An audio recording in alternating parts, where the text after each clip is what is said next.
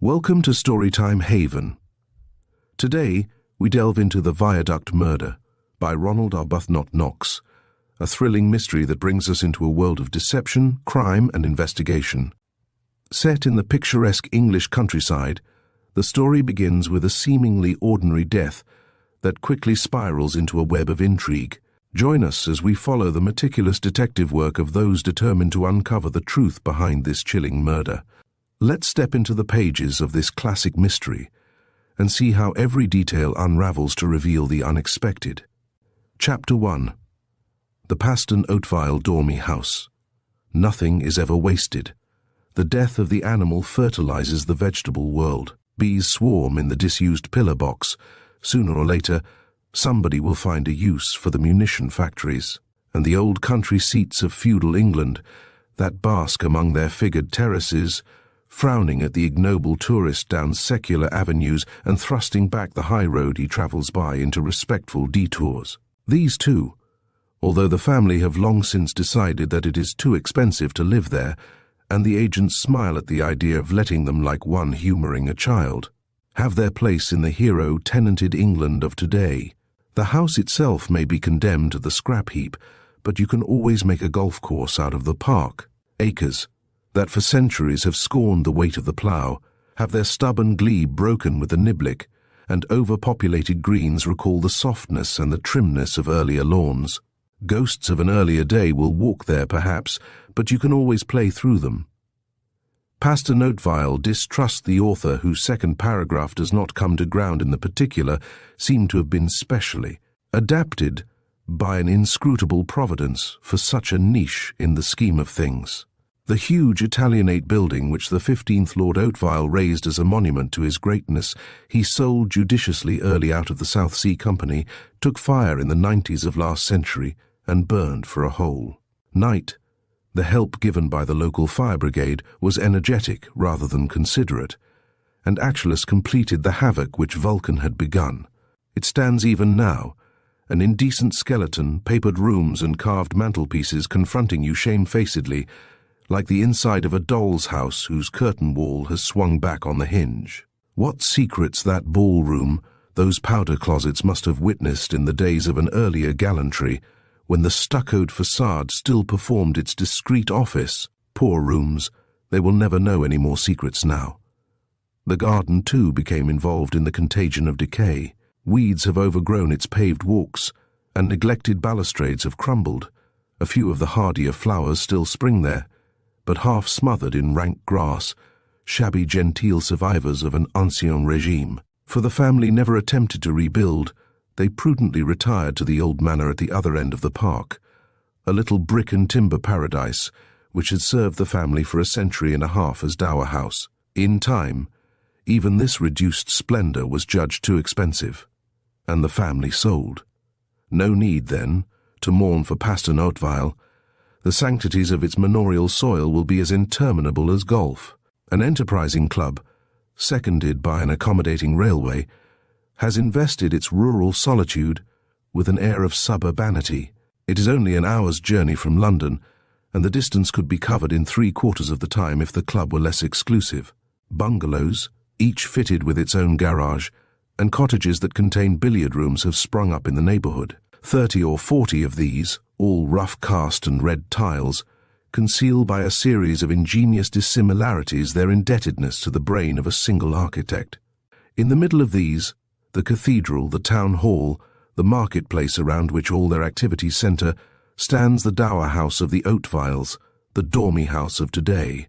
The committee have built onto it largely in what is understood to be the same style, and indeed the new part is undeniably brick and timber, though in wet weather the timber is apt to warp and fall off.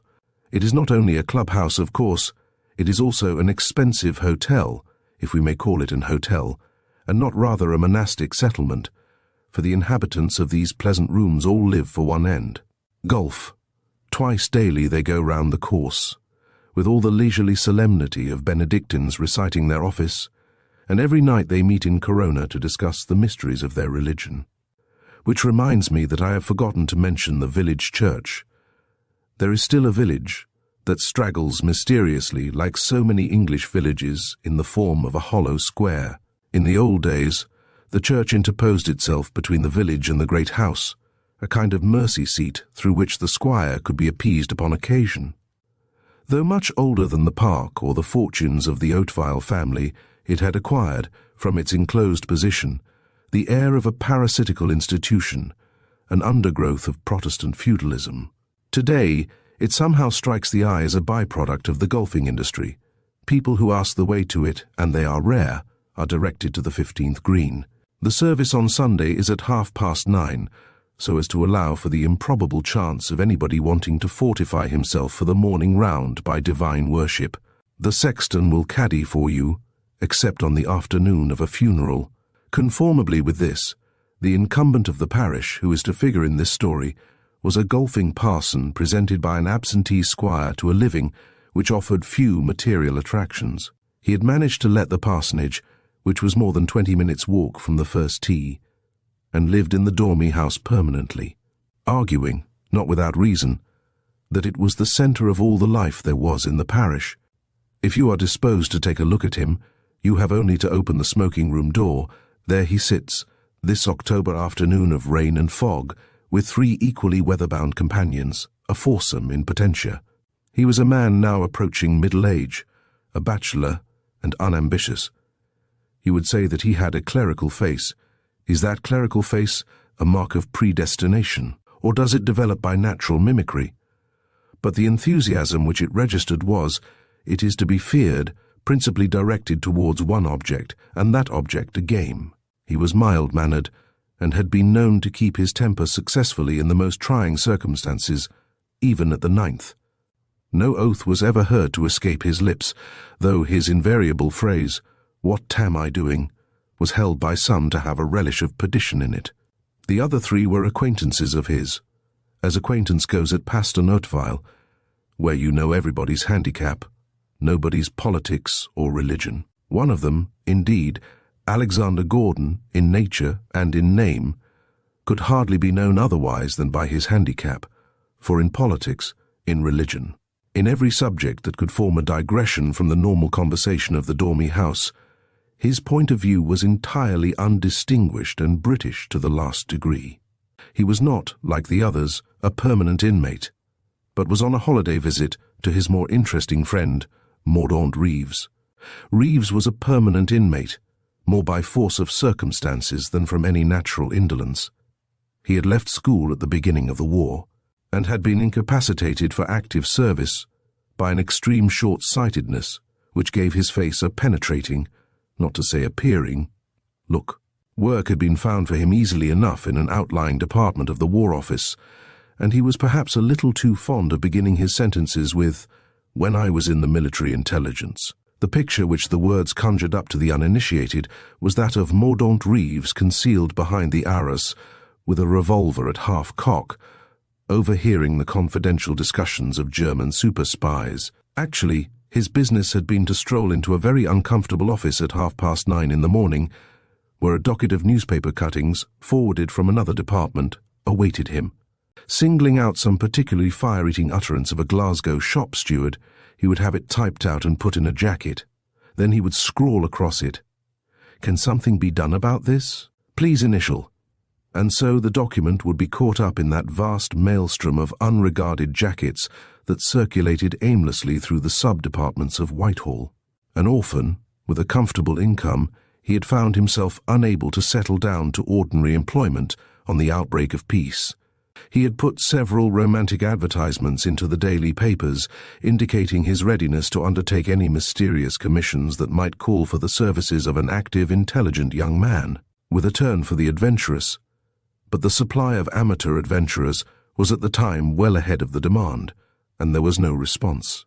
In despair, he had betaken himself to Paston, Oatvile, and even his ill-wishers admitted that his game was improving, that Mr. Carmichael, the 4th member of the party, had been a don you knew as soon as he opened his mouth. There was that precision in his utterances, that benignity in his eye, that spontaneity in his willingness to impart information, that no other profession breeds. A perpetual fountain of interesting small talk, he unnerved his audience with a sense of intellectual repletion which was worse than boredom. Not that he talked the shop of the learned, His subject had been Greek archaeology. His talk was of county families, of travels in the Near East, of the processes by which fountain pens are manufactured, of county families again. He was over 60. He, alone of the party, was married and lived in one of the bungalows with a colourless wife, who seemed to have been withered by long exposure to the sirocco of his conversation. At the moment she was absent, and he was lodging in the Dormy-house like the rest. It must be confessed that his fellow members shunned him, but he was useful upon occasion as a last court of appeal on any matter of fact. It was he who could remember what year it was the bull got loose on the links, and what ball the Open Championship was won with 3 years back. Marryatt. That was the clergyman. Yes, I see you are a proper reader for a detective story. Rose once more, and took a good look at the weather. The fog was lifting, but the rain still fell pitilessly. I shouldn't wonder, he said, if we had some showers before nightfall. It's a curious thing, said Carmichael, that the early Basque poets always speak of the night not as falling but as rising. I suppose they had a right to look at it that way. Now for myself. Marryatt fortunately knew him well enough to interrupt him. It's the sort of afternoon, he said darkly, on which one wants to murder somebody, just to relieve one's feelings. You would be wrong, said Reeves. Think of the footmarks you'd be bound to leave behind you in mud like this.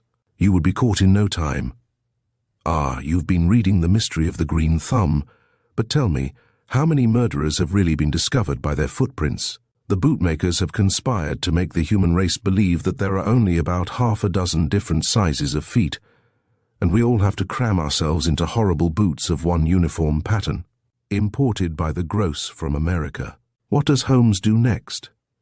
Well, you see, put in Gordon, the detectives in the book always have the luck. The murderer generally has a wooden leg, and that doesn't take much tracing. The trouble in real life is the way murderers go about unamputated. And then there's the left-handed men, how conveniently they come in. I tried detection once on an old pipe, and I could show you from the way the side of it was charred that the owner of it was right-handed. But there are so many right-handed people. In most cases, said Carmichael, it's only nerves that make people think they're left-handed. A more extraordinary thing is the matter of parting the hair.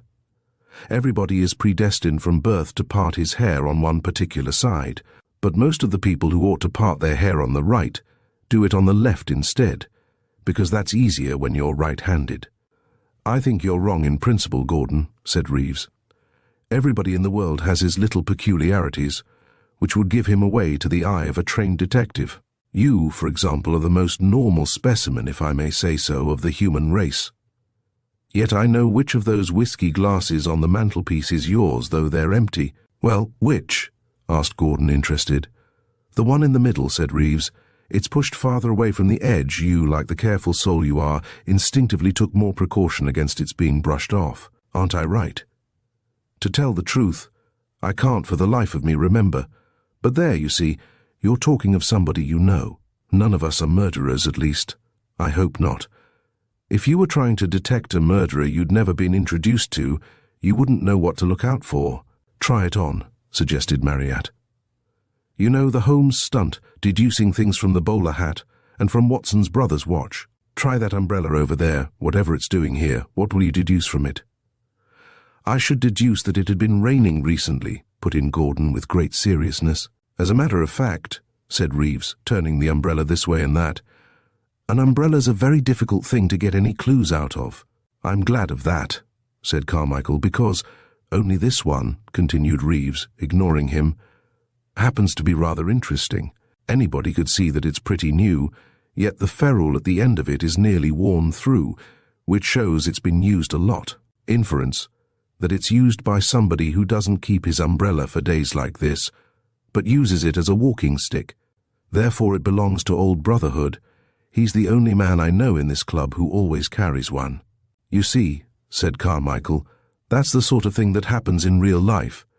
As I was just going to say, I brought in that umbrella myself.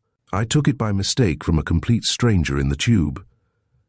Mordaunt Reeves laughed a little sourly. Well, he said, the principle holds anyhow.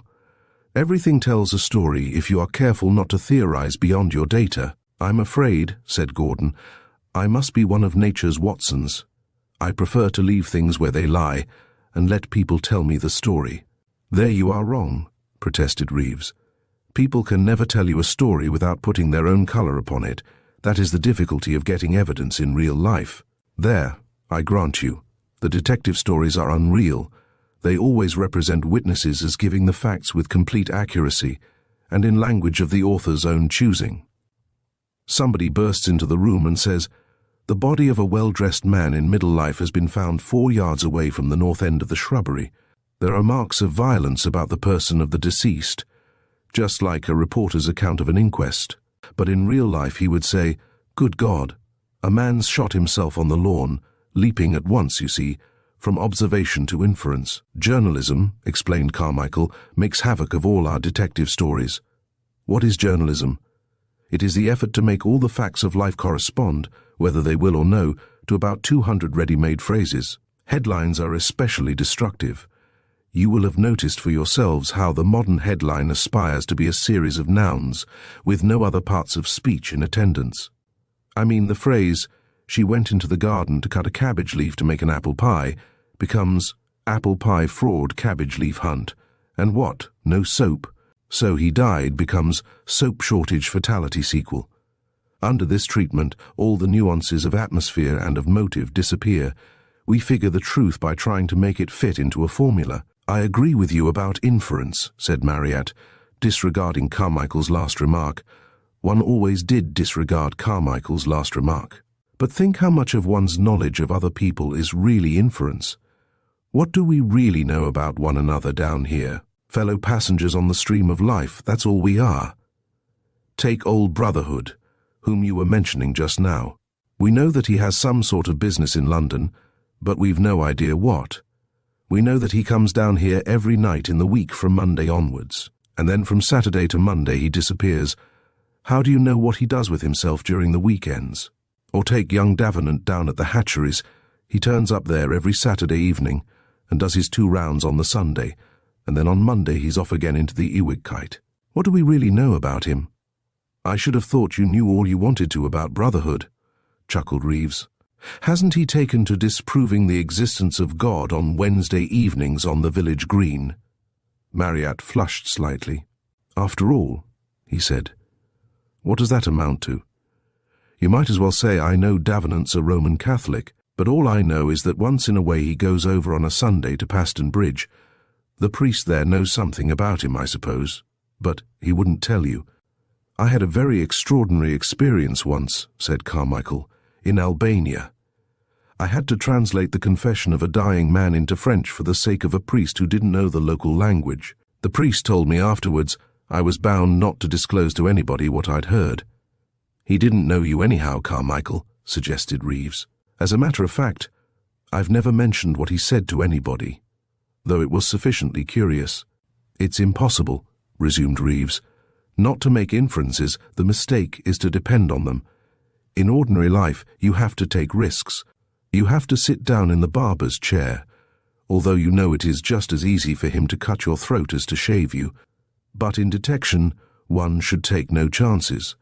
Give no one the benefit of the doubt. Half of the undetected crimes in the world are due to our reluctance to suspect anybody." "But surely," urged Marryatt, "you would allow character to go for something. I was a schoolmaster once, and while one knew the little beasts were capable of almost anything, one did clear some people of suspicion on mere character." "But there again," argued Gordon, "you knew them very well."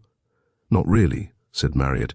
"A perpetual war of mutual deception is kept up between schoolmasters and schoolboys. One trusted, I think, one's unconscious impressions most."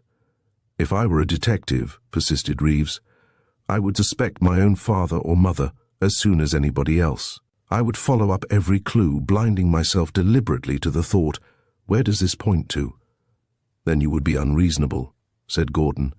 "In the old days, when the answers of sums used always to come out to an integral number.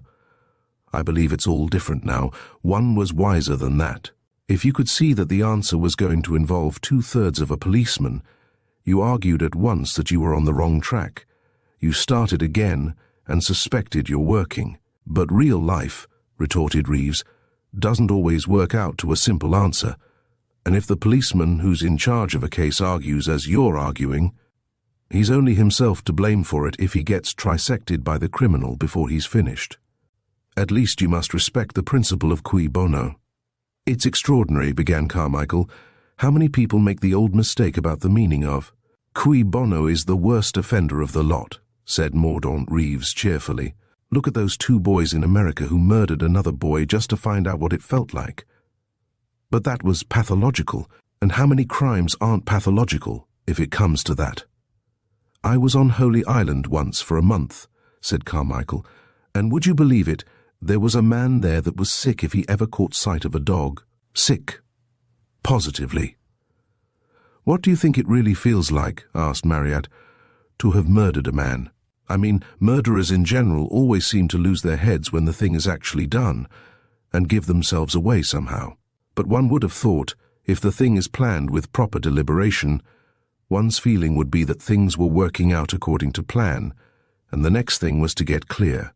Above all things, to see plenty of people, and to behave quite naturally in company. Why that? Asked Gordon. To establish your alibi. People are often careless about that. By the way, asked Carmichael, did you bring a paper with you down from London? I'm interested to see the verdict in that Stainsby case.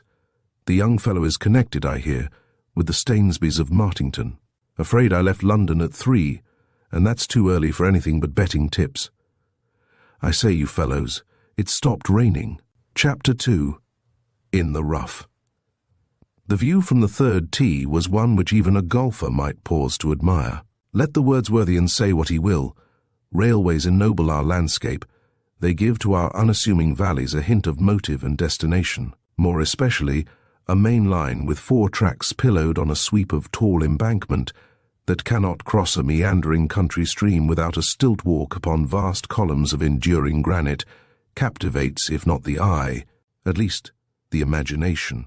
Such was the railway that stretched far into the distance, paralleling the course of your drive on the right. Such was the great viaduct, some 100 feet ahead of you, that spanned laboriously over 4 giant arches the little river gudgeon, most insignificant of streams.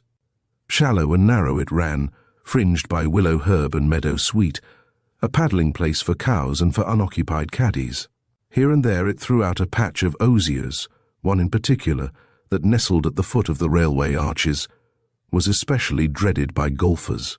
In front, just visible above the railway where it receded northwards, were the thatched and tiled roofs of Paston Whitchurch, the next station down the line. To the right lay the old house, in its melancholy grandeur, behind it the village and church of Paston, Oatvile. A superb avenue of elms connected the old house with the road between the 2 villages. The sun had newly come out, showing grass the greener and earth the browner for the late rain. Elemental scents of turf and furrow greeted its restoration. It may be doubted whether Mordaunt Reeves was particularly sensitive to such influences.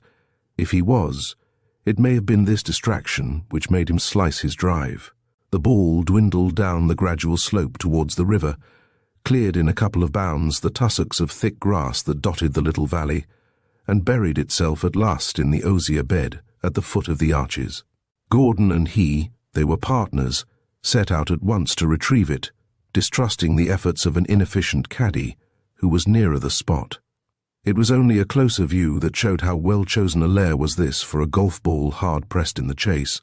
The ground was all tussocks of rank grass, with hidden runlets that made islands of them. Stubborn little shoots of willow arrested the searching club. They might have spent a full half-hour in vain scrutiny, had not Reeves's eye lighted suddenly on something he never looked to find there, a darker patch among the surrounding green, close to the foot of the first arch. It showed the outlines of a man. A dog sleeps on the alert, with the visible threat of waking at any moment. A man's sleep is like the sleep of the horse. It imitates death. Reeves's first idea was that this man who lay so still must be a tramp who had strayed off the London high road and was taking his siesta in the lee of the viaduct. Then a gleam of more than military intelligence assured him that on such an afternoon of downpour a man composing himself to sleep would have been under the arch, not by the side of it. "Hello!" he shouted uneasily to Gordon. "Looks as if there was something wrong here." Together they approached the prostrate body. It lay face downwards, and there was no movement of life. The thrill of distaste with which healthy nature shrinks from the sight of dissolution seized both of them. Gordon had served 3 years in the army, and had seen death, yet it was always death tricked out in the sacrificial garb of khaki. There was something different about death in a town coat and striped grey trousers. It was a discord in the clear weather. The sun seemed to lose a shade of its brightness. Together they bent and turned the body over, only to relinquish it again by a common instinct. Not only did the lolling head tell them that here the architecture of the human frame had been unknit, the face had disappeared, battered unrecognizably by some terrible and prolonged friction. They looked upwards, and knew at once that the sloping buttress of the arch, all of rough granite, must have intercepted a fatal fall and added to its horror. Little about the head could be distinguished except closely cut grey hair. "Poor devil," said Gordon huskily. "Down from the line, I suppose." "I say," said Reeves, "we mustn't let the caddie see this. Send him across to fetch the other two." Marryatt and Carmichael were now close behind them, and came up almost immediately. "Is there somebody dead?" asked Marryatt. "I say, how awful." He kept on walking up and down as if thoroughly unnerved, repeating to himself, "How awful." Carmichael, for once, was dumb. It was a new voice that summed up the situation, in the words, "'E's got his properly, ain't he?" And they turned round to find the caddie obviously enjoying a new sensation. "Look here, we must move this somehow," suggested Gordon. "What about the tool house under that arch?" "I'm not quite sure I could lift it," said Reeves. "That's all right, sir," said the caddie. "I'll whistle across to Ginger. In the Scouts he was, they teach him what to do with bodies and that. Ginger." And as his fellow caddie approached, "Bloke fell off of the railway line and smashed himself up something cruel." Ginger whistled, "Dead is he." "Not half he ain't shamming, that's what he is, go and have a look at him." Ginger satisfied his curiosity on the point, and these two cold-blooded young persons proceeded to hoist the body on to an ingenious arrangement of sticks, and so carried it off, under Gordon's directions, to the tool-house. As the spell of the uncanny presence was removed, Reeves's horrified embarrassment ebbed from him a little, and left him with a sense that he ought to take command of the proceedings. "Where's Beasley likely to be?" he asked. Beasley was the doctor. "He went out in the rain," said Marryatt. "I should say he'd be about the 10th or 11th by now. Look here, I'll nip across and get him," and in a moment he was running across the fairway. "Seemed glad to get away," said Reeves. "Well, it's too late for visiting the sick and too soon for burying the dead. Carmichael, you're looking a bit on edge too. Would you mind going across to Paston Whitchurch station and phoning up the police? Binver, I suppose, is the nearest place to get a bobby from. You will? Good." And as Carmichael too made off, "Look here, Gordon, what are we going to do about it? I've got the feeling that there's something wrong here.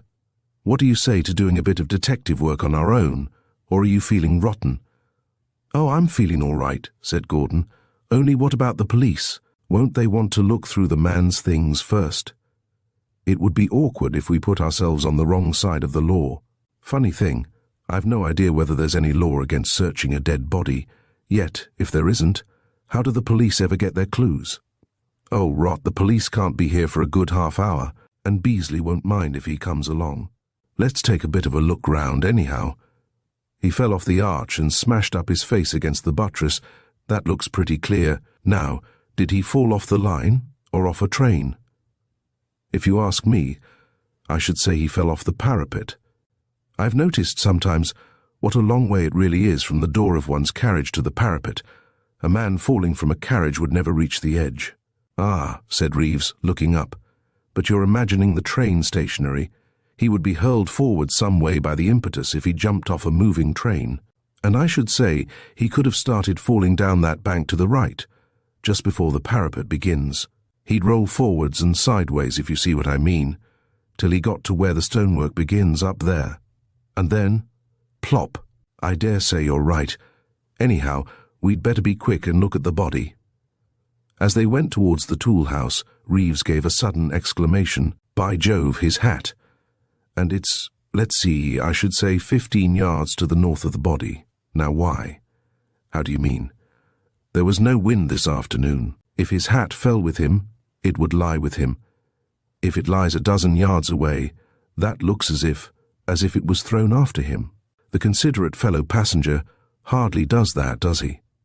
You mean there's been dirty work? I mean, it looks as if there'd been dirty work. Now for the tool shed. To search a dead body is not an easy performance, unless you are in a hurry and have got to do it. Gordon did most of the work, and Reeves checked his results for him.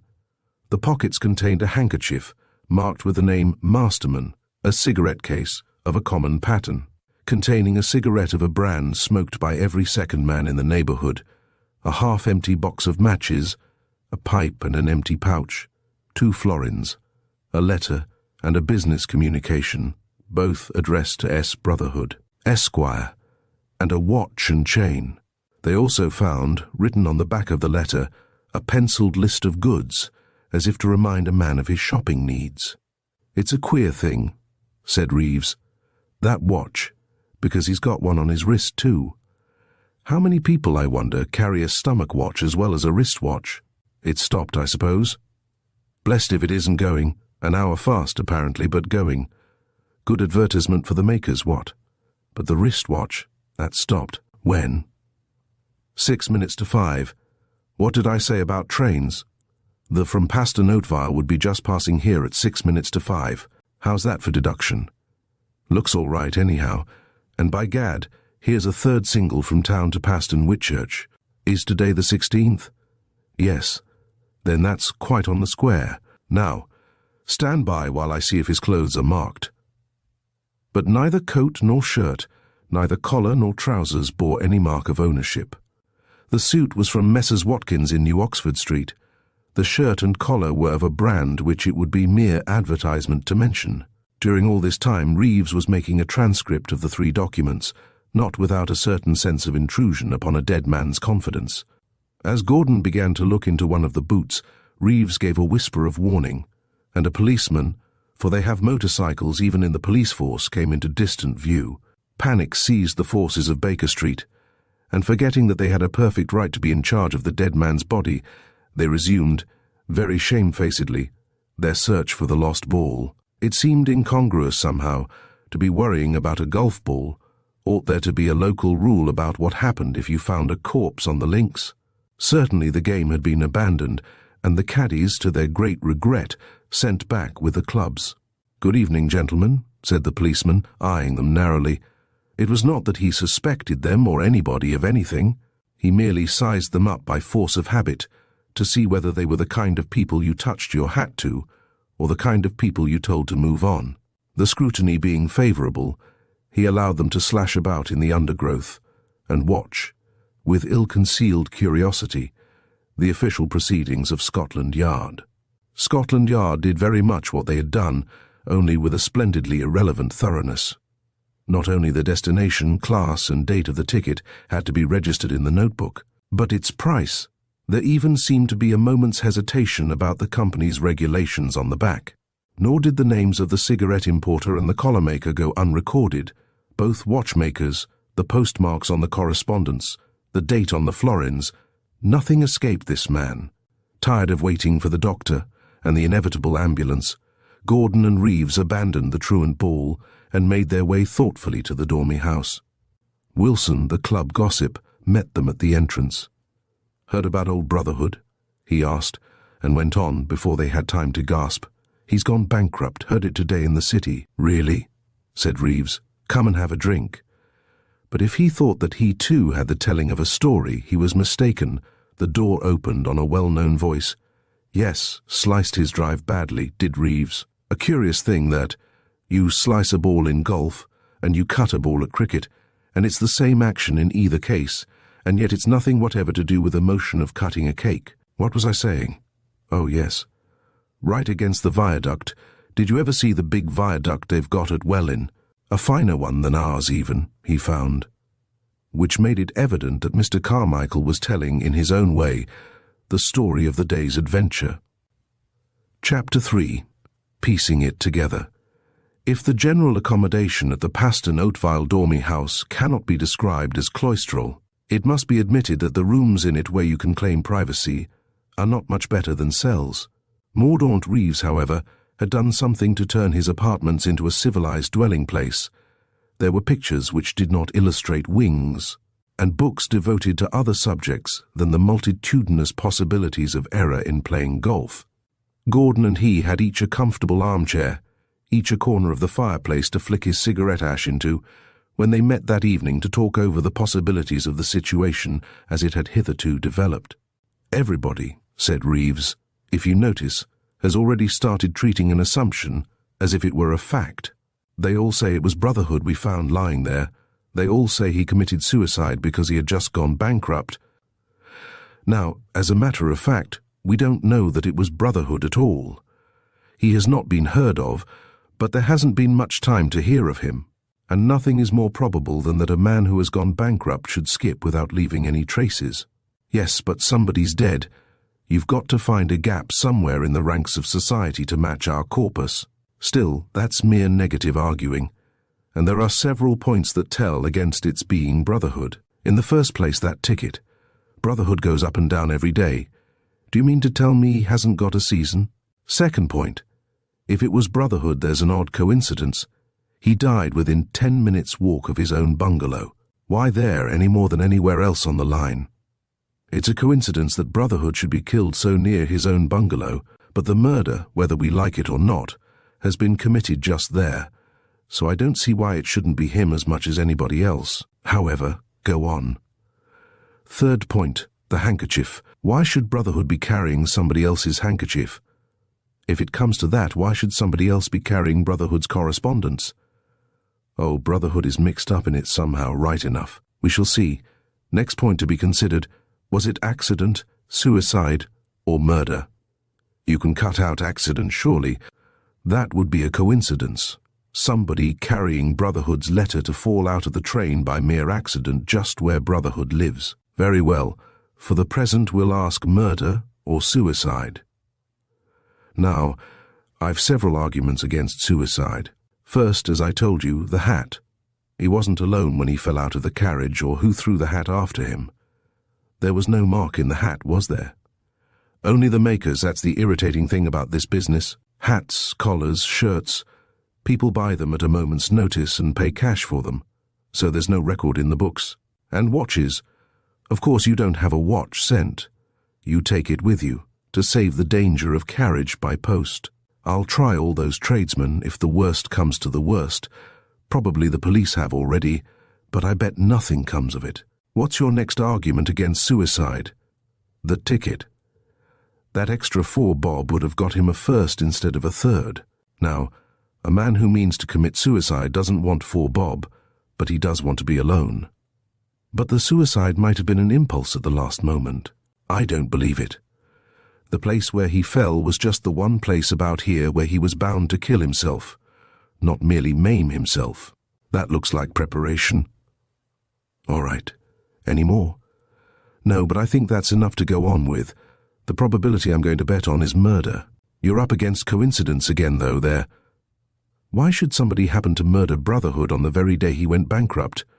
You will go on assuming that it is Brotherhood, supposing, just for the sake of argument, that Brotherhood has saved a nest egg for himself and is skipping to avoid his creditors. What better way of throwing people off the scent than by a pretended suicide? That is, by pitching a total stranger down the viaduct. I didn't say a total stranger. Suppose it was somebody in pursuit of him, or somebody he suspected of pursuing him. But he couldn't be sure that the face would get mangled like that. It was only 1 chance in 1,000 that the body should scrape down all along that buttress on its face. He may simply have wanted to kill the man, without hoping that the corpse would be mistaken for him. After all, we've got to explain the ticket. A man who takes a single ticket down here is almost certainly not a resident here. The half fare is so cheap. A spy tracking him, or somebody he takes to be a spy tracking him. He stuns the man while he's not looking, and then pitches him out. He's desperate, remember.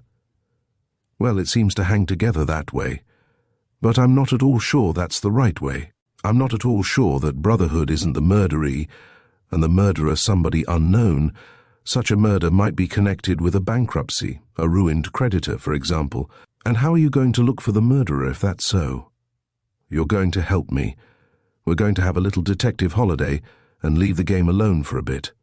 Of course, we must find out all about Brotherhood first. It's extraordinary how little people seem to know about him. I asked 4 men in the club whether he wore a wristwatch or not. 2 couldn't remember. 1 said he did, and 1 swore he didn't. But there must be some servant who looks after his bungalow for him, so I'm going there tomorrow to pump them. Introducing yourself as Mr. S. Holmes of Baker Street, or how? No, I shall be the Daily Mail reporter, unless I run into the real article on the mat. Now, would you mind following up the Masterman clue? What Masterman clue? There are only 2 Mastermans in the telephone directory. A man dressed like that would be sure to have a telephone. But I thought you'd made up your mind it wasn't a local person at all because of the ticket. I know, it's probably a wild goose chase. But it's the best we can do on that tack. Both are at Binver. One's a solicitor and one a doctor. I'll give you the addresses. And I'm to go to them and ask them what kind of handkerchiefs they use. Or should I meet them accidentally and say, "Excuse me, sir, could you lend me a handkerchief? I've left mine at home." Well, you can find out whether they're dead anyhow, and if they're still alive, well, scout around somehow. Do anything that occurs to you. This business ought to be rather fun if we exercise a little ingenuity. Meanwhile, let's have another look at those documents. We don't seem to have made much out of them, and that's a fact. They sat for several minutes in silence, rereading the copy Reeves had made of the anonymous letter. It was undated. The address was in printed capitals. It had been postmarked in London at starting, and at Paston, Whitchurch, on arrival. The content of the message was a mere series of numbers, as follows: 875, 1847, 212325, 6431, 4874. The content of the message was a mere series of numbers, 875. I can't make head or tail of it all. And if they were sums of money, it would be a queer way to arrange the spacing. Wait one moment, said Reeves. I believe I've got the idea of it. He put his hand to his forehead. Yes, that does it. It's a cipher, of course. Otherwise there'd be something to explain what it's all about. It will be a book cipher. The first figure gives you the page, the second the line, and the third the word in the line. How's that? That's devilish ingenious, admitted Gordon, but you can hardly prove it. I can practically prove it, said Reeves. Look here. The man wanted to spell out a message in 10 words. There was a book arranged upon somehow beforehand. The first few words were ordinary words that you could find anywhere on any page, and naturally, to save himself and the other man trouble in counting, he took them from the top of the page, so you get lines 7, 4, 2, 6, and 4 of pages 8, 18, 21, 25, and 31. The 6th word he wanted was an obscure sort of word, perhaps even a proper name. He had to go right on to page 74, and even then he could only find his word on the 13th line of it. Then the next 2 words came easy, comparatively, but the 9th word was a brute. He couldn't find it till page, and on the TH line at that. And by that time he'd got nearly to the end of the book. A book, then, of only 120 pages or so probably. A paper edition, I suspect. So he had to go back to the beginning again, which he hadn't meant to do. Bravo, said Gordon. Have another injection of cocaine. The curse of the thing is, said Mordaunt Reeves, that with a book cipher you can't possibly guess the message unless you've got the book. I think we shall have to establish the identity before we get any further on that tack. Let's have a look at the letter now. The letter was a curt official communication from the railway company, only the details being filled in ink. The rest a mere printed form, London, Midland and Scottish Railway. 10. Sir, I beg to acknowledge receipt of your letter of 9th instant and have given orders for a berth to be reserved in the sleeping car attached to the 7.30 train on Thursday, corrected to Wednesday the 18th. Corrected to the October to Glasgow. I note that you will join the train at Crewe. S. Brotherhood, Esquire. These corrections are rummy, said Reeves. I wonder if perhaps Brotherhood's letter corrected itself in a postscript. You see, assuming that Brotherhood was skipping, It's all right for him to go to Glasgow, rather ingenious. In fact, but why shouldn't he travel tonight, the 16th, instead of tomorrow night? He couldn't get away early enough. Or could he? Got a Bradshaw? Gordon proceeded to look up the trains with an irritating thoroughness, while Reeves danced with impatience. There is no impatience like that engendered by watching another man look up Bradshaw. That's all right, said Gordon at last. In order to catch the Scottish train at Crewe, he'd have had to take that earlier train, the one Marryatt came up by, and get out at Binver. He took the 3.47, I suppose, because he couldn't get away sooner. Perhaps, if we're right in thinking he wanted to skip, he was going to go across country by car tomorrow and confuse his tracks a bit. The thing doesn't look like skipping quite as much as it did. For heaven's sake, let's beware of prejudicing the case. Anyhow, he meant to make for Glasgow on the Wednesday night. That's tomorrow night, isn't it?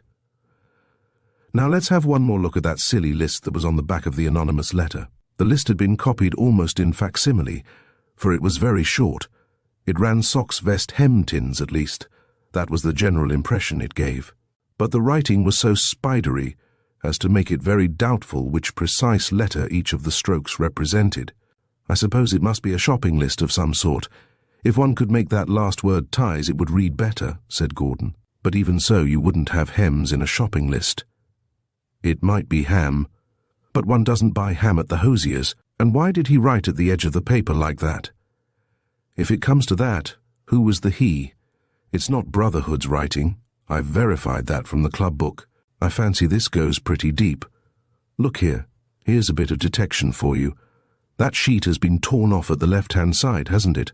Now, was it torn off before or after the writing was put on it? Before, surely. Otherwise the initial letters wouldn't be so complete. He'd have been certain to tear across them. I'm not so sure. Who writes so close to the edge of a piece of paper as that?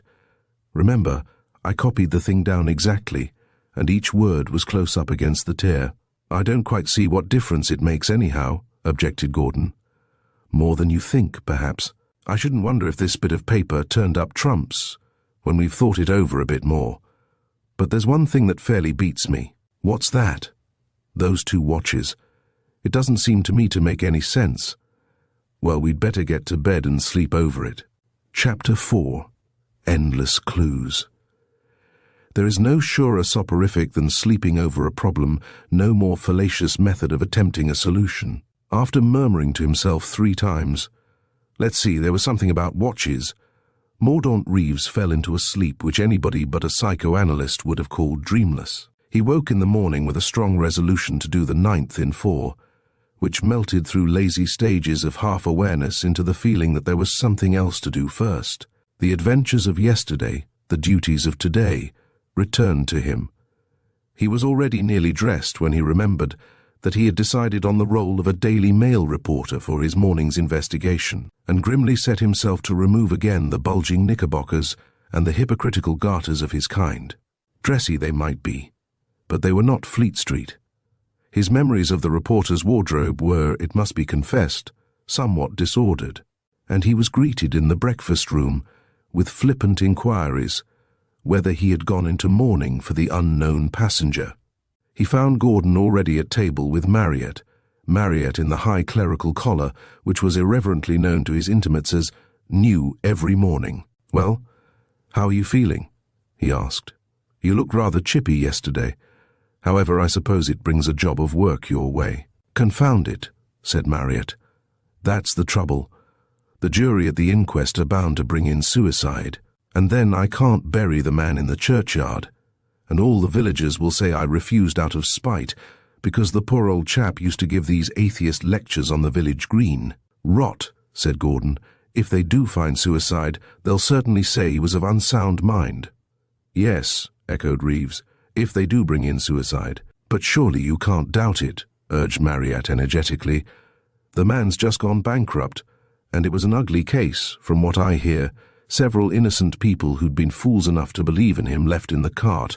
At the same time, the smash came very suddenly, and that makes it unlikely that anybody could want to murder the man so soon." "Oh, you'll find it suicide right enough." "Well," said Reeves a little stiffly, "we're going to do our best to find out between us.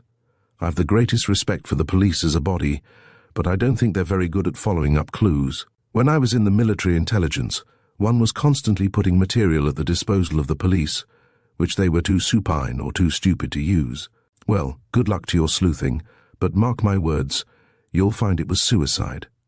I'm going to play around now to try and take my mind off the thing, but I don't believe I shall be able to drive at the third after what we saw yesterday. Left to themselves, Mordaunt, Reeves and Gordon arranged that they would meet again at luncheon and report on the morning's investigations. "And look here," said Reeves, "it's a belief of mine that one wants to cover the ground oneself if one's to visualize the setting of a crime properly. So I vote that after lunch we stroll down to the railway and take a look at the top of that viaduct, and then take the 4.50 from Paston Oatvile to Paston Whitchurch so as to picture the whole thing exactly as it happened." And so they parted, Reeves walking to Brotherhood's bungalow, close to Paston Whitchurch station, while Gordon mounted a motor bicycle and set out for Binver, a sleepy market town of some importance as a railway junction, about 12 miles off. Mr. Brotherhood's housekeeper, Mrs. Bramston, had something of the airs of a landlady. She spoke painfully correct English, far more terrible than the native Cockney which it half revealed and half concealed. She commenced where others began, closed doors where others shut them, and recollected instead of remembering. Her final consonants were all sibilant, and seemed to form part of the succeeding word. She was a merciless and largely irrelevant talker, and the opportunity of a stranger's visit delighted her, self-importance easily triumphing over any regret she may have felt for the apparently deceased. She had no doubt that Reeves was a reporter, but it is probable that she would have opened out quite as readily if he had announced himself as the piano tuner. "From the Daily Mail?" "To be sure, sir. I'm always fond of looking at a paper myself, and as for the Daily Telegraph, I simply revel in it. Called about poor Mr. Brotherhood, I suppose. Well, there isn't much doubt what's come to him, poor soul. Not Mr. Brotherhood at all." "Don't you delude yourself, young man, that's him sure enough. The police. They wanted me to go and look at the corpse, but I didn't hardly like to. Battered, they say it was. Something shocking. His clothes? Of course they were his clothes. You don't think he'd want to be putting somebody else's clothes on to commit suicide in, do you? That's the same as he always wore. Plain black coat and grey striped trousers. Just the same as it was in the papers. What tailor he went to? No, I couldn't rightly say that, though I've had the folding of them many a time. Very neat man he was, Mr. Brotherhood, in his personal habits. Oh, I dare say there's others as have clothes like his. Only you see, the way I look at it is, if the clothes were on Mr. Brotherhood, then it's Mr. Brotherhood's clothes they'll be. That's the way I look at it. A single gentleman? Yes, a single gentleman he was. Single and singular, if you'll pardon the jeu de mots. Very singular in his habits. Every Saturday off he'd go, just the same as it was in the papers. And where he went to is more than I can say, though I've been looking after him the best part of a year now. Every afternoon from Monday to Saturday he'd come home by the 5 o'clock train, and then he'd go for his round of golf, and I'd have a bit of cold supper ready for him when he came home. No, I can't say that I've noticed anything strange about him of late. You see, he was always a very reserved gentleman. Mr. Brotherhood was very silent, if you understand what I mean, in conversation. Reeves felt that this was probably a characteristic common to most of Mrs. Bramston's interlocutors. Time and again he said to me, would I mind leaving him now, because he'd got a great deal to do. I recollect about a fortnight ago he did seem rather put out about not being able to find his overcoat when he went out to deliver his address to the villagers, but I found it for him. No, it isn't much more than 2 months ago since he commenced exhorting. I never could see what he did it for. Not that I go to church myself, but you see, the way I look at it is, if people want to go to church, why not let them go to church? Live and let live, that's what I say.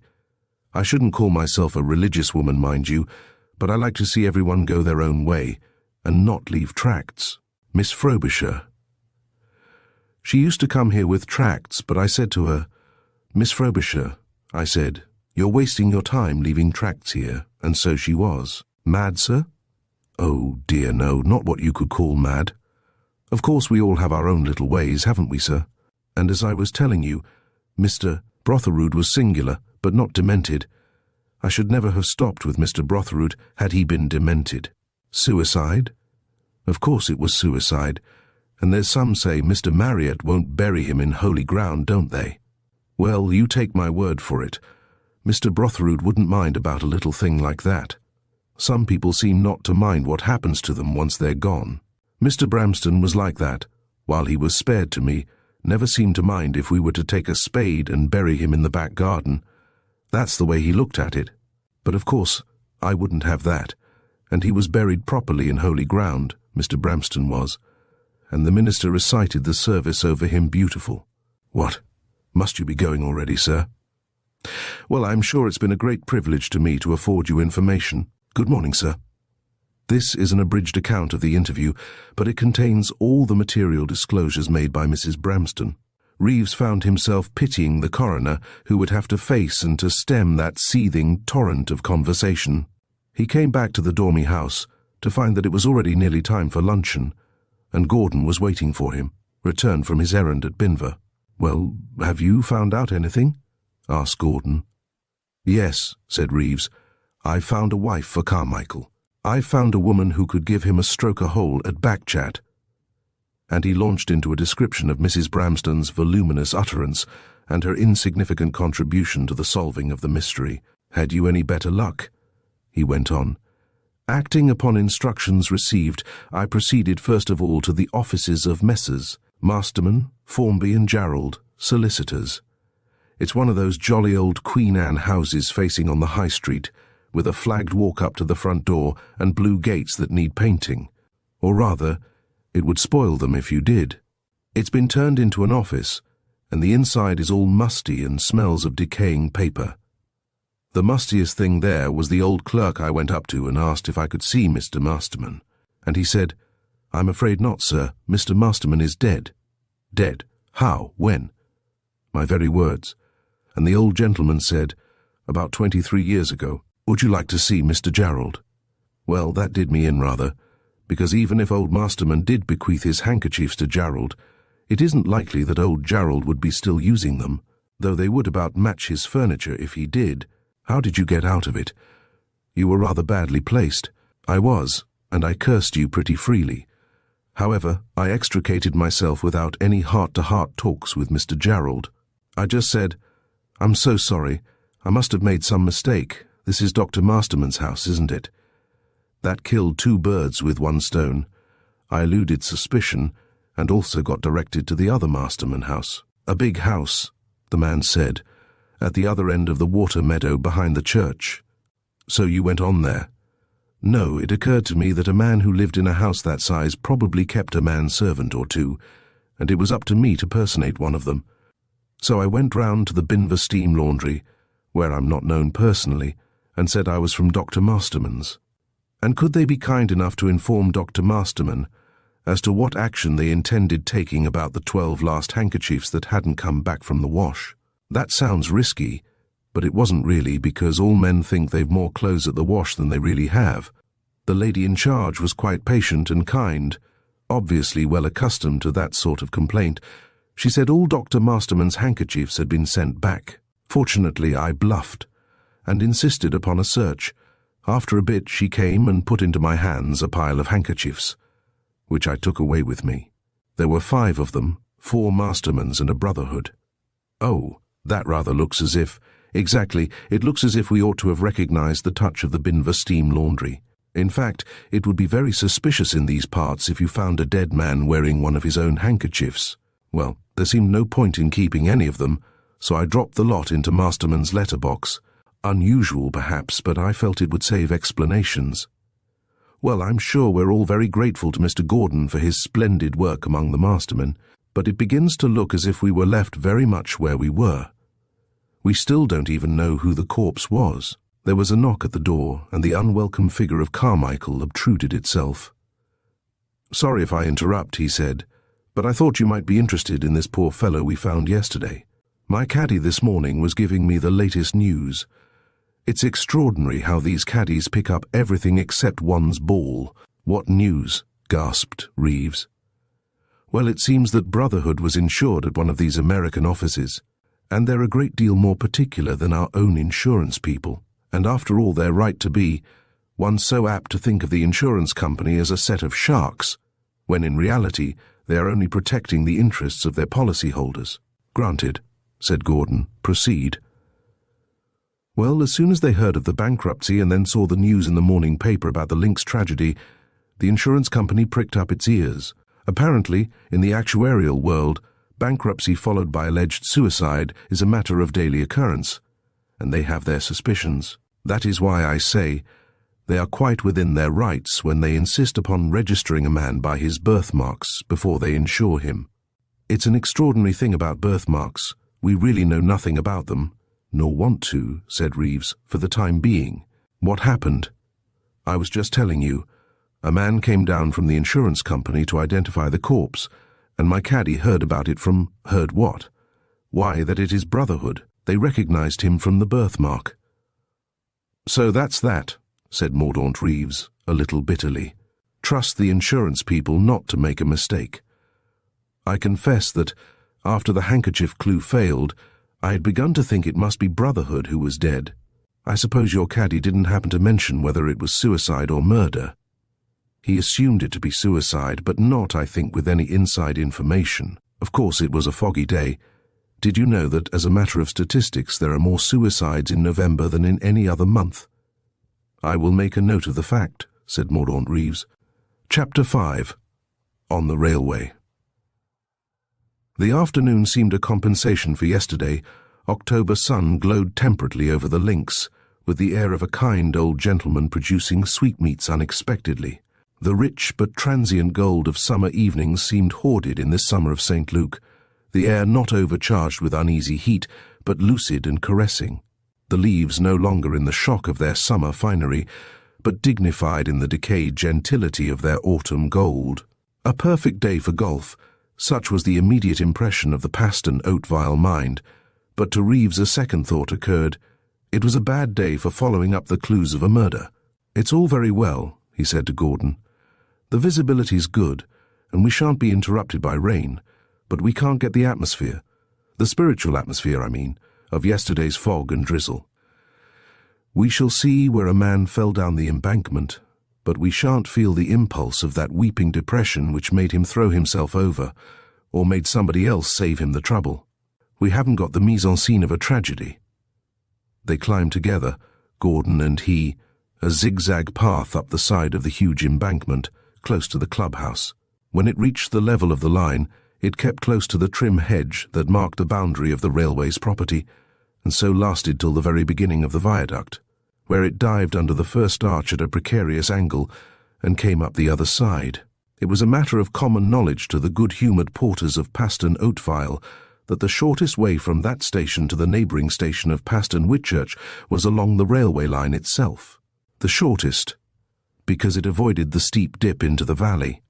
Accordingly, it was the habit of residents, if pressed for time, to follow this path up to the viaduct, then to break over the sacred hedge and walk over the railway bridge till a similar path was available on the Paston Whitchurch side.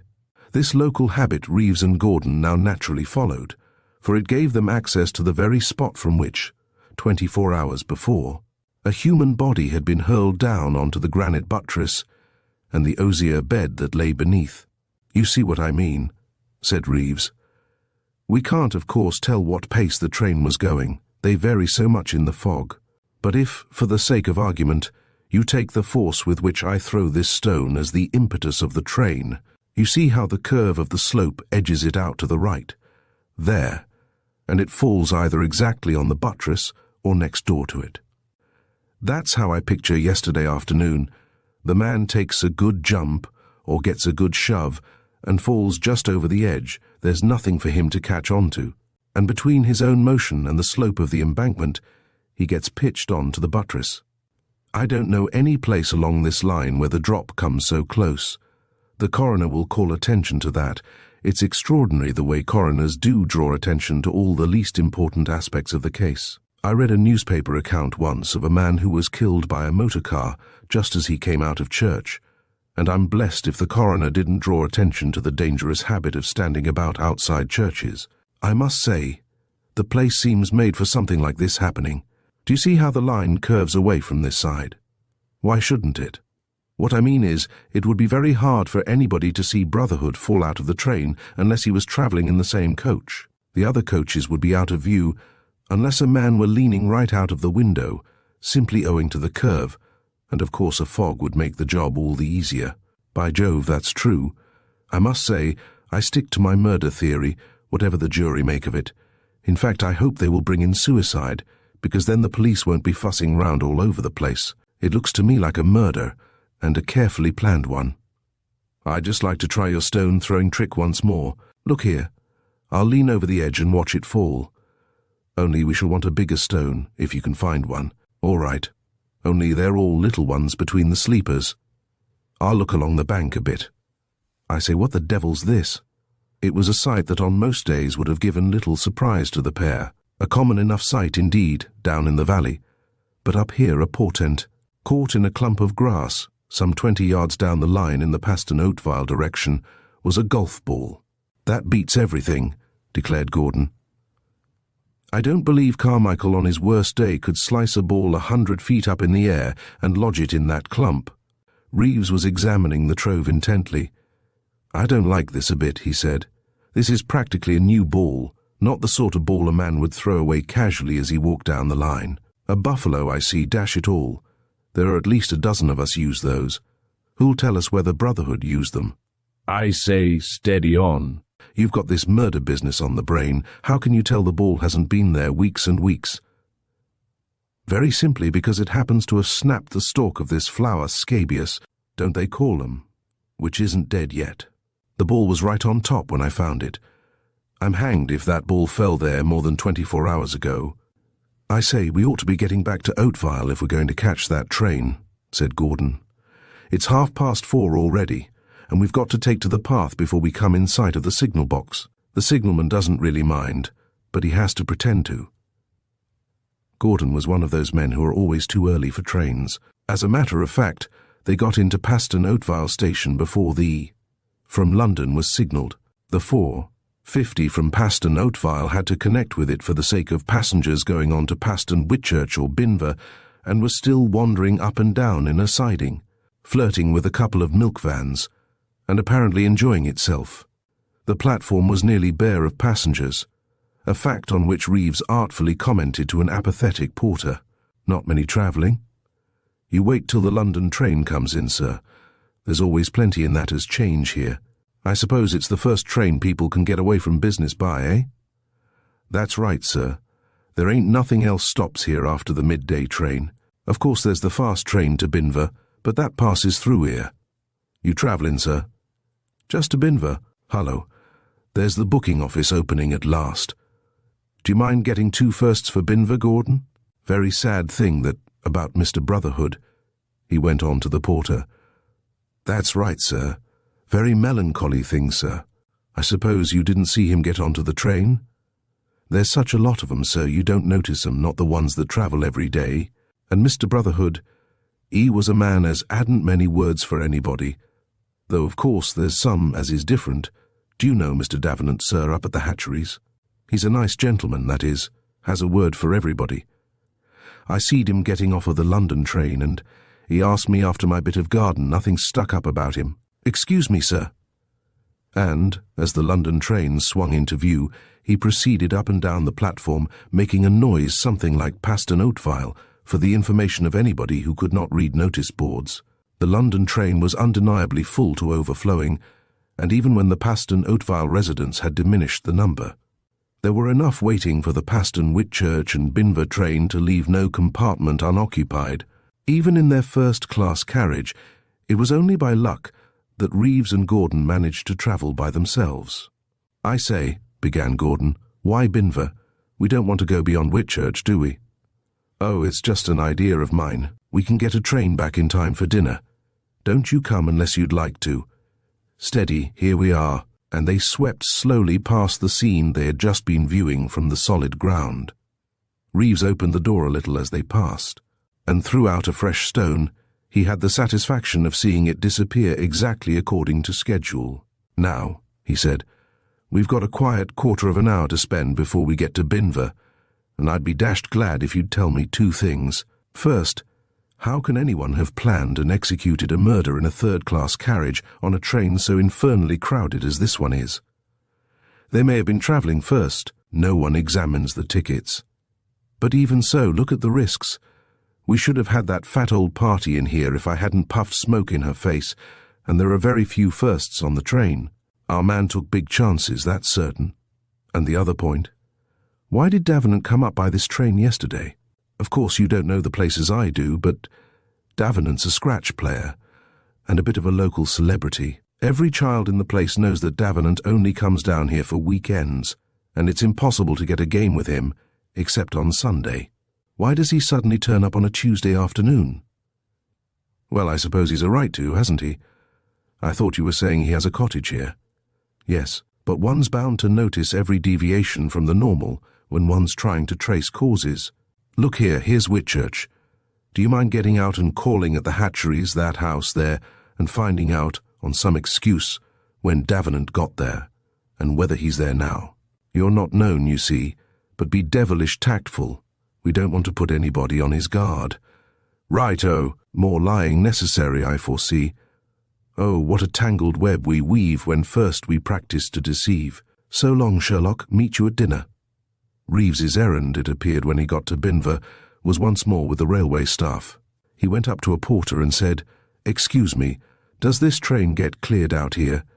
I mean, if one leaves a thing in the carriage, would it be taken out here?" "That's right, sir. Left luggage office is what you want." Well, this was only a paper book. I thought perhaps you people cleared them away for yourselves, like the newspapers. Ah, if it was a paper book, we haven't any orders to take that on to the left luggage office. We takes those away mostly. What might the name of your book be, sir? This was not at all the question Reeves wanted, but he was prepared for it. It was The Sorrows of Satan by Miss Corelli, he said. I left it in one of these carriages yesterday. Well, sir, I cleaned out this train yesterday myself, and there wasn't no book of that name. A passenger must have taken it out with them, most likely. There wasn't not but one book I found in those carriages, and you're welcome to that, sir. I've got it on the seat there. And he produced a repellent-looking volume entitled Formation of Character, by J.B.S. Watson. Reeves was trembling with excitement, but it was clearly not a case for showing any enthusiasm. "Well, give you sixpence for it," he said. And the porter willingly agreed. He had guessed rightly that the sixpence would prove to be half a crown. It was an agony dawdling back by a slow train to Paston, Oatvile, knowing that he could not get at the cipher document till he regained his rooms. Merely as a book, the thing seemed to lack thrill. It seemed hours before he reached the Dormy-house, and yet Gordon had not returned. So much the better, he would be able to work out the fateful message by himself. It could not be a coincidence, though it had been a long shot to start with. A book of that length, so he had argued to himself, would have been the sort of book one reads in the train. Brotherhood would arrange to have a cipher message sent him out of the book, which he had constantly in his hands at the moment. He would be travelling with it. It was not on the body or by the side of the line. The murderer might not have thought of removing it. This, then, must be the book itself. As he worked out the message, he became less confident. It appeared to run as follows: "Whodunit thoughts with the eye highest and two." "Damn," said Mordaunt Reeves. Chapter: The Movements of Mr. Davenant. Gordon felt that he was in a favourable position for inquiring into the whereabouts of the mysterious Mr. Davenant. He was himself little known at Paston Whitchurch, since he had only been a month at the Dormy-house, and his walks abroad had not carried him much farther than the links. On the other hand, he knew a good deal from club gossip about the habits of Mr. Davenant. The Hatcheries was not one of the red tile and rough-cast monuments with which a modern architect had improved the scenery in the neighbourhood of the links. It was a substantial cottage where, in grander days, the home fishermen of Paston Oatvile Park used to live and look after all that was liquid in the property. It was now occupied permanently by a morose gentleman called Sullivan, who acted as greenkeeper to the club and did a little market gardening at home, and occasionally, that is, during the weekends, by the scratch player and mystery man, Mr. Davenant. Legally speaking, the cottage was Davenant's property, and Sullivan was the caretaker. Actually, it would be a clearer account of the position to say that Sullivan rented the cottage from Davenant, and Davenant, every weekend, became the lodger of his own tenant. It was, then, as a member of the club that Gordon must approach his interview with Mr. Sullivan, and he was not left much choice of disguises or of excuses. He decided that on the whole bluff would pay best. Accordingly, as soon as Sullivan opened the door in answer to his ring, he began, "Did Mr. Davenant leave any message for me this morning before he left?" "What's that? I met Mr. Davenant yesterday on the platform and tried to make some arrangements with him about having a game next Sunday, and he said he'd leave a note for me at the Dormy-house, but it isn't there, so I thought perhaps he'd left it here instead." "Did he say anything to you about it?" "He did not. It's not since Monday morning I've set eyes on Mr. Davenant, but he was here yesterday, surely." "He was not." "That's very extraordinary, because I met him on the train, and I certainly understood him to say he was coming here. Could he possibly have been staying at the clubhouse?" "He might. Well, I'm sorry to have troubled you. Good evening." Gordon had the definite impression that when Sullivan came to the door he was not simply answering the bell. There had been no time for him to hear the bell. He had been going out anyhow. There was a thick hedge at the end of the path which led to the hatcheries, and behind this hedge, I am sorry to say, Gordon concealed himself. He was the most placid and regular of men, but the ardour of the hunt was beginning to lay hold of him. It was only about a minute and a half later that Sullivan came out, carrying a small bag, and took the path that led to the links. For a moment the watcher thought of shadowing him, then decided that it would be silly. If he went over the golf links, the open ground would make it quite impossible to follow without being noticed. Besides, the links would be full of people whom he knew, and he might easily get delayed. He resolved suddenly on a still more heroic course. Nobody else lived in the cottage. Why not try to force an entrance while Sullivan was out, and satisfy himself on circumstantial evidence whether Davenant had really been in the cottage or not? Breaking into a house is, as a rule, a difficult proceeding, even if it is your own and you know the ropes. To break into a stranger's house, when you are not even certain whether a dog is kept, is a still more heroic affair. The door had locked itself. The ground floor windows were shut and snibbed. The only chance seemed to be crawling up the roof of a little outhouse and through an open window on the first floor, a bathroom window, to judge by the ample sponge which was drying on the sill. With rubber on his shoes, Gordon made a fairly good job of the outhouse roof. The window was a more serious proposition. It was very narrow, and encumbered on the inside by an array of little bottles. It is easy to put your head and shoulders through such a window, but that means a nose-dive onto the floor. To put your legs through first is to court the possibility of promiscuous breakage. Very carefully Gordon removed all fragile objects out of range, and then with extreme discomfort squeezed his legs through the opening. Even so, there was a moment at which he felt his back must necessarily break, when he was just halfway through. Landing at last without misfortune, he set out quickly on a tour of the silent cottage. It was only Davenant's part of the house that interested him: the bathroom, a bedroom, a small dining room, and a study. They all bore the marks of recent inhabitation, but was this anything to go by? Davenant, in any case, would not be expected back for a week, and Sullivan did not strike Gordon as the kind of man who would be inclined to tidy up on Monday when Friday would do just as well. The bed, indeed, was made, but the grate in the study had not been cleared of cigarette ends. The dining-room table was bare, but Monday's paper was still lying across a chair, as if thrown down at random. On the whole, the evidence pointed to Monday as the day of departure. Monday, not Tuesday, appeared on a tear-off calendar. A letter which had arrived on Monday evening was still waiting in the hall, and there were no clothes left in the dirty clothes basket. Such an authority did Gordon feel himself to be on the subject of washing since his experiences at Binver that he investigated equally the clothes which had come back from the wash and the list which accompanied them. And here was a curious phenomenon. The list referred to 2 collars, 2 handkerchiefs, and a pair of socks as having been disgorged by the Binver authorities. but none of these seemed to have crystallized in real life. "Binver is doing itself proud," murmured Gordon to himself. Or could it possibly be? He went and looked in the bathroom again. There was the sponge all right, which seemed to insist that Davenant kept a duplicate series of what the shops called toilet accessories. But where was the razor, the shaving soap, the toothbrush? It seemed, after all, as if Davenant had packed for the week, instead of leaving a duplicate weekend set behind him. But good Lord, this was still more curious.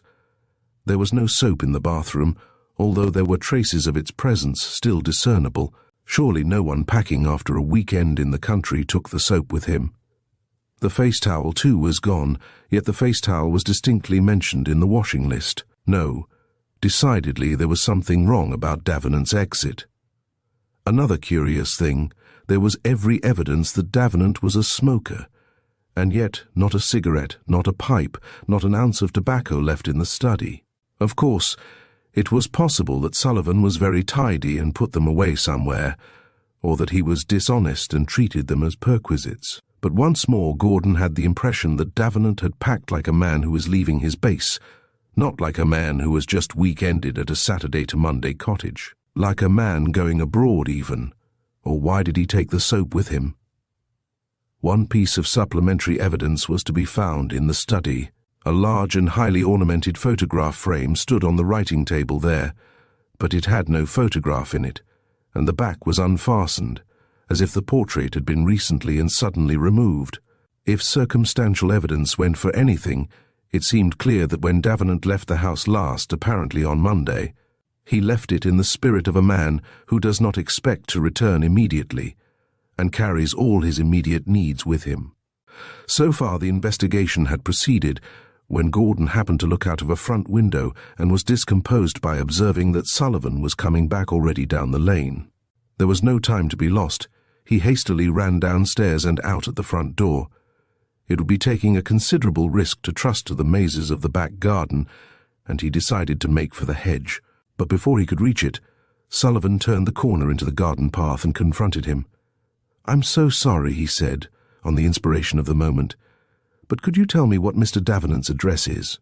I shall have to write to him, and this is the only address they've got up at the club."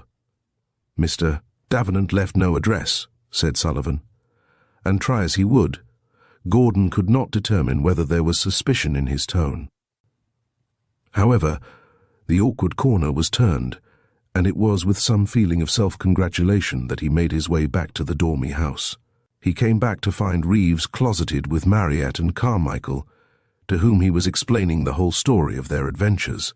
"I hope you won't think it a breach of confidence," was his explanation, "but the last disappointment I've had has made me feel that we must be on the wrong tack somewhere, and it's no good for us two to try and correct each other.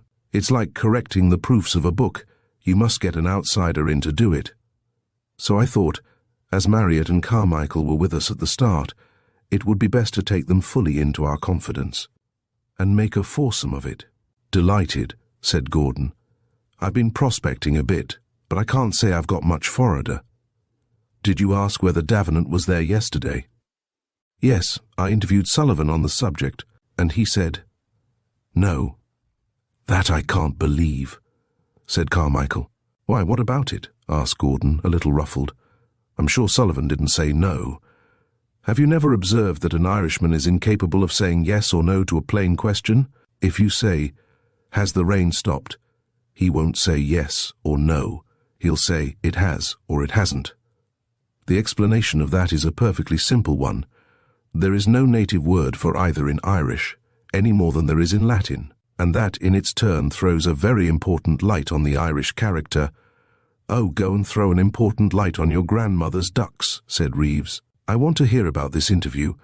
Was he telling the truth, do you think?" From his manner I thought not, so when his back was turned, I made bold to enter the house and take a look round for myself. And he described the evening's entertainment in detail. "By Jove, you are warming to the part," said Marryatt. "I should like to see you get run in by the police, Gordon." "You say," Reeves interrupted, "that you don't think he was there yesterday, on the Tuesday, that is, because he hadn't taken the letter away. He went off, then, on Monday, But when he went off, he took with him all that a man normally takes with him if he's going to sleep in a different house that night, plus a piece of soap and a towel, which are not things one usually carries about in one's luggage. "That's the best I can make of it," said Gordon. "And the photograph, it might be an accident, of course, but I feel convinced that he put that in his luggage at the last moment." "And that's frightfully important," said Reeves, "because it obviously means that on Monday, before anything happened to Brotherhood, Davenant was reckoning on leaving home for some little time and not returning immediately to wherever it is he lives ordinarily, because he must keep collars and things there. But he also thought he might be away for some longish time, or he wouldn't have worried to take the photograph with him." "What was the frame like?" "Quite modern, no maker's name on it."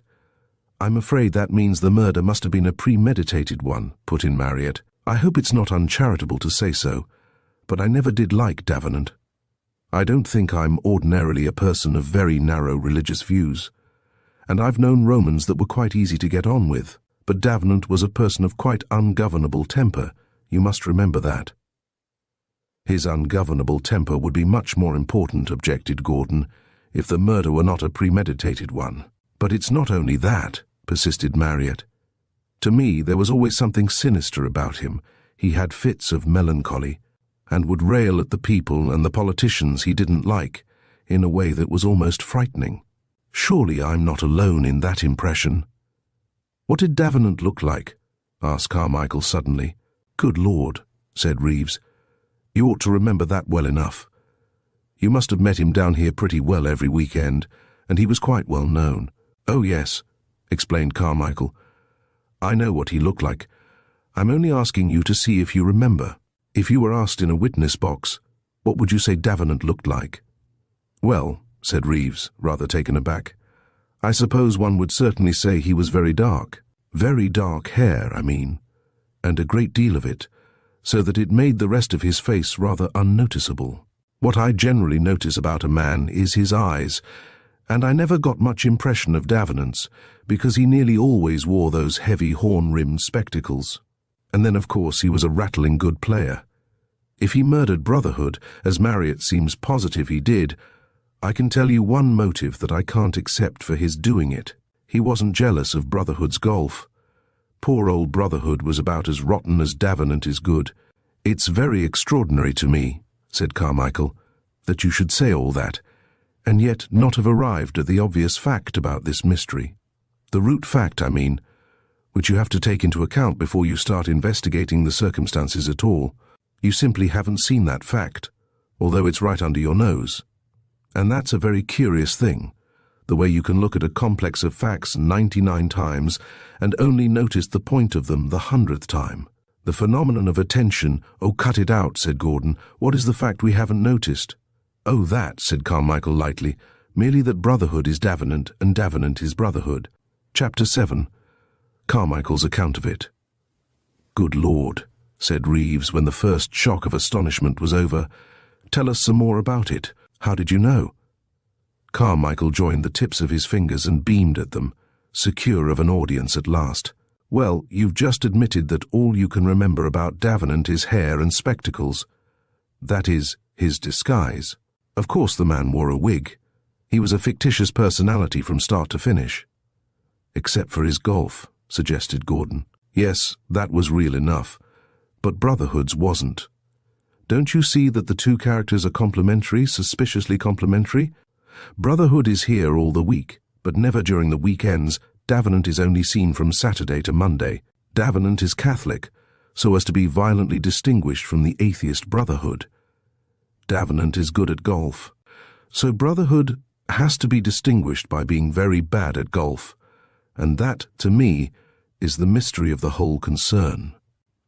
How a scratch player could have the iron self-control to play that rotten game all the week, merely to prevent our suspecting his identity, beats me entirely. And yet you could find parallel instances, old Lord Mersingham, for example." "Do you mean," said Gordon in a shocked voice, "that Brotherhood pulled his drives like that on purpose?" "Precisely. After all, don't you remember that day, let me see, I think it was last February, when Brotherhood played for £50 and went round in 89. Of course, there are flukes even in golf, I remember myself. Well, said Gordon, I think the committee ought to do something about it. Dash it all, I was his partner in the foursomes. De mortuis, suggested Reeves. But I still don't see why he wanted to do it, I'm afraid. Why, the thing's been going on for years. Well, none of us know much about Brotherhood's business, but I gather from what people are saying about the bankruptcy that it was a pretty shady one. They haven't traced any hole in the accounts, but if there ever was a man you would expect to go bankrupt, and then skip, I believe it is called, with what is described in such circumstance as the boodle, that man was Brotherhood. He foresaw the probability of this for years, and made very careful and subtle preparations for meeting the situation. The important thing on such occasions is to have an alter ego. The difficulty is to establish an alter ego on the spur of the moment. Brotherhood knew better. He had been working up his alter ego for years. Right under our noses, protested Reeves. That was the cleverness of it, said Carmichael. If there was a Mr. Brotherhood at Paston Oatvile and a Mr. Davenant every weekend at Brighton, nobody would be deceived. It's a stale old dodge to keep up a double establishment in two different places. The genius of Brotherhood's invention was that he kept up two establishments within a stone's throw of each other. Nobody here could actually say that he'd seen Brotherhood and Davenant together. That goes without saying. But the two personalities were real personalities in the same world, and there were hosts of witnesses who would declare that they knew both. If Brotherhood suddenly ceased to exist, the last place where anybody would think of looking for him would be the house next door. Good God, what a fool I've been, said Mordaunt Reeves. The separate banking account would be particularly useful to such a man, Carmichael went on. If we could find out where Davenant banked, I have no doubt that we should discover a substantial balance. But of course he wouldn't bank here. Why not? Asked Gordon. Because Brotherhood would want to deal with a local bank, and it's a very unsafe business making your signature in a forged writing, so Davenant will have banked in London. By the way, that's another point. Did you notice that Davenant always used a typewriter? He couldn't risk the use of a false handwriting. Elementary, my dear Watson, murmured Gordon to himself. Well, he knew when the crash was coming. It was all carefully prearranged. He had even the impudence to book a sleeping car to Glasgow. But that's a difficulty, surely, put in Reeves, because he ordered the sleeper not as Davenant but as Brotherhood.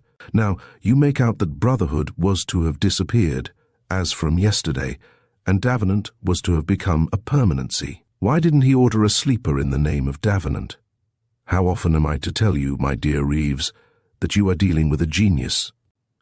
If Davenant had ordered a sleeper just at that moment, attention might have been directed to him, but ordering a sleeper for Brotherhood would merely strengthen the impression that Brotherhood had disappeared. If that was all, personally I believe the scheme was even more audacious.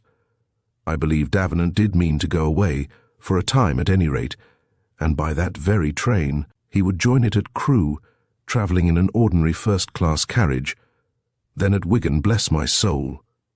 What's the matter? Asked Gordon. I find myself unaccountably unable to recollect whether the 7.30 from Euston stops at Wigan. However, it will do for the sake of argument. At Wigan, an anonymous passenger, Davenant, of course, would ask the sleeping car attendant whether he had a vacant berth. And the man was bound to have a vacant berth, Brotherhood's. There was one person in the world whom nobody would suspect of being Brotherhood, the stranger who had been accommodated, quite accidentally, with Brotherhood's berth. It's wonderful, said Marryatt. But of course, all that is only speculation. Now we come to something of which we can give a more accurate account. The plans which this Brotherhood Davenant made for the act of metamorphosis. I take it this was his difficulty. Brotherhood and Davenant, naturally enough, do not know one another. If Davenant walks out of Brotherhood's office in London, it will create suspicion. The change, then, must not happen in London. If Davenant is suddenly seen walking out of Brotherhood's bungalow, that again will create suspicion. The change, then, must not take place at Paston Whitchurch. The thing must be managed actually on the journey between the two places. That is why Brotherhood Davenant wears such very non-committal clothes, hosiery by which, in case of accident, he cannot be traced. The very handkerchief he takes with him is one belonging to a stranger, which has come into his possession by accident. He even has 2 watches, one to suit either character. Thus, you see, he can be Brotherhood or Davenant at will by slipping on a wig and a pair of spectacles. He did not do anything so crude as to change once for all suddenly, from Brotherhood to Davenant at a given point on his journey. He alternated between the 2 roles all along the line. I have always wondered, what is the origin of that curious phrase, all along the line? Here I use it, you will understand, in a quite literal sense. Davenant got out at Paston Oatvile, the porter saw him. But, as we now know, it must have been Brotherhood who was travelling in the 4,500 from Paston Oatvile on, yet it was as Davenant that he would have got out at Paston Whitchurch. How do you know that? Asked Reeves. The ticket, of course. Brotherhood had a season, naturally, for he went up and down every day. At Paston Whitchurch, therefore, Brotherhood would have produced a season. It was Davenant who needed an ordinary single. The effect of all this was to create the simultaneous impression that both Brotherhood and Davenant came back to Paston Whitchurch that afternoon, and came by the same train. There was only one hitch in the plan, which could hardly have been foreseen. If Brotherhood happened to be murdered on the way, it would look very much as if Davenant had murdered him, and unfortunately, he was murdered. "Then you don't think it was suicide?" asked Marryatt, with a catch in his voice. If it was suicide, it was the result of a momentary insanity, almost incredibly sudden in its incidence. Suicide was certainly not part of the plan. A bogus suicide was, of course, a conceivable expedient.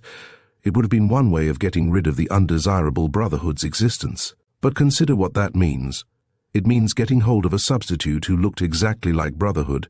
He could not foresee the excoriation of the features, and murdering him at unawares.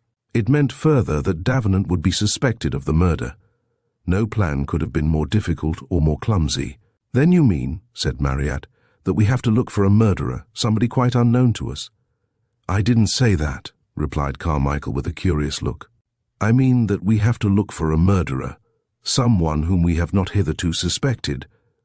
If Davenant murdered Brotherhood, that was certainly suicide, for Davenant was Brotherhood, but that seems to me impossible. The evidence all goes to show that there was a very careful plot in contemplation, which was cut short by a quite unforeseen counterplot." "But look here," said Reeves. "If the original plan had come off, did he mean to come back here and live on here as Davenant?" "You mustn't expect me to know everything. I can only go by the indications. But I should say that he really would have come back here as Davenant, perhaps about 3 weeks later, and settled down permanently at the hatcheries, or perhaps even, he was a very remarkable man, he would have bought up Brotherhood's bungalow. You see, he liked the place, he liked the company. The only thing he disliked was having to play golf badly, and that necessity disappeared once he settled down as Davenant. A wig is a nuisance, but so is baldness. The last place where anybody would look for Mr. Brotherhood, last heard of on the way to Glasgow, would be Paston Whitchurch, where Mr. Brotherhood had lived. "I'm afraid I'm very stupid," said Gordon, "one of nature's Watsons, as I said yesterday. But what about all the silly little indications I found at the hatcheries an hour ago? Do they back up your theory, or are they wide of the mark?"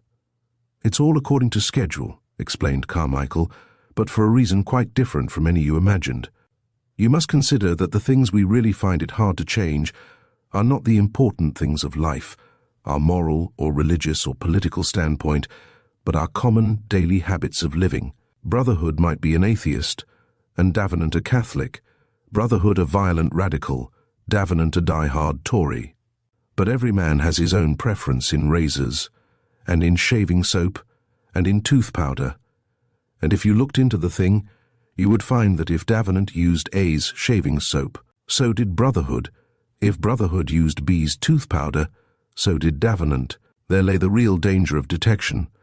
There was just the danger that somebody, shall we say, an interfering old Don, might hit upon the truth of the secret and make investigations. Accordingly, those little traces must be obliterated. And they have been, for Davenant was careful to take them away with him. And so has the photograph, a photograph which I suspect had a duplicate in Brotherhood's house, you see. Neither Brotherhood nor Davenant could live without it. But the collars and the socks? Surely nobody is so intimately wedded to one particular type of collar. A blind. Davenant was to look as if he were packing up to go away, so he must take some clothes with him, not merely the shaving things. But the towel and the soap? Surely they were not necessary to complete the illusion. No, they're even more significant. Davenant, don't you remember, had rather darker eyebrows than Brotherhood. Quite easily done, of course, with paint. But you want something to wash it off with, and there are no corridors on the slow trains. Yes, but look here, objected Reeves. Why did he want to take all these things away with him on Monday? It was on Tuesday he was timed to disappear, or rather, actually on Wednesday. His sleeper was for Wednesday. I don't think he meant to sleep the Tuesday night at the hatcheries. He had transferred his base somewhere else. To London, I suppose. And his visit to Paston Whitchurch, on the pretext of picking up something he had left behind, was merely meant to establish, in our eyes, the fact that he was a different man from Brotherhood. There's one more thing, though, said Marryatt. I'm afraid it's a kind of professional objection. Is it possible that a man who was really an atheist would be at the pains to go over every Sunday to Mass at Paston Bridge? Davenant, you see, was very regular about that. Or, granted that he was really a Catholic, could he bring himself to get up and preach atheist doctrines on the village green? Carmichael pulled a wry face. I'm afraid, Marryatt, you are altogether too confiding. Don't you see that he was a Catholic, and was doing the work of his own church by turning the villagers against you and your doctrines? Don't you see that if he managed to make atheists of your people, it would be all the easier for the priest at Paston Bridge to make Romans of them? In fact, said Gordon, what it comes to is this. We have got to look for a criminal still, but it's no use looking for Davenant. You would be chasing a phantom, said Carmichael. Chapter 8. The Inquest and a Fresh Clue. The inquest was held on the following afternoon, that is, the afternoon of Thursday, in the village school at Paston Whitchurch. As he sat waiting to give his evidence, Reeves found his mind dominated, as the mind is dominated at such moments, almost entirely by irrelevant sense impressions. There was the curious smell of the schoolroom, which always suggests it is hard to know why, ink and chalk. There was the irritating pant and hoot of motors and motor bicycles outside the open windows. There was the inevitable series of animals represented round the walls, looking like the religious emblems of some strange, totemistic worship. The one opposite Reeves had a caption underneath it in very large letters, "The pig, ui, some mammal," as if to clear up any possible doubts which might be felt by the youth of the parish as to what a pig was. There were the names cut and inked on the desks. Especially intriguing was the signature of H. Precious. How did people in the country get such odd names? And why were there so few names like that in the London telephone directory? Carmichael would probably have a theory about this. Such were the thoughts that kept dawdling through his mind when he felt that he ought to be forming important decisions. What was he going to say when he was called in evidence? Was he going to give any hint as to his suspicions of foul play, or would it be better to leave the police to their own unaided intelligence? And if he did breathe his suspicions, was he bound to mention the golf ball which he had found at the top of the embankment? Would they ask how he had employed his time between the moment when he found the body and the moment when the police arrived? He wished that he had discussed all this beforehand with Gordon, or would that have been conspiring to defeat the ends of justice? Anyhow, he wished the preliminary proceedings would hurry up. When he was actually called, he found that he was not asked for his opinion on any theoretical point, and indeed was given no opportunity of getting a word in edgeways as to the view he had formed of the case. He was only asked details about the exact time of his discovery. This question confused him rather, and the precise attitude in which the body lay. Instead of being criticized for disturbing the clues by removing the dead body, he was thanked for having removed it. Altogether, the proceedings struck him as singularly ill-calculated to assist in the clearing up of a mystery. It seemed rather as if society were performing a solemn act of purification over the remains of the dead. In the end he sat down feeling exactly the atmosphere helped, as if he were back at school again, had just been put on construing, not at the passage he had specially mugged up, but at the passage next door to it, and had acquitted himself better than he expected in the circumstances. The feeling was intensified when Marryatt got up. Marryatt was still intensely nervous over the prospect of a suicide verdict. And he answered the questions put to him confusedly and at random, like a schoolboy who has omitted the formality of preparing the lesson at all. The heroine of the afternoon was undoubtedly Mrs. Bramston. The coroner was not ready for her, and she got right in under his guard, pouring out a flood of promiscuous information which he neither demanded nor desired. Then strangers came, people from Brotherhood's office in London, people from the insurance company, people representing the creditors, people, too, who represented the railway company, and dilated for hours on the impossibility of falling out of their trains by accident. In fact, nobody seemed to care a straw about the mangled temple of humanity that lay in the next room, or whether it cried to heaven for vengeance. Only 2 points mattered: whether the insurance company had got to pay up, and whether the railway company owed compensation. Brotherhood had, as far as could be discovered, neither kith nor kin in the world, and it was perhaps not unnatural that the verdict given was one of death by suicide. Yet Marryatt was to be freed of his apprehensions. Brotherhood had looked worried lately at the office, had said, "Damn you, get out of the way," to the lift boy, had complained of headaches. He had committed suicide, clearly while of unsound mind, and Marryatt might get on with the funeral. Marryatt seemed 5 years younger when they met afterwards to discuss the situation. Strange, Reeves reflected, how in certain natures the wish is father to the thought. Only last night, Marryatt had seemed eager to follow up the clues of a murder, so as to get the bugbear of suicide off his mind. Now that the act of suicide was declared inculpable, he showed no great interest in prosecuting the inquiry. "It's a mystery," he kept on saying, "and I don't think we're ever likely to get to the bottom of it. If we could have hunted Davenant, we should have had something to go on. Now that we know Davenant was a fictitious personage, what's the use of worrying? We've no clues that can help us to any further action, unless, of course, you like to go to the police and tell them what you know." But to this, Reeves would not consent.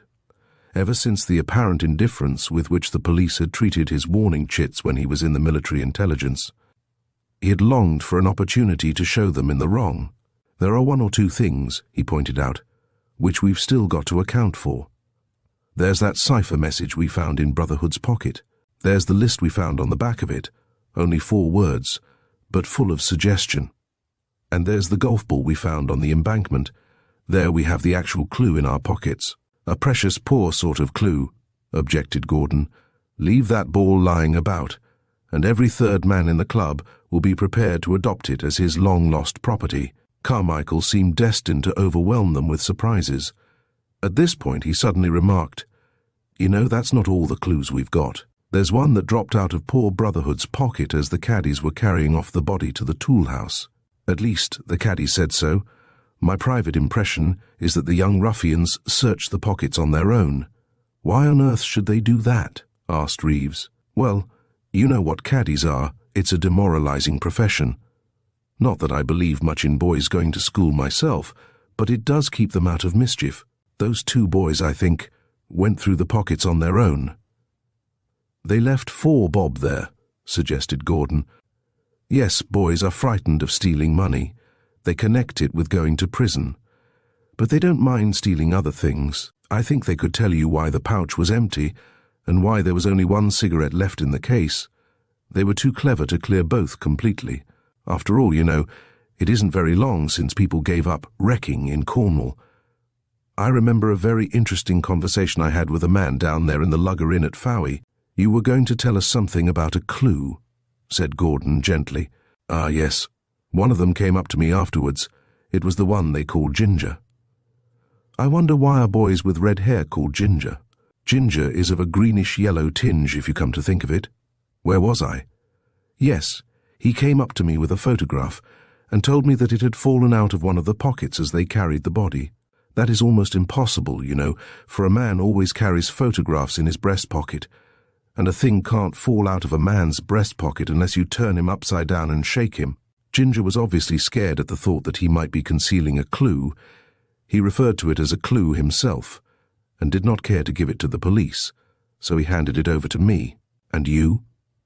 "I have it here in my pocket, the the breast pocket, observe. To tell the truth, I am a little absent-minded, and it was only during the inquest that I remembered the photograph. It seemed to me too late then to mention anything about it in public. Carmichael, said Gordon very seriously, if you don't produce that photograph, it will, I gather, be necessary to turn you upside down and shake you. Of course, of course. Carmichael fumbled in his pocket, and from a voluminous pocketbook produced with great deliberation the object of their impatience. It represented the head and shoulders of a young woman. The features were refined, and might in real life have been beautiful. The camera cannot lie, but the camera of the local artist generally finds it difficult to tell nothing but the truth, and this was the work of a Mr. Campbell, whose studio was no further off than Binver. Meanwhile, the photograph was not in its first youth, and the style of coiffure represented suggested, with what could be seen of the dress, a period dating some 10 years back. It was not signed or initialed anywhere. Well, said Reeves when the trove had been handed round, that doesn't prove that we're much further on, but it looks as if we had come across a phase of Brotherhood's life that wasn't alluded to at the inquest. Gordon shuddered. Just think if one went off the hook suddenly, and people came round and tried to dig up one's past from the old photographs and keepsakes one had hidden away in drawers. One should destroy everything. Certainly one should destroy everything. But Reeves was no sentimentalist. He was a sleuth-hound with nose down on the trail. Let's see, he reflected. I can't remember at the moment what the present Binver photographer is called. You will find it, suggested Carmichael. On that group over your head. Reeves had it down in a minute. Yes, that's right, Campbell, he said. Now, if one of us goes off in Binver and says he's found this photograph, and would Mr. Campbell be kind enough to let us know the address it was originally sent to, so that we can restore it? That ought to do the trick. Photographers are full of professional etiquette, but I don't see that we could go wrong here. I don't mind going, said Marryatt. As a matter of fact, I've got to ride in to see a man on business. Heaven defend me, said Reeves, from having business with anybody at Binver. You will, though, with this man some day. Why, who is it? The undertaker, said Marryatt. Undertakers, said Carmichael, have been very much maligned in literature. They are always represented as either cynical or morbid in the exercise of their profession. As a matter of fact, I am told that no class of men is more considerate or more tactful. I'll be back in 3/4 of an hour, said Marryatt, buttoning the photograph away. Carmichael, I hope you won't produce any more clues while I'm away. When Marryatt had gone, and Carmichael had sauntered off to the billiard room, Reeves sat on there fidgeting and discussing the possible significance of the latest find. It's odd, he said, how one can live for years in the artificial life of a club like this and not know one's neighbours in the least. We're a world to ourselves, and an outside face like that conveys nothing to us. Probably the name won't either. What beats me at present about the photograph is this. How long ago would you say that photograph was taken? I'm not an authority on ladies' fashions, I'm afraid, but surely it's pre-war. Exactly. Now, Brotherhood only came here just at the end of the war, at least. He only joined the club then. I asked the secretary about it. And Davenant joined even later, only a year or two ago. When a man takes a house here, one assumes that he's only come here for the golf. But it looks as if Brotherhood, or else his phantom self, Davenant, knew the Binver world already, at least well enough to possess photographs of its belles. Not necessarily, Gordon pointed out. She may have had no later portrait to give him than that one, even if she gave it him only a year or two ago. That's true. And yet women generally keep their portraits pretty well up to date. Here's another point, from the caddie's account. It seems that this portrait must have been loose in the pocket, but he can't always have carried it like that. Good Lord, what a fool I am. What size was the empty frame in Davenant's cottage? Oh, just that size. It's a common size, of course, but I suppose most likely it was that portrait which Davenant caught up in a hurry before he left his house and crammed it into his pocket anyhow, assuming, of course, that Carmichael's right. Yes, that makes the thing as clear as daylight so far. I hope Marryatt makes good time. Look how slow we've been on the murderer's tracks. We've given him 2 full days already. By the way, said Gordon, I've just remembered, Thursday's early closing day at Binver. Chapter 9, The Animated Picture. "Well," said Reeves impatiently, as Marryatt came, rather late, into the dining room, "did you find out?" "Yes, I went round to Campbell's, but it's early closing day." "Yes, only Campbell was open for some reason. He made no difficulty about identifying the portrait or about giving me the address. When he told me the name and address, I remembered quite a lot about her." "Who is she, then?" "Her name is Miss Rendell Smith. Her father, old Canon Rendell Smith, was rector of Binver for a long time, a learned old man, I believe, but rather a bore. He died some years before the war, I should think it would be about, and left her very badly off. She left the neighbourhood then. That was just before I came. Some time during the early part of the war she came back, apparently in much better circumstances, for she took that old brick house with the white window frames that stands next the church and looks as if it was the rectory, but isn't. She lives there still. She did a good deal of public work during the war, subscriptions and things, but I never actually came across her. She's a fine-looking woman still, Campbell told me, by the way. There was no reticence about Campbell. He showed me a more recent portrait of her which he was very proud of, and told me he thought it was a pity a lady like that didn't marry. Altogether, we seem to have struck a public character, and a very good woman, by all that's said of her." Said Reeves. "And Brotherhood kept a portrait of her, or rather Brotherhood in his capacity, as Davenant kept a portrait of her, and took it away with him when he meant to leave these parts for a bit. It seems to me she ought to be able to tell us something about him." "Good Lord," said Marryatt. "You aren't going to introduce yourself to her as the Daily Mail reporter? Hang it all. It's one thing to take in Mrs. Bramston, and another thing to take in Miss Rendell Smith because she's a lady. I'm afraid that seems to me mere sentimentalism. What I meant was, if you present yourself to Miss Rendell Smith as a reporter, she'll turn you out of the house." "Yes. There's something in that.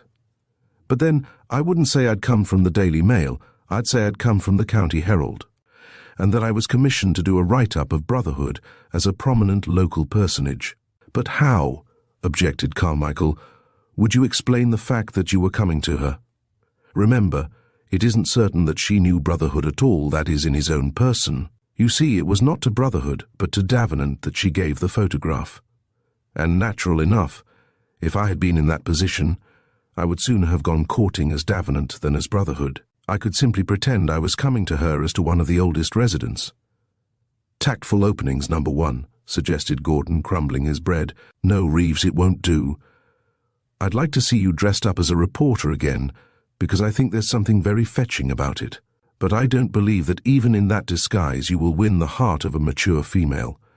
You'll have to think out some other dodge." "I suppose you'd like me to burgle her house while she's out," said Reeves, with unnecessary irritation. "But you don't want to see her house," objected the literal-minded Gordon. "You want to see her." "Very well then," said Reeves. "I shall go and tell her the truth. At least, I shall tell her that we're investigating Brotherhood's murder, and that this portrait of her was found on the body. I shall urge her to tell me if she knows of any enemies that Brotherhood had, any secrets which might throw light upon his end." "That's far the best principle," agreed Gordon.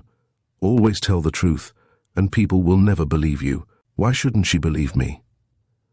"No reason in the world, only as a matter of fact she won't. It's rather a satire on humanity, but I've always found that the safest way to conceal a fact is to state it quite baldly. Then people always think you're pulling their legs or being sarcastic, and the secret is preserved. You're a skeptical old Sadducee. I don't believe a woman like this would have such a low view of humanity." "Like what?" "Like the portrait. Are you falling in love with her already? Marryatt, it seems to me, between funerals and marriages, you're going to be a busy man." "Don't be a fool," said Reeves. "I don't know anything about women, except that some of them are so ugly I recognize them when I meet them in the street. This clearly isn't one of them, but I have trained myself to judge faces a bit, and this looks to me like the face of a woman who's straight herself and expects others to be straight with her." "Let's have another look," urged Gordon. Marryatt produced the photograph, and it was passed round once more. "I dare say you're right," admitted Gordon. "The curious thing to me is that a good-looking woman like that, who's not actually a beauty, not classic features, I mean, should look so deadly serious when she's having her photograph taken.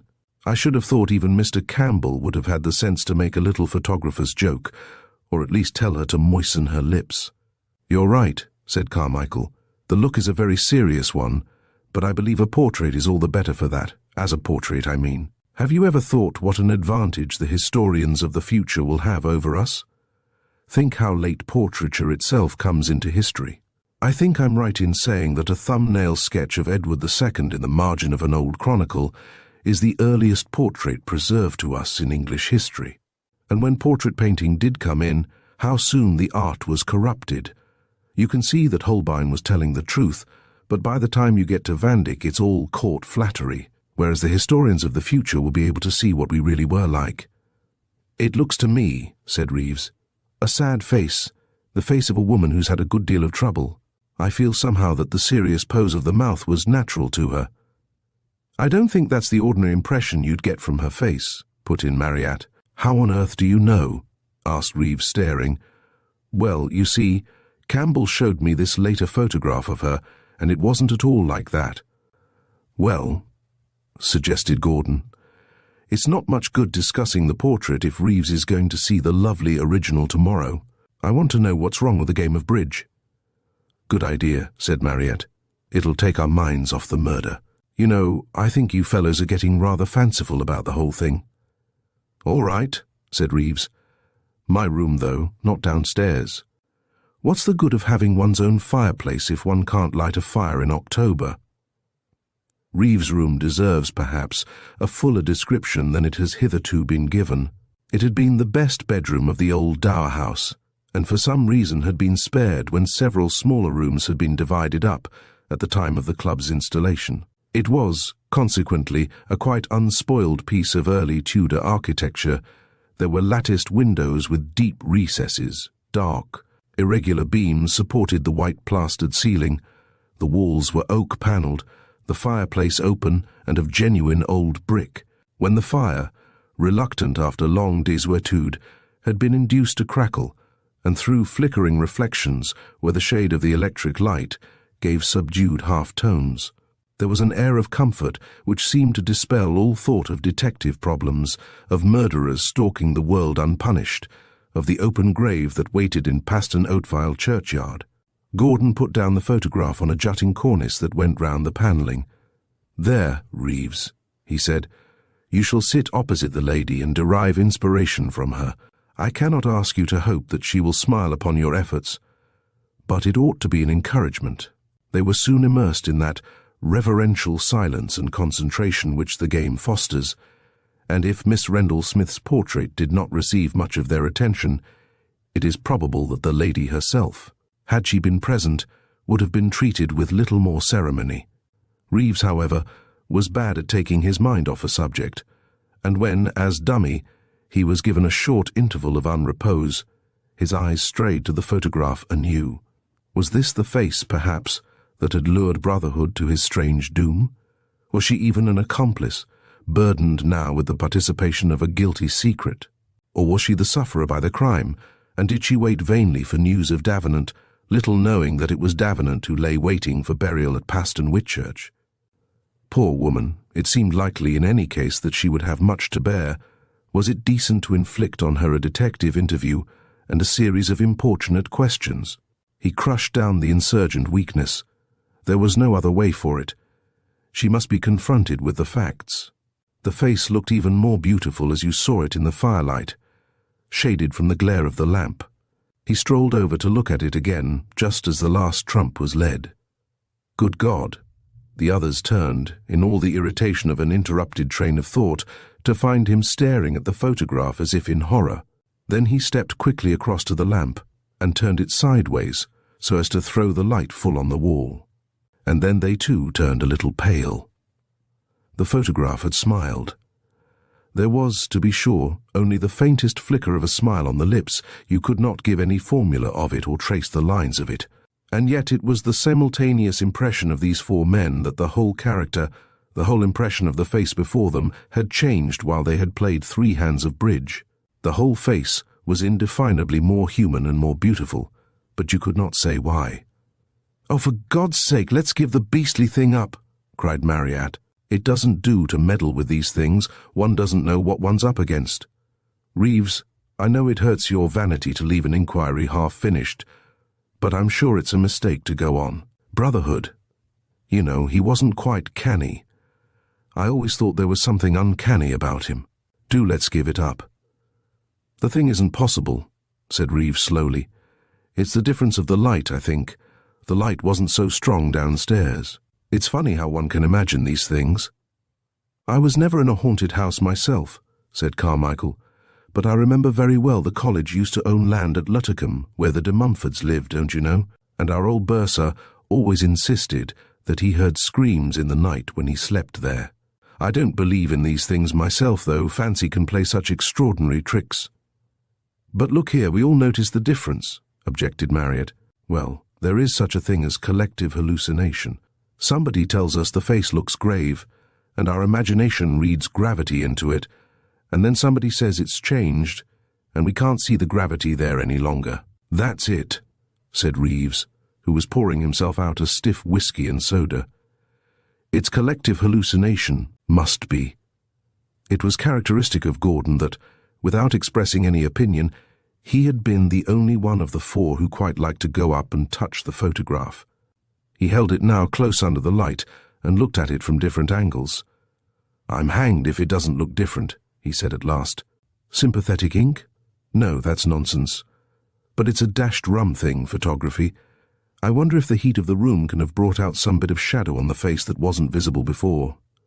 "A damp spot, possibly," said Reeves, "which has faded out. It was rather close to the fire.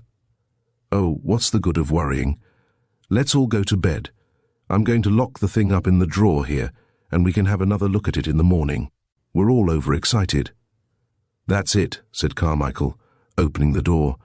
"I remember once in Eastern Rumelia, but as he managed to fall down the step into the passage, the reminiscence was fortunately lost." Chapter 10, in which a book is more communicative than a lady. Morning, as might have been expected, brought division of counsel. Mordaunt Reeves could now find no difference between the photograph as he saw it at the moment and the photograph as he had seen it at dinner the previous night. Carmichael agreed with him, though he still talked a good deal about collective hallucinations. Gordon could not make up his mind one way or the other. Only Marryatt was certain that there had been a change. Anyhow, change or no change, Reeves put the once dreaded object in his pocket and set out after breakfast in Gordon's sidecar. Gordon volunteered to drive him over, though firmly announcing that he would not go inside Miss Rendell Smith's house. Carmichael sought to deter them by wise saws and modern instances, and they left him multa volentem dicere at the clubhouse door. It must be confessed that Reeves felt a certain misgiving as he waited in Miss Rendell Smith's drawing-room. Rooms do echo personalities, and this drawing-room spoke of a forceful one. The furnishing was strategically perfect. The flowers were arranged purposefully. The books were books that had been collected, not simply amassed. The room smelt, Reeves said afterwards, of not having been smoked in. Nor did the lady of the house belie this first impression. Her beauty was still undeniable, but it was something more than beauty which disarmed you. You felt at once that she was kind and that she was competent, but you felt that if a choice had to be made, she would be competent rather than kind. She might have been the matron of a big hospital instead of an unoccupied householder in a small country town. "Good morning, Mr. Reeves," she said. "It's very kind of you to come and see me. I don't think we ever met, did we? I know the secretary, of course, and several of the club members, but we're rather out of the golfing world down here.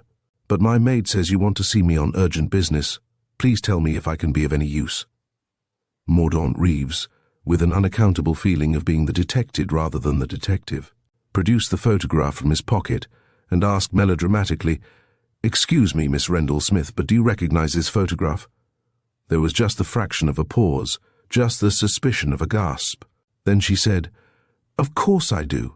I don't know whether my looking-glass would, of course. But a thing like this can't be done behind one's back, can it? I think it was taken when I was here before, while my father was still alive. What did you want to know about it? I'm afraid it must seem very impertinent of me to be asking questions about it. But the thing is of importance. I think I'd better tell you the whole situation. You'll have heard, of course, this sad news about poor old Brotherhood at Paston Whitchurch. I read about it, of course, in the paper. Well, one or two of his friends, that is, of people who knew him down at the club, aren't quite satisfied with the line the police have taken about it. We think they swallowed the idea of suicide too easily, without examining all the facts. And, well, the thing we can't feel certain of is that there hasn't been foul play. Foul play? But why should anybody? Oh, we've no suspicion of any motive. We thought perhaps that was where you might help us. It was I and some friends of mine who actually found the body, you know, and there were certain indications which suggested to us that Brotherhood had been murdered. There was the position of his hat, for example. Still, we needn't go into all that.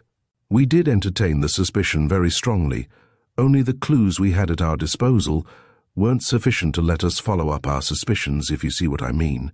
The only one which we felt might help us to get any further was this photograph. By a mere accident, for which I'm not responsible, it didn't get into the hands of the police. The police know nothing about it. We have no reason to think they do, but it was found in Brotherhood's pocket, at least. It was found in circumstances which made it quite clear that it had fallen out of his pocket when his body was being moved. Miss Rendall-Smith took another look at the portrait, which still lay in her hands. Then she said, "What exactly do you want me to do about it?"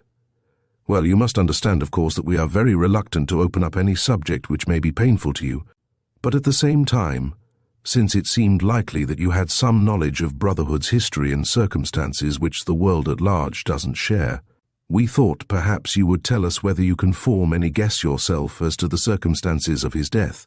To put it in the concrete, do you know of anyone who would have a motive for wishing ill to Brotherhood, or who might be likely to take his life?"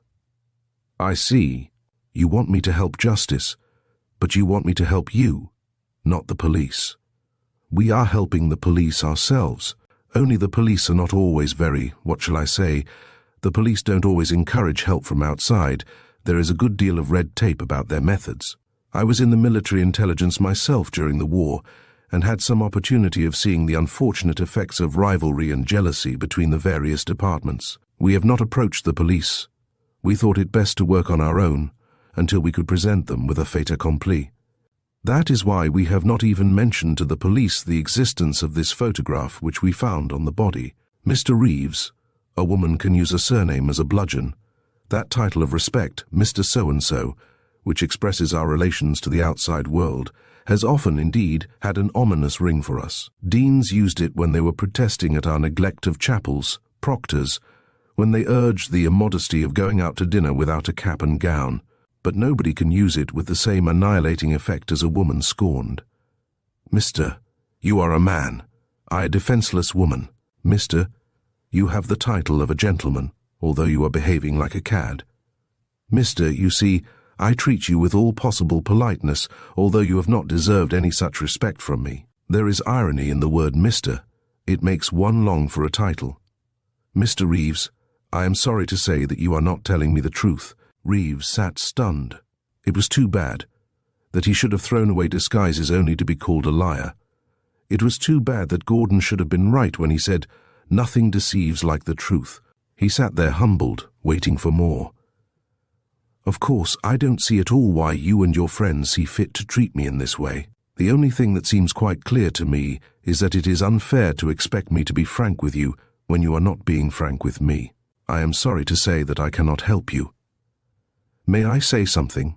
I am afraid you feel that you are being left in the dark because I am not telling you everything, all the suspicions we have formed, as well as the facts which have come to our notice.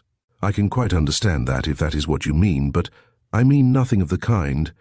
I mean that the statements which you have made to me are, to my certain knowledge, untrue." Reeves gave a rather ghastly smile.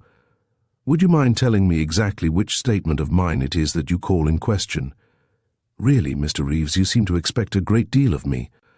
You come to me, a complete stranger, asking for private information.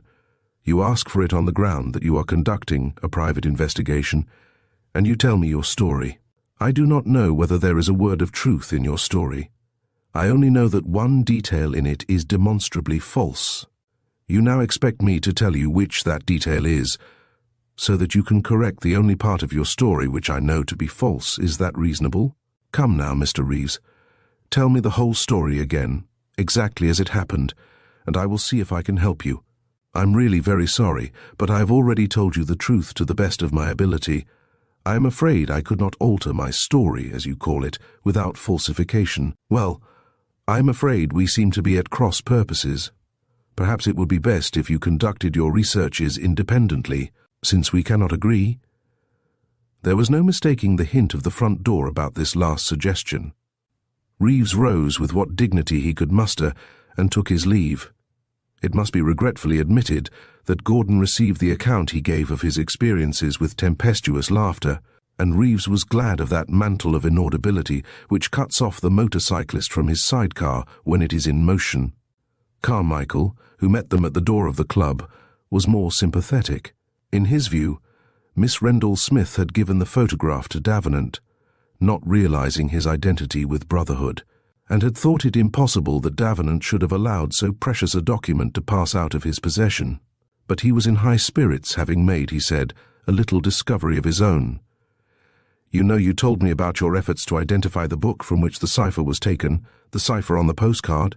Well, you went the right way to work, but not, if you will excuse my saying so, taking all the possibilities into account.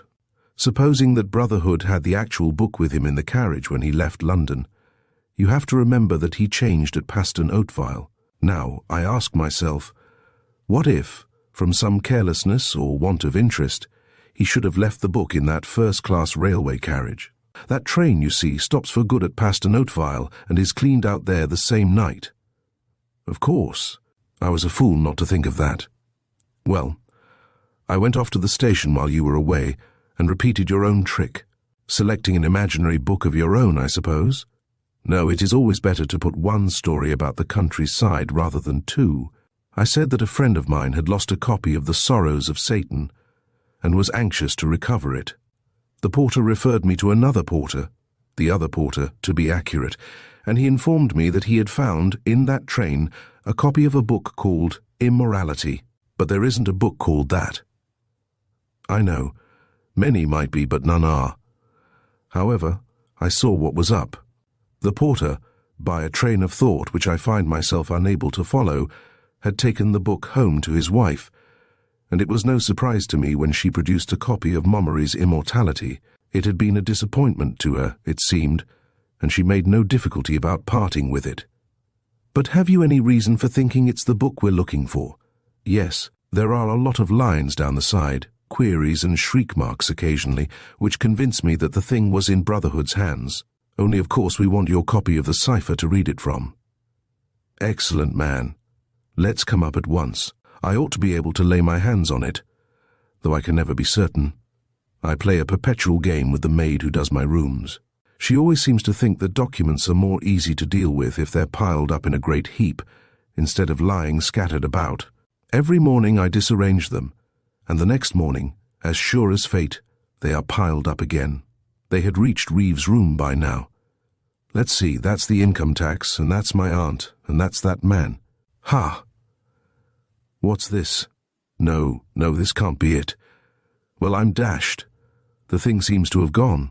You're sure you didn't keep it in your pocket? I don't think so. No, it's not there. Look here, I'll go through them again. You know, it's a very rum thing, because I took another look at that cipher only last night. And now it's gone. Anything else missing? Not that I can see. Oh, I say, this is the limit. First of all, I got the cipher without the key, and then I get the key without the cipher. How like life, suggested Gordon. What's this? Hold it, and thoughts with the... Oh, splendid. Look here. I worked the cipher out all wrong in this beastly formation of character book, but when I did that, I turned down all the pages I wanted and underlined the significant words. So old Watson will come in useful after all. Hang on one moment. Yes, here it is. Now, ready? The word hold is the 5th word on the 7th line of page 8. What's that in Montgomery? That's you. It sounds all right for the beginning of a message. And so they worked it out, this time more fruitfully. When the process was complete, Carmichael had a half-sheet in front of him on which the words appeared, "You will perish if you go back upon your faith." "Yes," said Gordon meditatively. "That's too good to be mere coincidence." That was the message. Was it a threat or a warning? Which was sent to Brotherhood, and old Brotherhood worked it out, presumably in his memory, but wasn't in time to profit by it. The only thing is, now we've got it, it doesn't seem to get us much further. "It means, I suppose," said Carmichael, "that Brotherhood had promised to do something and was trying to back out of it." "Possibly that," said Reeves. "Why possibly? What else could it mean?" "Oh, I don't know. No, of course, that's it. But as Gordon says, it doesn't seem to get us much further." "Not in itself," agreed Carmichael, "but meanwhile it has incidentally provided us with an extra clue." "What's that?" asked Gordon. "I'll tell you some other time. I say, it's time for luncheon. Let's go down." And it was not till they were downstairs that he explained his meaning. "The other clue is the disappearance of the cipher. There's more in that than meets the eye, unless I'm mistaken." Chapter: A Funeral and a Vigil. "I don't quite see what you mean," said Reeves as they sat down to luncheon. "Never mind," said Carmichael. "We shall see if I'm right or not. Meanwhile, there's the funeral this afternoon, and it would hardly be decent to take any action till after that, would it? Hullo, Marryatt. What time does the thing start?" 2:30. A good many of the members mean to turn out, and one wanted them to get away in time for an afternoon round. "I must say, I think the club's done handsomely by poor Brotherhood, considering how few of us really knew him. The committee has sent a very fine wreath." "And that's the only one, I should think," said Gordon. "Oddly enough, it isn't. There's one other, a peculiarly expensive-looking thing, which came down from London. There's no name on it, no inscription of any kind, in fact." Said Reeves. "That's curious." "My dear Reeves," expostulated Gordon, "I'm not going to have you examining the wreaths on the coffin with your lens and forceps. There are limits of decency." "Well, I won't worry about it anyhow till Carmichael has, hullo." "Hit him on the back, Gordon." For Carmichael had been overtaken by one of those choking fits which the best behaved of us are liable to. "It's a curious thing," he gasped on recovering, "that one always used to say when one was small that one's drink had gone the wrong way. Nothing at all to do with the windpipe, I believe. The funeral was, it must be confessed, a riot of irony. The members who attended had decided that it would look bad to take their clubs with them to the churchyard, but their costumes were plainly a compromise between respect for the dead and a determination to get on with business as soon as it was over. None of them had any tears to shed. The village of Paston, Oatvile, turned out to a child in sheer morbidity to see "'im as fell down off of the railway put away." The sonorous assurances of the burial service had to be read out in full earshot of the village green, on which, little more than a week ago, Brotherhood had laboriously disproved the doctrine of personal immortality. To these same solemn cadences, the great lords of Oatvile, ever since they abandoned the old faith under William III, had been laid to rest within these same walls, some with lives that came to nothing, some with deeds as well undone, and yet there had been a sort of feudal dignity about their manner of departing. But this unknown sojourner of a day, who had known hardly a soul in the parish, who had loved nothing of all that countryside except 18 little holes in the ground, what mourning could there be for him? The body so mangled, the soul whose existence he had denied. One understood why people wanted to be cremated. While we keep all our seriousness for our frivolities, what wonder that men feel a sense of disproportion about the traditional solemnities of interment. With the villagers, indeed, it was different. You might almost say that the hour of their funerals was the hour they lived for. It made them one with the earth they had tilled and furrowed. It gave them at last a permanent tenure among their own immemorial fields. Man that is born of woman is full of sorrow, and hath but a short time, they had learned, unconsciously, to measure their lives by the secular oaks in the great park, by the weather-beaten antiquity of the village church itself. But this strange race of light-hearted invaders, to whom each spot of ground was no more than a good lie or a bad one, what part had they in the communal life of these retired valleys? It meant nothing to them. We have been following the service with Gordon's eyes. Reeves, it is probable, was lost in speculation as to the donor of the mysterious wreath, and Carmichael was doubtless reminded of 1,000 things. But it was over at last, and Reeves, eager to get back to business, implored Carmichael to explain his hints about the disappearance of the cipher. "Wait till we get back to your room," was the only answer. And when the desired haven was reached, have another look among those papers and make certain you didn't pass it over by mistake. "Good Lord," said Reeves suddenly, "here it is, but I swear it wasn't when I looked before. I say, Carmichael, have you been playing the funny ass with the thing?" "No," said Carmichael, "I haven't." "Who has, then?" "That's the point. I should be glad if I were in a position to enlighten you. You see, I know the maid was blameless as regards that piece of paper. She only does the rooms early in the morning. Now, I came in after breakfast, when you'd gone off to Binver, to have another look at the cipher and see if I could make anything of it by inspection, and it was still there." "And you're sure you didn't take it away with you?" "Positive. Now observe this. That document must have been taken away while you and Gordon were both at Binver, while I was over at the station. But how did it get back there?" "It was put back there, and it was put back there, not during luncheon, for I had another look afterwards, but while we were down at the funeral. It follows that none of our party this afternoon has been meddling with your papers. I'm glad to think, for example, that the secretary escapes suspicion. But do you seriously mean to say there's somebody in this house who comes into my room and disturbs my papers for his own ends? Don't be so shocked about it. You've been spending the last 3 days spying on other people. Is it impossible that other people should spy on you? Look here. That paper is in your room at 10:30. It is no longer there at 12:30. It is back again at 4 o'clock. Do you mean to tell me that somebody acquainted with your habits hasn't been meddling with your papers? What made you suspect it? That's the odd thing. Did you ever notice how often a false calculation puts you on the track of a true one? Puzzling over that odd experience we had last night about the photograph, I found myself wondering whether conceivably someone could have come in and altered it while you were out. Well, upon reflection, that was impossible, because we were in the room the whole time, all 4 of us. But meanwhile, it did occur to me that perhaps our proceedings were being rather too public. Look how full of comparative strangers this Dormy-house is. Any one of those may be Brotherhood's murderer for all we know, or at least an accomplice. And then, when you found the cipher gone, it occurred to me at once, I was right, there is somebody on the spot who is following our movements. That was why I had that choking fit at luncheon. You were just going to talk about the disappearance of the cipher in a crowded dining room, and it seemed to me imprudent. But look here, what's the man's game? Why take the thing away and then put it back again? My dear Reeves, you shouldn't go to funerals. It has a depressing effect on your intelligence. The cipher was taken away this morning, when it might have been of some use to you, I suspect, by somebody who had seen me looking at it and so realized that it was important. Then, by a mere accident, it proved that you did not need the paper after all, and had read the message without it. I saw what would happen if we left your room empty. The cipher, now useless, would be put back. And that is exactly what happened. The hypothesis has become a certainty. Good Lord, said Reeves, walking up and down the room. What on earth are we to do about it?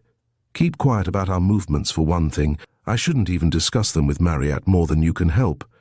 He's a little slow-witted, you see, and a little fond of talking, so anything you say to him may get round. Gordon is different. He's all right.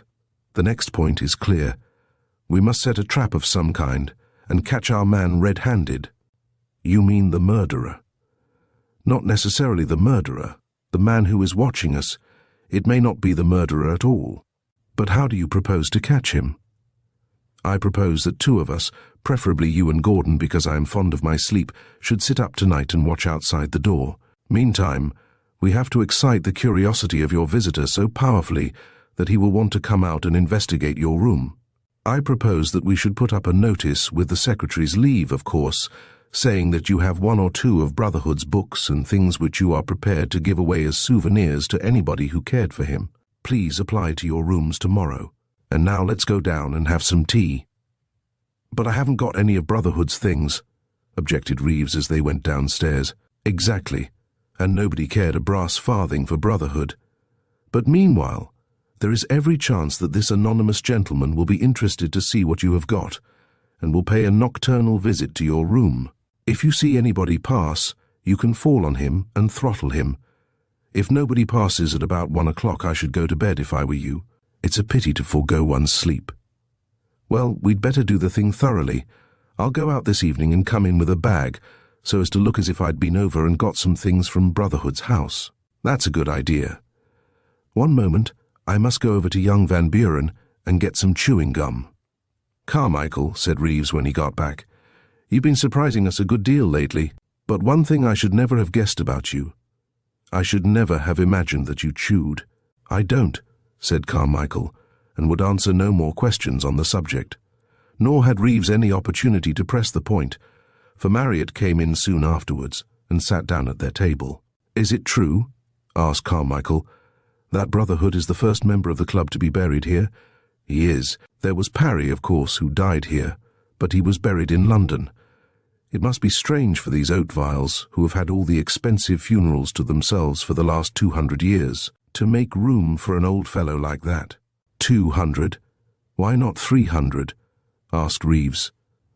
Well, the Oatviles were Catholics, up to James II's time. People say that the room we use as the billiard room now used to be the chapel at one time, and the Oatviles don't seem to have been buried here till the time of Queen Anne. Really, Marryatt, said Carmichael, that is most interesting. They must have died abroad, I fancy, for of course Protestant burial was the only kind legal in England. Did it ever occur to you how little early Renaissance architecture you find in English villages? It's an odd testimony, I think, to the vitality of Catholicism. Puritanism must have had something to do with it, of course, but considering what an itch for architecture the Renaissance brought with it, you would expect more traces of it, if the Laudian religion had ever really taken hold.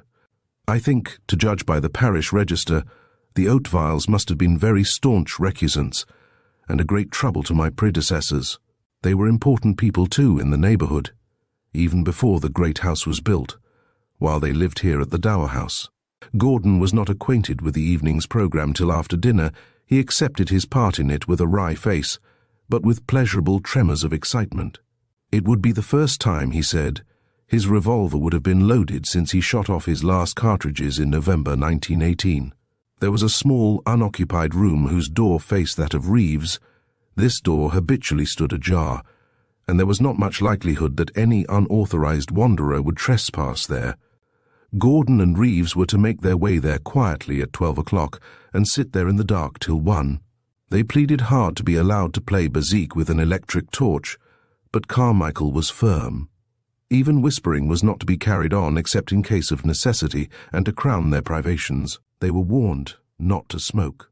Until 12 they sat playing bridge in Reeves's room with Marryatt. Then the company dispersed, although Carmichael insisted on being left behind for a little, while Reeves and Gordon went off and pretended to undress. To make sure, he said, that our visitor doesn't arrive too early.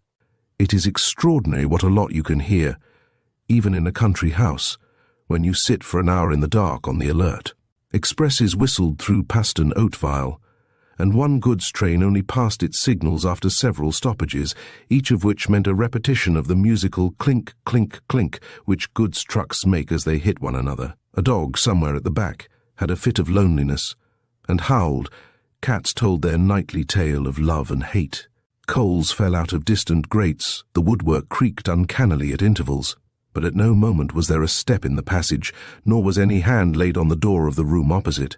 They both felt cramped and overwatched when 1 o'clock sounded from the belfry of the old stables, and they were free to creep back to their beds. "I say," whispered Reeves, "why not come into my room and have a whiskey and soda before we turn in?" "Oh," replied Gordon, "didn't Carmichael tell you? We are not to go into your sitting room on any account." "The old brute," said Mordaunt Reeves. "But I suppose he knows what he's doing." Chapter 12. A search with piano accompaniment. If Carmichael let his colleagues in for a late sitting, at least he made amends for it himself by unwontedly early rising. Reeves found him fully dressed when, pyjamaed himself, he set out for his morning bath. "What on earth are you doing?" he asked, "wandering about at this hour?" "Well, you see," said Carmichael, I had to go and clear up your room before the housemaid came in. Housemaids don't like chewing gum on their boots." And with this partial explanation, Reeves had to be satisfied till they sat down to smoke a pipe after breakfast in a secluded corner of the lounge. "For heaven's sake, let's have an explanation," he urged. "There's a chewing gum motif running through life at present, which is worrying me more than I can say." "I don't mind about that," said Gordon. "What worries me is Carmichael being up and dressed at 7:30. "Well, if you prefer it, let us put it this way," said Carmichael. "I had to get up early, Reeves, to unlock your room. Otherwise the maid wouldn't have been able to tidy it for you." "To unlock it? When did you lock it, then?" "When I left it, to be sure, at 12 o'clock last night." "What?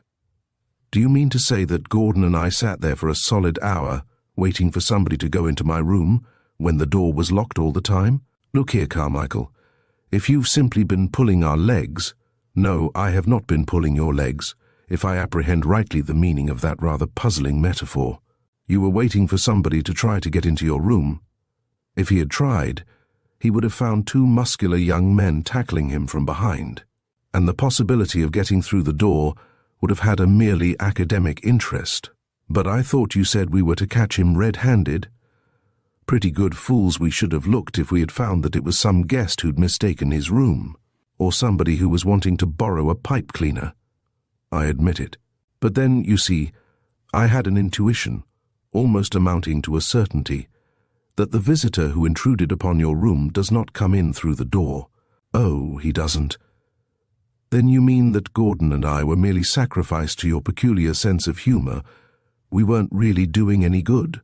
"My word, Carmichael, you are always too hasty in leaping to conclusions. You were doing a great deal of good by sitting up in the room opposite. You were convincing the mysterious gentleman that I expected him to come through the door, and it was that conviction which emboldened him to pay you a visit last night. I am sorry to have practiced any deception on you two, but really it was the only means that occurred to me for inducing the gentleman behind the scenes to act as he did. And after all, I only made you sit up for an hour." "An hour," said Gordon, "cannot be properly measured by the movements of a clock, an inanimate thing which registers time but doesn't feel it. Many things lengthen time, but three things above all: darkness, silence, and not smoking. The watch we kept last night was a fair equivalent for 3 hours over a fire with a pipe. Well, I apologize, but you will be glad to hear that the experiment succeeded. Somebody did come into your room last night, Reeves, and wandered all over it, though of course he found nothing that was of the slightest interest to him, because there was nothing to find." "And how do you know all this?" "That is where the chewing gum comes in. Secatine would have done, but chewing gum is more certain. I do not profess to understand why people chew. My impression is that it is merely a kind of fidgeting. Those people who talk about the unconscious would probably tell you that all fidgeting is a form of compensation. Observe that word, for it is the great hole in their logic. Their idea is that so-and-so does not murder his grandmother, but he does twiddle his thumbs. They will tell you, consequently, that twiddling your thumbs is a kind of compensation for not murdering your grandmother, but the whole strength of their case should rest on their ability to prove a connection between the two things, and instead of proving it, you will find that they steadily assume it. However, as I was saying, the peculiarity of Van Buren's special chewing gum is this, that it can be drawn out to an almost indefinite length, and forms a thread of almost invisible fineness. If you stretch such threads, say, between one chair and another all over a room, as I did round your room, Reeves, last night, the great probability is that a casual visitor will walk into it and carry whole strands of it away with him, without noticing anything peculiar." "What?" said Reeves. "You mean like Sherlock Holmes and the cigarette ash on the carpet?" It was not one of Holmes' more original performances. He had been anticipated in point of fact by the prophet Daniel. You should read the story of Bell and the Dragon, Reeves. "And now," said Gordon, "I suppose we proceed to the station and take a good look at the trouser ends of all our club fellows as they wait for the London train?" "Why, no, I do not think that method would be very fruitful. My idea was not to discover who it is that visits Reeves's room, but to make sure that there is somebody who does so, and that he does not come through the door. In fact, that he comes through the window." No, my dear Gordon, it is not everybody who has your agility in negotiating windows. The windows in question are a good 20 feet from the ground. There is no drain pipe near them, and anyone who attempted to put a ladder up to them would leave traces among the begonias beneath which even a caddy would not. Find it difficult to follow up. Well, come on, don't be so mysterious. What is it? A secret passage? That seems to be the only sensible solution. One does not, of course, expect a secret passage in a clubhouse. But then, you see, this is not like other clubhouses, and you, Reeves, must have been struck like myself by the significance of what Marryatt was saying last night. What was Marryatt saying last night? Why, that the Oatviles were Catholics, nay, were noted recusants, right up to the time of the 3rd William. That means, of course, that they harboured priests, and you could not harbour priests within this distance of London without having a priest's hiding hole. There was a man, his name escapes me at the moment, who made it his special business to go about constructing these hiding holes.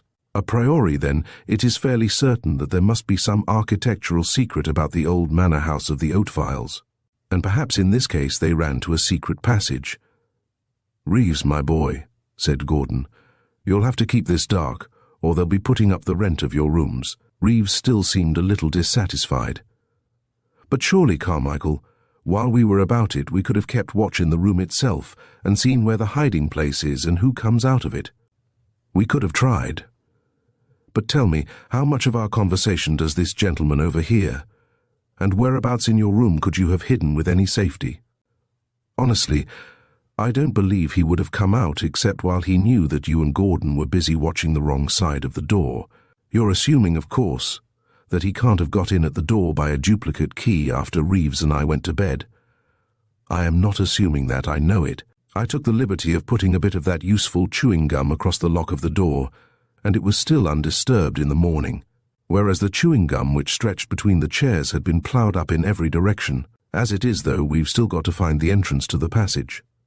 As you say, I thought we might spend a happy morning looking for it. Let's see, there is a piano in your rooms. Do you play it?"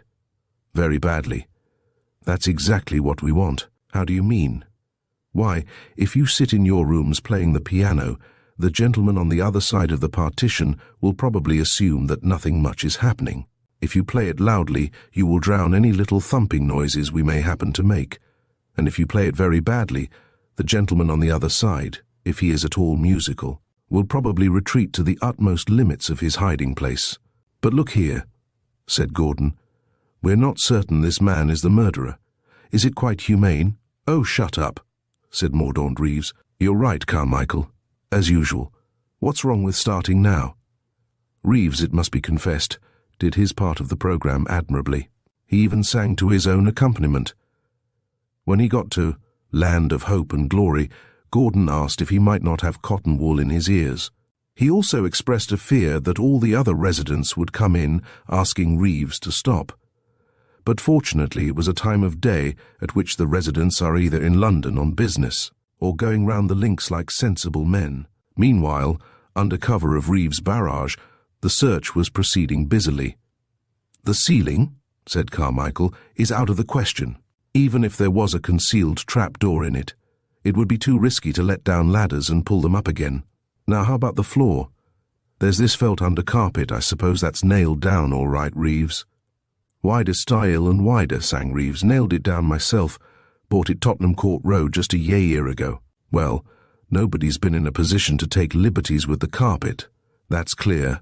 And it goes right up to the edges of the floor, so I think we may rule the floor out too. Now, Gordon, you've 4 walls to choose from, one with the door in it, one opposite with the windows in it, one with the fireplace in it, and one blank, where the bookcase stands. Which are you betting on?" "I'm not betting on any, but I'm maintaining that the door wall is the one to search first, because we've only to open the door to see what thickness it is. There's something in that.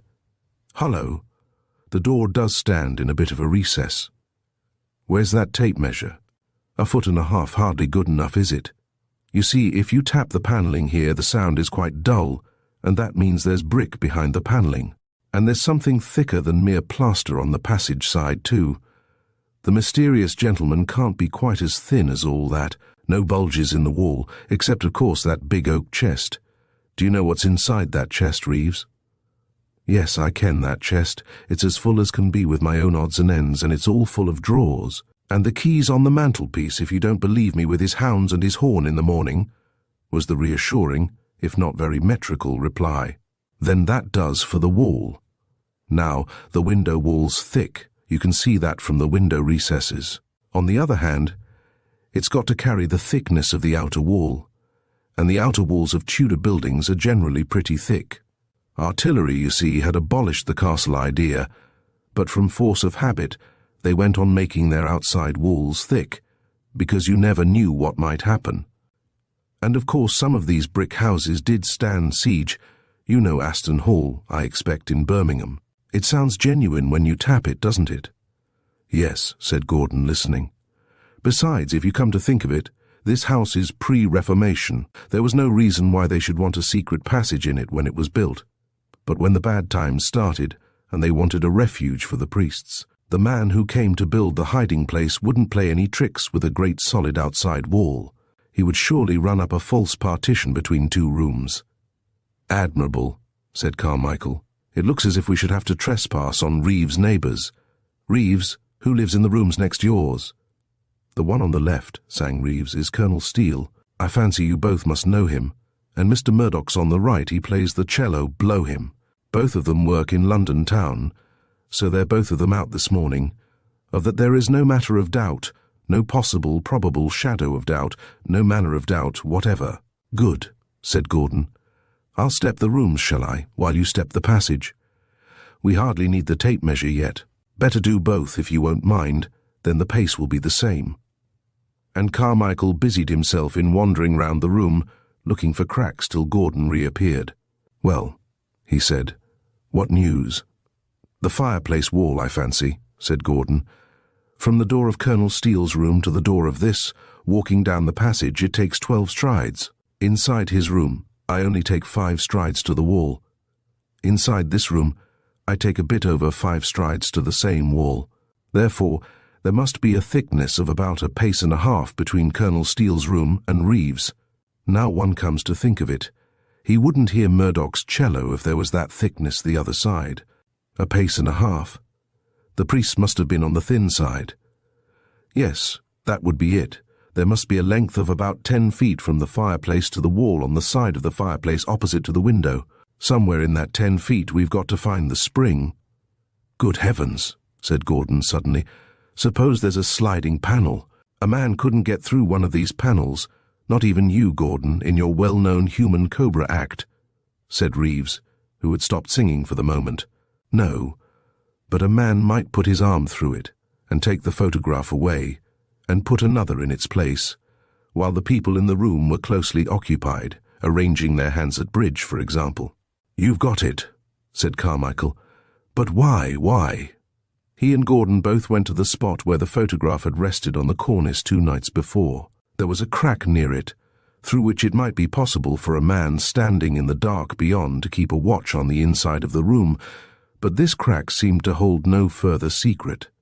It was Gordon who eventually, fingering the little mouldings on the lower side of the cornice, found one which pushed upwards, acting as a sort of latch.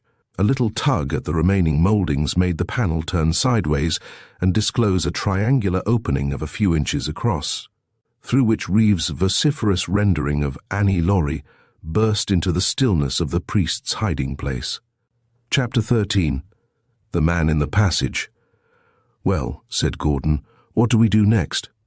The first thing, said Carmichael, is to shut up this hole again exactly as it was. The next thing is to discuss what we do next. And Reeves, I think it might be best if you went on playing for a little. If music be the food of detection, agreed Gordon. Play on. Give us excess of it, that surfeiting the mysterious gentleman behind the panelling may sicken and so die. Well, he can't have come through that hole, can he? No, said Carmichael, but there's certain to be another catch just inside which will open the secret door. You see, that hole is obviously for a man to put his arm through, and as the armhole opens from this side, the catch of the door will clearly open from the other. But, just personally, I don't very much want to open that door without considering first what we're going to find on the other side. Is the man armed, for example? Is there likely to be another opening he can escape through? I confess to an aversion from taking any risks. If he came here straight from the railway, said Reeves from the piano, he wouldn't be likely to have any firearms with him. But you forget, said Gordon, he must have an accomplice outside, somebody who brings him food. Why not weapons too? It's a conceivable plan, said Carmichael, to keep a lookout and catch this confederate of his, because the confederate presumably uses some other entrance, and if we found that, we could wait at that end and let Reeves go on playing the piano to him. He couldn't stick it much longer. No, that's all very well, but I really think we ought to do something at once, before this man sees that there's something up and possibly makes a bolt for it. I know the direct method sounds silly, but I propose that we should go in and take a look round. I don't mind going first. I don't see much good in all three of us going in. What happens if our man breaks cover through the other entrance? You see, it may be a member of the club all the time, who could turn up smiling at the other end, and nobody have a right to question him. One moment, said Carmichael. Now we come to think of it, we do know where the other end of the passage was. We know that the old chapel was the present billiard room. Why not lock this door and go down to have a look at the billiard room?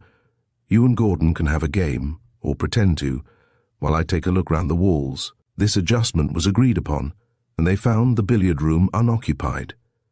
It seemed, however, to show signs of recent habitation, for the dust cloth had been taken off the table, the balls were out, and a cue laid across one corner, as if to indicate that they were not to be disturbed. But this was voted accidental. The red was on Spot, and the plain ball spotted in baulk. Spot was in baulk, obviously as the result of a deliberate miss, and a glance at the scoreboard showed that Spot had not scored, while Plain had scored one from Spot's miss. In fact, it appeared that two people had started a game and interrupted it after the first stroke, a miss in baulk. "Come on," said Gordon. "Nobody can want to have those balls left undisturbed." And the two proceeded to play, with a good deal of noisy conversation, while Carmichael investigated the walls. "You see," he said, "the same old pattern of cornice in the panelling. With any luck the spring will be the same." And sure enough, before 10 minutes were up, he had identified the spring. "That settles it," said Gordon. "We'll get Marryatt, and he and Carmichael can keep watch outside the billiard-room door. Reeves and I will go down the passage from upstairs.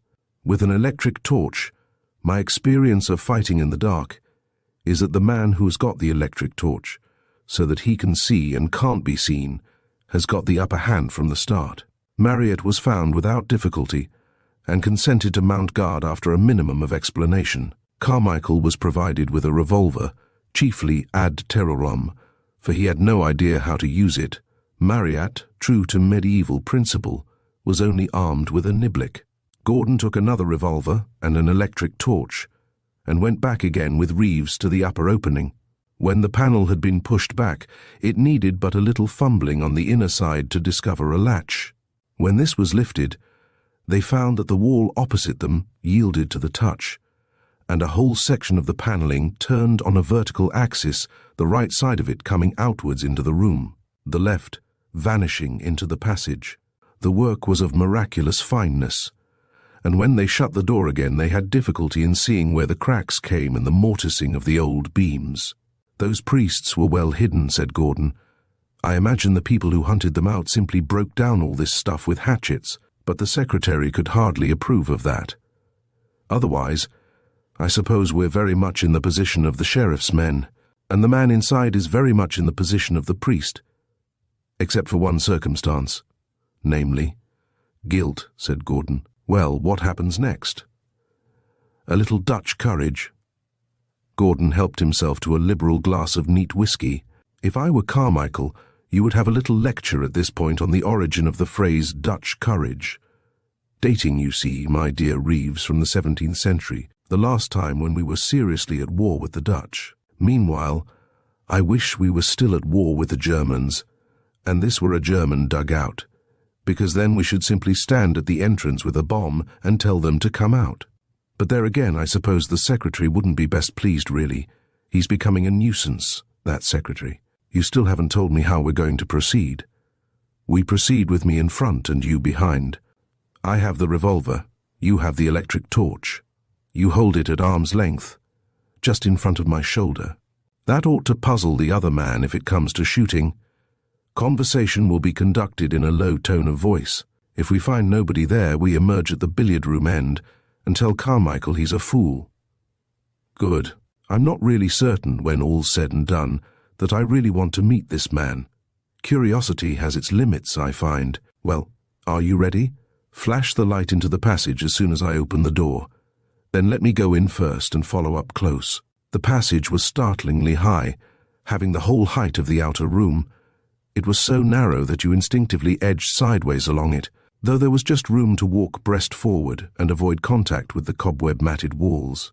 It began to descend almost immediately, by a series of wooden steps, and by a rough calculation Gordon made out that they were below the level of Reeves's floor by the time they had reached the parallel of Reeves's inner wall.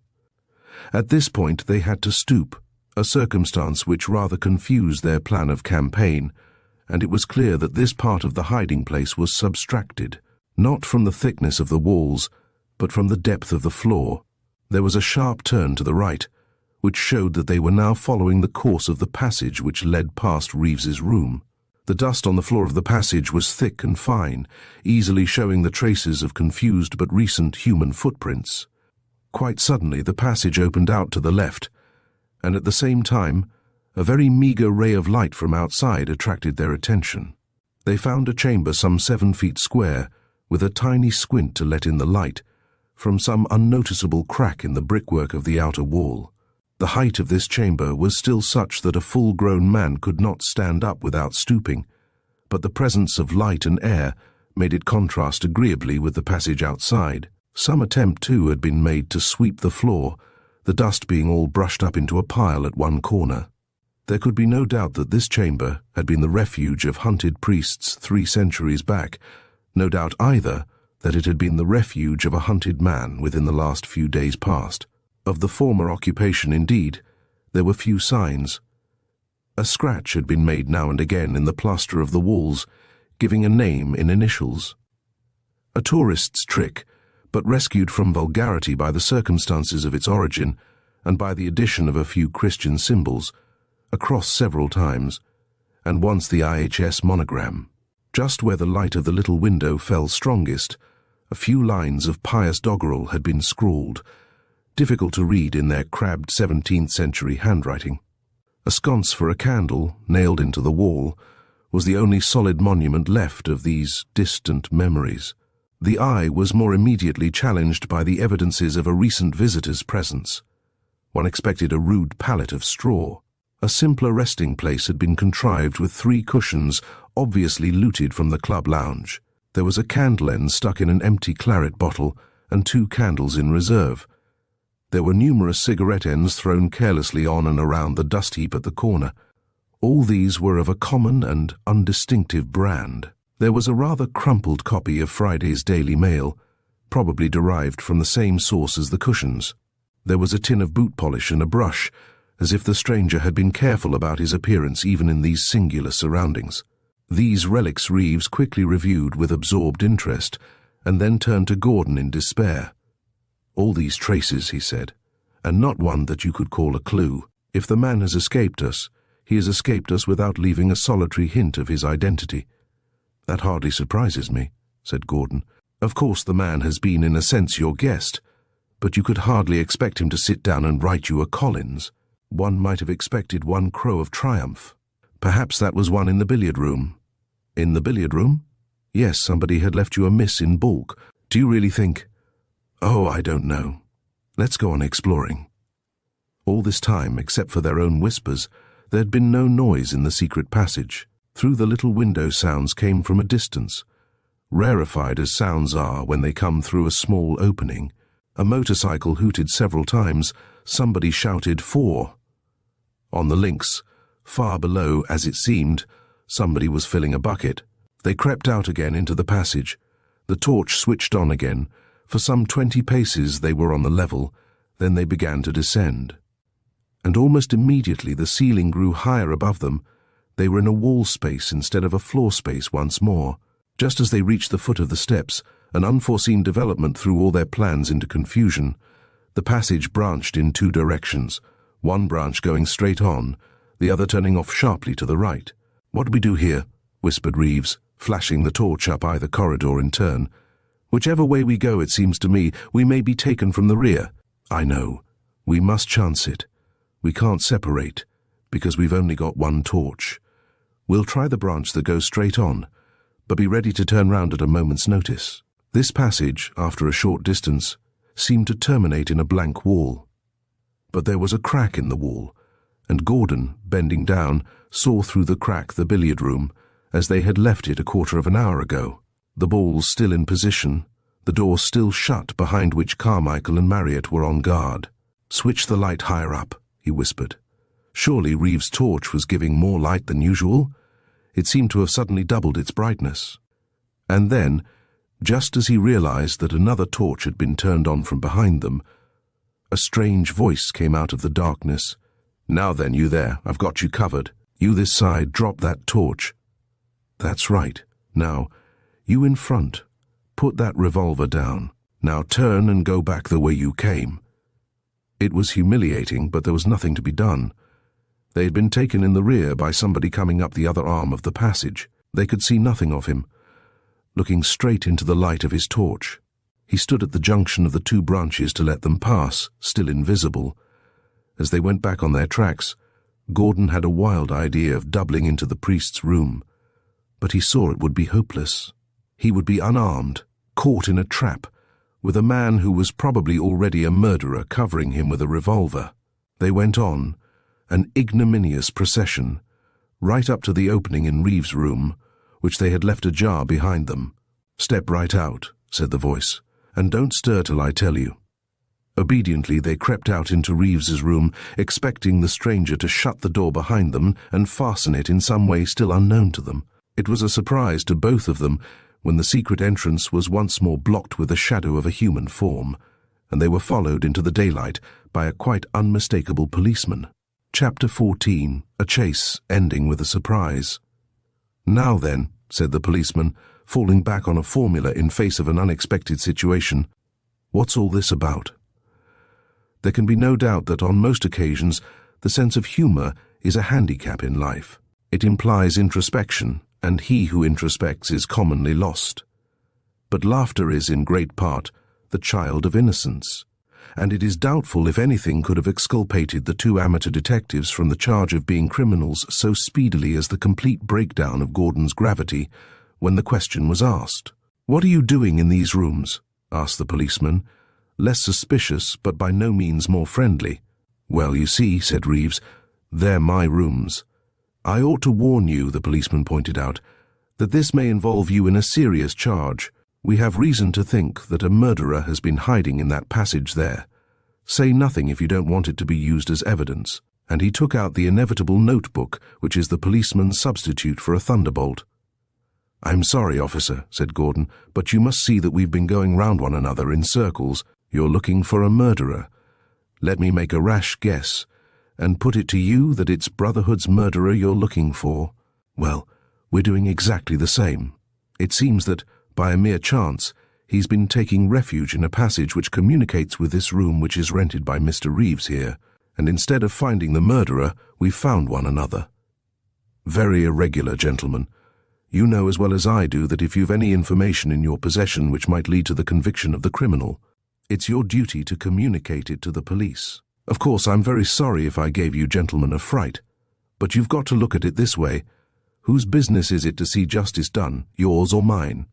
You see, if it hadn't been for you gentlemen giving the alarm, not meaning to, I'm not saying you meant to, but if you gentlemen hadn't given the alarm, I might have got this chap bottled up properly in the passage there, and now how am I to know where he is? That's the way you've got to look at it." "But the coroner's jury brought in a verdict of suicide," objected Reeves. "Ah, that may be, but you see it's this way. The force isn't tied down by what the coroner's jury says, and if the force has its suspicions, then it acts accordingly. And if anybody else has their suspicions, then it's their duty to communicate them to the police, do you see? And then the police can act accordingly. "Well, I'm very sorry if we've interfered with your plans at all," said Gordon, seeing that the Olympian rage was taking its normal course, and simmering down into a flood of explanatory platitude. "We were meaning to take a little something. After all that hunting about in the wainscoting, it's dusty work. I suppose it's no good asking you to join us, Inspector? Sergeant, sir, is what I am. Of course, it's against the regulations, strictly speaking, when on duty, but if you was to offer me something just to show there's no offence taken, why then I won't say no to a glass." And, as the pledge of amity began to flow, Jove ratified his compact by the infallible formula, "Here's to your very good health, gentlemen." Reeves felt that the moment had arrived for cooperating with Scotland Yard. The fact that Scotland Yard, with no golf balls and no photographs to guide it, no Carmichael and no chewing gum to aid it, had after all got on the track of the right criminal, began to impress him. "Well, Sergeant," he said, "there's not much sense in either of us playing a lone hand, is there? What I'm asking myself is, why shouldn't you and we hunt in couples?" "Very sorry, sir. Of course, any information you may see fit to give the police will be acted on accordingly, but you see it's against our regulations to take civilians about with us when we're on duty. That's how it is. Not but what, as it's all between friends, I don't mind taking you gentlemen downstairs and showing you the other door of that there passage as you didn't see and I came in by." The fact that Carmichael was still at his useless post occurred to the two friends at this point and made them consent to the indignity of a personally conducted tour. "In a cellar the other door is, but it's a cellar you have to get to from the outside," the sergeant explained, leading the way downstairs. They were not destined to complete on that occasion their experiences of the passage. They had only just got out of the front door when the whirlwind figure of a second policeman almost cannoned into them, and their attention was directed to a motorcycle, with sidecar, just disappearing through the lodge gates. "It's 'im," panted the newcomer. "Gone off on the blinking bus." The mystery man had disappeared, and disappeared with singular effrontery, on the very vehicle on which the representatives of the law had come to track him down. "Come on, Sergeant," shouted Reeves, rising to the occasion. "I've got my car only just round here, and she'll do a better pace than anything else you could pick up." And, while the agitated sergeant explained to Gordon the message he wanted telephoned to the station at Binver, Reeves did a record time in starting and bringing round to the front his new Tarquin Superbus. It was scarcely 3 minutes since the disappearance of the adventurous stranger, when the two policemen, one at Reeves' side and one luxuriously cushioned in the tonneau, bounded off down the drive in pursuit. "What does that car of yours do, Sergeant?" 40. "I can knock 50 out of this easily, as long as we don't get held up anywhere. I say, what happens if some of your friends want to run me in for furious driving? You'd get off with a caution, sir, and it wouldn't be in the papers. You're all right, don't you worry, as long as you don't run into anything." Indeed, at the pace Reeves was making, it seemed highly desirable that they should not. The motorcycle was still out of sight, and it seemed likely enough that they were on a forlorn quest. About half a mile from the club, the road split into two, either branch joining the main London road, but one going southwards and one going northwards to meet it. Would the fugitive make for the crowded suburbs, or for the open country to the north? The question was fortunately decided for them when they saw a more than usually self-diffusive herd of sheep blocking up the northern arm. Nobody in a hurry would have tried to penetrate that bleating barrage when he saw a clear road to his right. Whatever his plans had been, it must have been the London direction he had taken. In a moment they had dived under the railway close to Paston Oatvile station and swept round into the open current of the London main road. Saturday was not yet far advanced enough to have released its stream of pleasure traffic, so late in the year especially. Their right-of-way was disputed only by occasional lorries and market carts.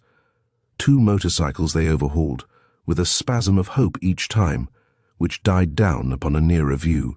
The road was for the most part a gentle switchback, rising and falling over the long folds of the countryside, and at the top of each incline their eyes swept the stretch in front of them for a sight of the fugitive. The surface in front of the engine seemed to spring into a cascade and jumped out on you suddenly. The sere hedges became streaks of gold. They had gone 10 miles without sighting their quarry, and the sergeant began to grow anxious.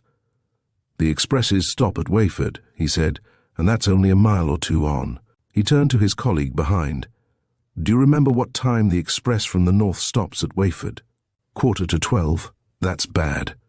You see, sir, if he gets to Wayford before we catch sight of him, he may drive through it, or he may turn aside to the station. And if he makes for the station, he'll most likely catch the express for London. So can we, if we don't get held up at Wayford. 11:45, did you say? I think we ought to do it. But if we don't sight him first, it's a bad lookout. What's that on ahead? That's not the one, sir. Ah, there's the good sidings. Express isn't signalled yet. Wayford is a straggling, unpleasant town, which seems to cast a blight on the road as it passes through, and they were mercilessly bumped. More than once, too. They had to slow down. And finally, to crown their disappointment, they saw the gates of a level crossing shut against them. Then, just as Reeves was slowing down, the gates began to swing open, and the sergeant suddenly crowed with delight. That's him, sir. Got held up at the level crossing, and now he's only half a minute's start of us. The remainder of the race was a thing only to be remembered in nightmares. The children that only just got out of the way in time, the dog that didn't, the lorry that wanted to turn in the middle of the road. But they had their man marked now, and could see that he was making for the railway, could hear, too, the whistle of the express and the grinding of the brakes as it slowed down into the station. At the further platform, a quiet rural train with the label Binver was sitting on its haunches and panting after the exhaustion of its last 5-mile crawl. The station master was fortunately found, and the progress of the express held up in the interests of a police search. The fugitive had left the sidecar standing at the entrance and lost himself among the passengers before his pursuers could alight. The search, laboriously and muddle-headedly carried on with the aid of the station officials, lasted some 5 minutes without any result. Fussy passengers might have been paid by the criminal to delay operations, so ready were they with helpful advice. At last an inspector pointed to a door on the non-platform side of an empty first-class carriage, which was unfastened. Got through onto the 6-foot way, that's what he's done, and slinking round on the other platform maybe. Wrong, shouted Reeves in a flash of inspiration. He got through into the Binver train just as it went off, and hadn't time to shut the door properly. Sergeant, it's us for the road again. The sergeant hesitated, then allowed himself to be fascinated by the theory. The station staff was left with orders to go on searching. The sidecar was entrusted to the Wayford police, and within a quarter of an hour of their arrival, Reeves and the 2 Binver policemen were tearing back along the main road as fast as they had come down it. Local trains waste most of their time waiting at stations and chatting to the signalman. When they are on the move, they are not really easy to catch even with a fast motor, especially when they have nearly 10 minutes start. There was no stop, so far as this train was concerned, between Wayford and Paston Oatvile. Paston Oatvile had, of course, been warned to hold up the train on arrival, but the staff there was neither numerous nor intelligent, and it seemed very probable that the elusive passenger would be on his travels again, if they could not be on the platform to intercept him. This time Reeves excelled himself, and so did the Tarquin. There was no doubt about the objective, no mental undercurrent of hesitancy to breed infirmity of purpose. The driver himself became part of the machine, a mere lever in the relentless engine of human justice. Almost all the way the line was visible from the road, and as reach after reach of it was disclosed, 3 pairs of eyes searched for the puff of smoke that would mark the Binver train. They saw it at last when they were a full mile off. A moment more, and they were at the station gates almost before the wheels of the train had stopped. 3 harassed officials were explaining to irritated passengers that they must keep their seats, please, and so began the cruel, inevitable search for the traveller without a ticket. They found him at last, sitting apparently unconcerned in a first-class carriage. The police did not bring him out, but climbed in after him. Reeves went up to endure the effusive gratitude of the sergeant, and caught sight, as he did so, of the prisoner's face. It was Davenant. Chapter 15. Gordon takes the opportunity to philosophize. "It seems," said Carmichael, blinking through his spectacles, "that I have been mistaken. My old tutor always used to say to me, 'That was Benger,' I suppose he'd be before your time, Gordon. Of course he was. Benger always used to say to me, Mr. Carmichael, always follow your nose. You've got a straight nose, Mr. Carmichael, but a crooked brain. Very witty old chap he was, Benger, always saying things like that. It was a dashed funny mistake too, mused Reeves. Do you realize that quite possibly Davenant may have stood behind that hole in the wall and heard us coming solemnly to the conclusion that he didn't exist, that he never had existed, except as a sort of spiritual projection of old brotherhood, and now, consequently, he had ceased to exist? And what is still more singular, said Carmichael, is that so far from helping the cause of justice, we seem to have actually hindered it. For I take it there can be little doubt that it was our tapping and measuring upstairs which put Davenant on his guard and made him bolt. Tapping? Measuring? Protested Gordon.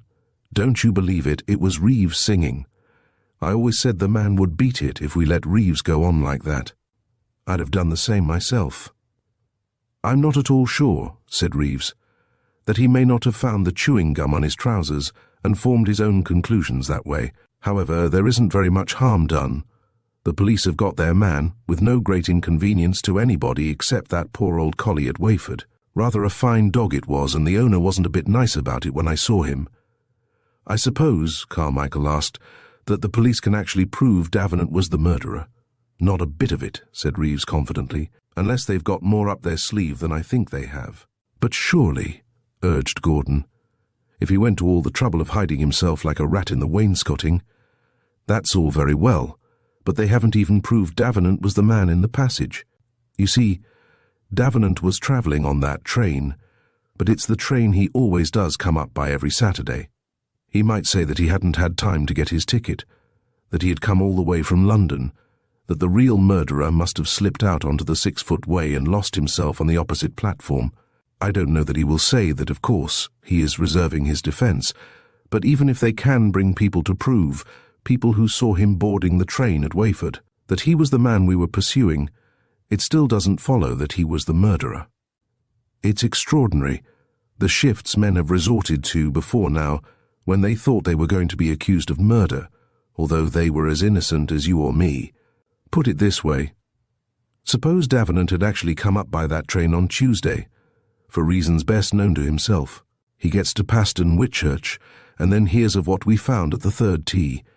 He cannot give any plausible explanation of his coming back here on Tuesday at all. He has some grudge against Brotherhood which we know nothing about.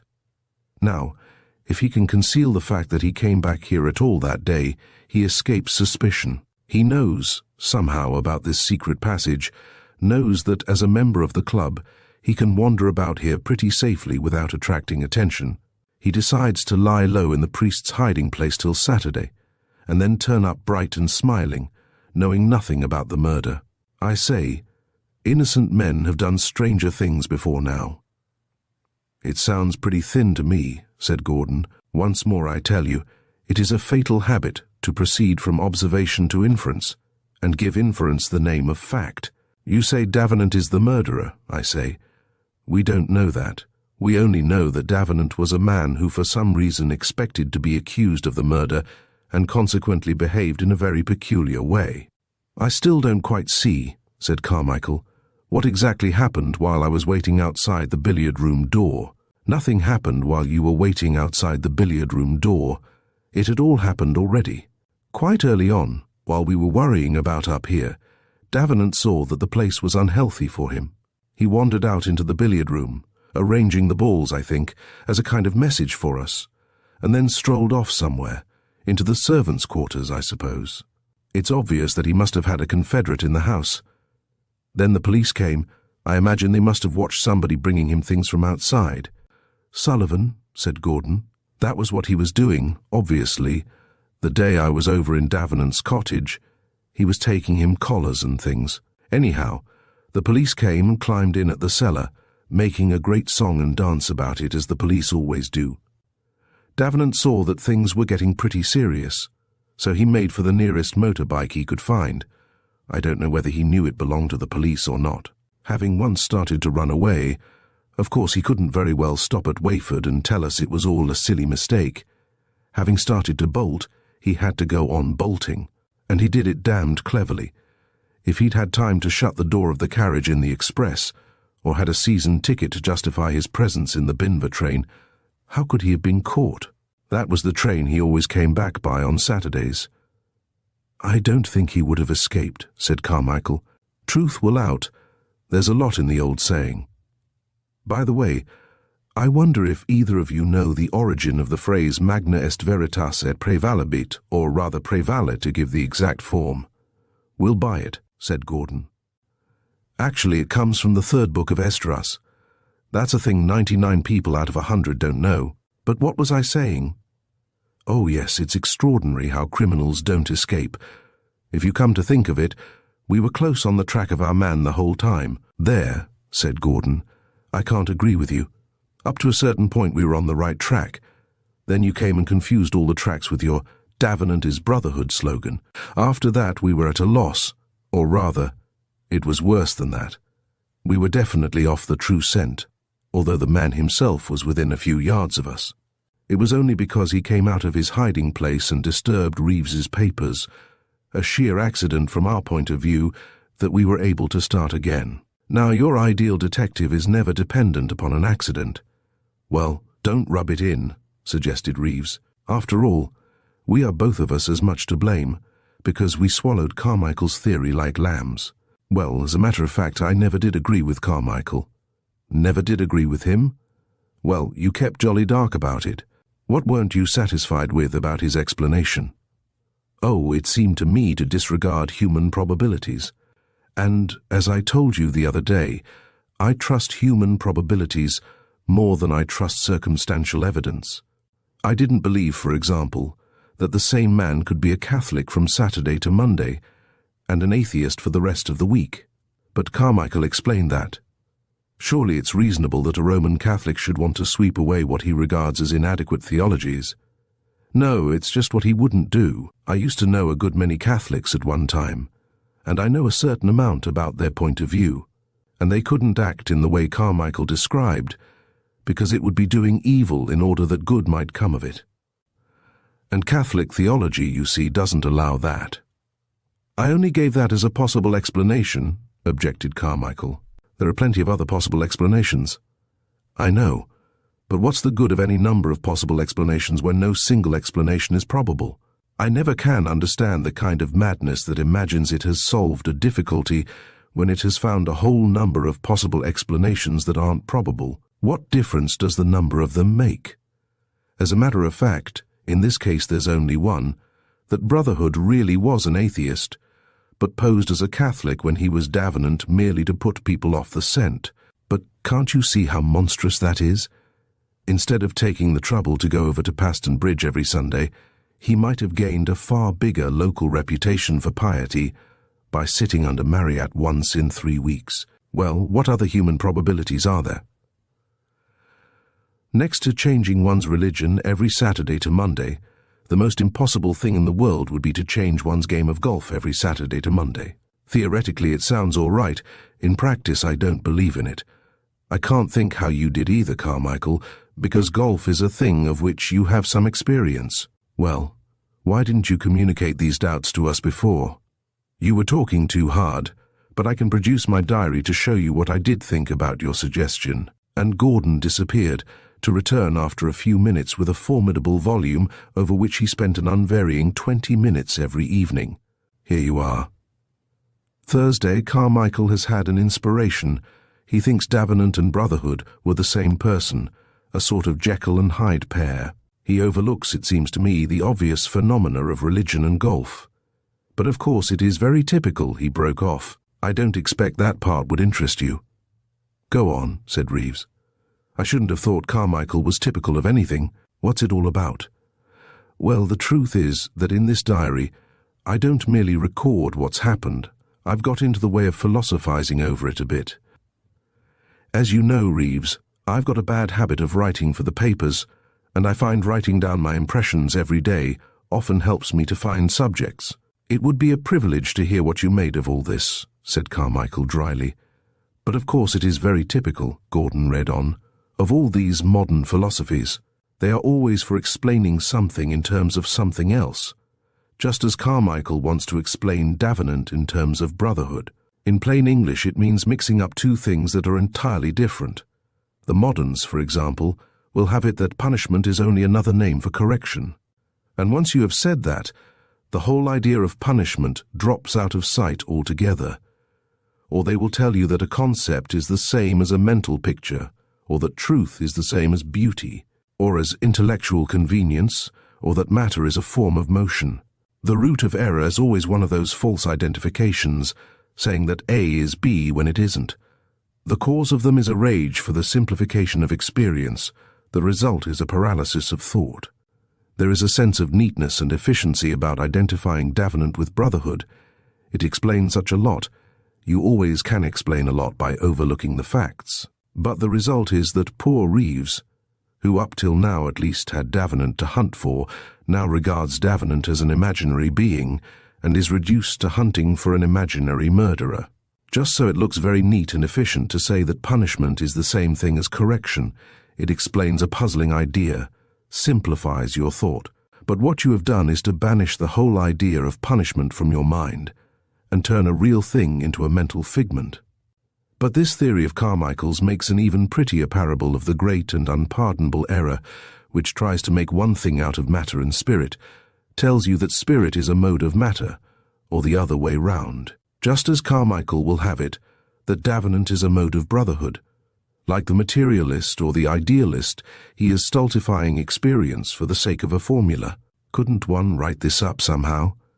Brotherhood, representing matter, leaves off where Davenant, representing spirit, begins. Carmichael, representing the modern mind, finds this an excellent reason for supposing that they are really somehow the same thing. The materialist sees brotherhood everywhere, the idealist sees Davenant everywhere, and consequently neither of them can solve the detective mystery of existence. It looks as if one could work up a sort of Oriental mythology out of it, as good as most Oriental mythologies anyway. And the joke of it is that Davenant's really round the corner the whole time. I say, that was a pretty good shot anyhow. Why, Carmichael, I even seem to have anticipated your discovery of the secret passage. Said Carmichael. There are some interesting half-truths in all that. Chapter 16. Reeves promises to do his best. The conversation recorded in the last chapter took place, I forgot to say, on Saturday afternoon. It was while he was at tea downstairs that a message was brought into Reeves telling him that a lady wished to see him on urgent business. She would not give her name, but she was waiting for him in what was called the small lounge, a dreary little room, which had something of the air of a hospital waiting room. She would be glad if he could come as soon as possible. Disregarding Gordon's suggestion that he should take Carmichael with him as a chaperone, he made his way to the small lounge with some feeling of self-importance, and found himself most unexpectedly confronted with Miss Rendall-Smith. "I'm afraid you think badly of me, Mr. Reeves," she said, "and you'll probably think worse of me before I've finished." Reeves gurgled dissent. "The other day I turned you out of the house and told you to your face you were a liar. And that's a bad introduction for me when I have to come to you, as I come now, asking for your help." Reeves was horribly embarrassed. You can offer whiskey to a policeman to show there is no ill feeling, but it is more difficult to offer it to a lady. "I'm sure I should be very glad to be of any use," he said. "I seem somehow to have made a bad impression on you the other day, though I still haven't the least idea how. Wouldn't it really be better if we put all our cards on the table and treated one another frankly?" "That's just what I want to do, and as a sort of guarantee of good faith, I'm going to tell you exactly what it was that made me suspicious of you the other day. You brought me a photograph of myself, and told me you had found it on the body of the man who was killed. Now, I was quite prepared to believe you he had got, and I knew he had got, a photograph of me. But the photograph you showed me was not the one I gave him. It was a portrait taken on the same occasion, at the same sitting, but it was in a slightly different pose. So I thought, you see, that you were setting a trap for me. Your manner was so dreadfully come now, young woman, I know all about you, that I really thought you were a policeman, and were trying to bluff me in some way. No, I haven't finished yet. There was one person living round here who had a copy of the other photograph, the same kind as you showed me, and that was Mr. Davenant, whom they arrested this morning as the murderer." "I see," Yes, of course you must have thought I was trying it on. The fact is, I don't yet know exactly how that photograph got into my possession, but I can give a guess now, which I couldn't have then. And he described in outline the discovery of the secret passage and the sliding panel. You see, if it was Davenant who was behind that panelling all the time, it was quite possible for him to take away the portrait we found on Brotherhood, and to put the portrait you gave him there instead. I can't think why he should have wanted to do it, but there were 4 of us who all thought at the time that the photograph looked different when we took it down from the cornice, and that's quite natural, if it really was a different one. Well, all that gets us into the reason why I called. Mr. Reeves, are you working in any sort of cooperation with the police? No, I helped the police by taking them to Wayford and back in my motor, but I'm not working for them. I'm working on my own. To tell the truth, I haven't very much confidence in the intelligence of the police, or in their methods. He omitted, somehow, to mention that the cooperation of civilians was contrary to police regulations. In that case, I can speak freely. But I want you to understand, please, that I tell you all this in complete confidence so far as the police are concerned. Now, will that be all right? I mean, I suppose you will be called as a witness. I suppose that they can only call me as a witness of how I found the body on Tuesday and how I took the police to Wayford today. There is no reason why they should expect me to have any theories about who the murderer was. I think it will be all right. Well, I'll risk it anyhow. You see, I know that the police, once they've caught a man, will always want to convict that man, merely so as to save themselves trouble and save their own faces. That's my experience of them, certainly. Reeves had no experience in the matter whatsoever, but there was no harm in agreeing. Well, I'd better tell you about myself first of all, and how I come to be mixed up in the business. My name isn't legally Miss Rendell Smith, although it was my maiden name. My legal name is Mrs. Brotherhood. You mean that you are his widow? It must be a wonderful thing to be a detective, Mr. Reeves. Reeves was thrilled with the compliment, which a more introspective person might have suspected of irony. He suddenly remembered that a detective ought to have a notebook and write down facts in it. He had no notebook, so he said, "Excuse me," and fetched a sheet of the club notepaper. On this he wrote down in pencil, Miss R.S. equal to Mrs. B. It looked rather silly somehow when he had written it. I was brought up in these parts, Mr. Reeves. My father used to be rector of Binver. When that photograph was taken, those photographs were taken, my father was still alive, and I was still unmarried. The only person who'd ever asked me to marry him was Mr. Davenant. I expect you know that he belongs to these parts too. I didn't actually know it. The phrase suggested that Reeves might have inferred it, but had not any direct information on the point. I suppose he didn't live at the hatcheries then? No. His people had a house near here which has been pulled down since. His mother, of course, was an Oatvile. To be sure. Reeves sucked his pencil and wrote down, Mr. Davenant, Senior M, Miss Oatvile. Then a light burst upon him. Good heavens, he said. Then that's why he knew about the secret passage. He would, of course. He's told me that he used often to play here when he was a boy. Then there was a coolness between his people and the Oatviles. I think because his people became Catholics. No quarrel, you know. Only they didn't see so much of each other after that. Anyhow, Mr. Davenant was badly in love with me and wanted me to marry him.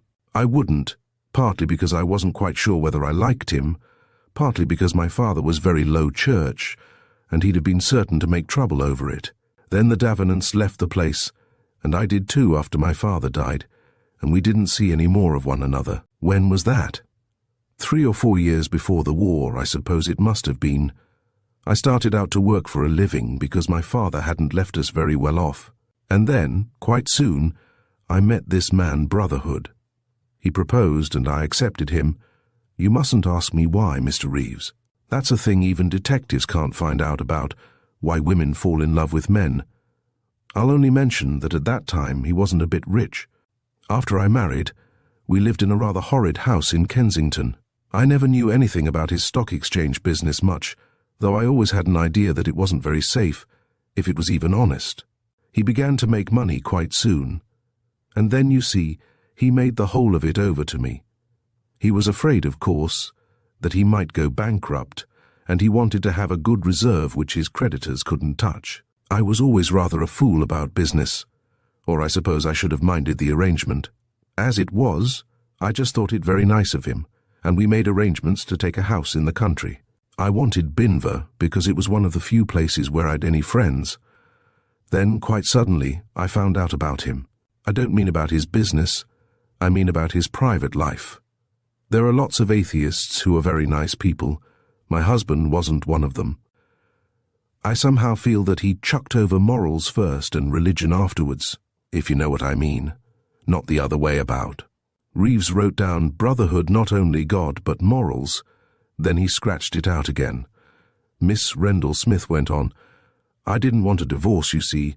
I'd been rather strictly brought up about those things, and of course he didn't want one because of the money. Just when I wanted help and advice, I met Mr. Davenant again, and he was furious when I told him about it all.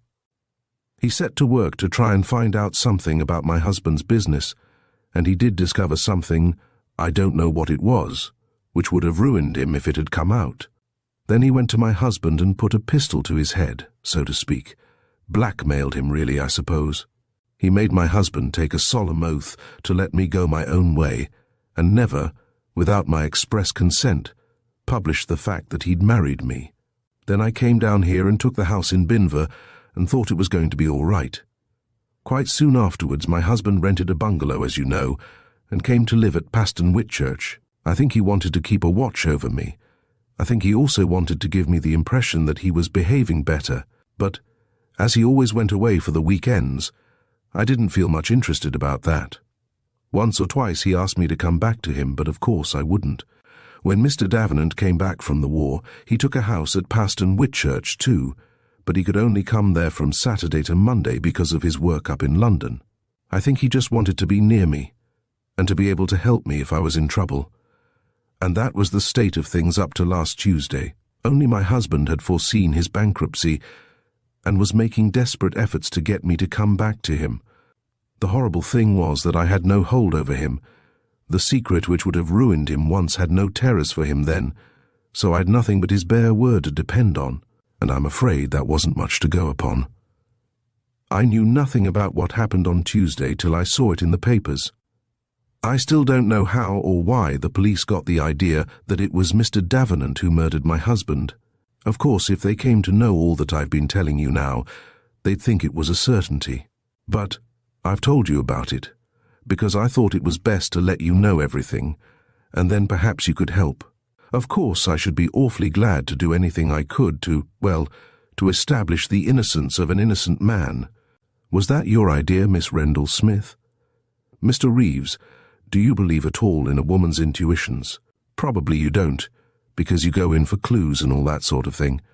But I assure you, I'm as certain that Mr. Davenant never laid a hand on my husband, as I'm certain that you're sitting in that chair. I can't explain the feeling, I can't analyze it. It's like a sort of sixth sense to me. I've always had these strong intuitions, and they've always been right. So I'm asking you, quite fearlessly, to work on this case as hard as you can, and examine all the evidence you've got. I'm perfectly certain that the effect of that will be to prove Mr. Davenant's innocence. I know he ran away and hid himself, but after all, that's a thing an innocent man may easily do if he's afraid of being charged with murder. I was saying the same thing to my friends only this afternoon. Mr. Reeves, you're wonderful. And of course you've got to remember this. Mr. Davenant he's still in love with me. And you see, he must have known that if he were charged with the murder, my name was likely to get dragged into the thing. So it wasn't only for his own sake that he tried to get away. Well, I'll do my best. But you can't throw any light on the whole thing yourself, except for what you've said.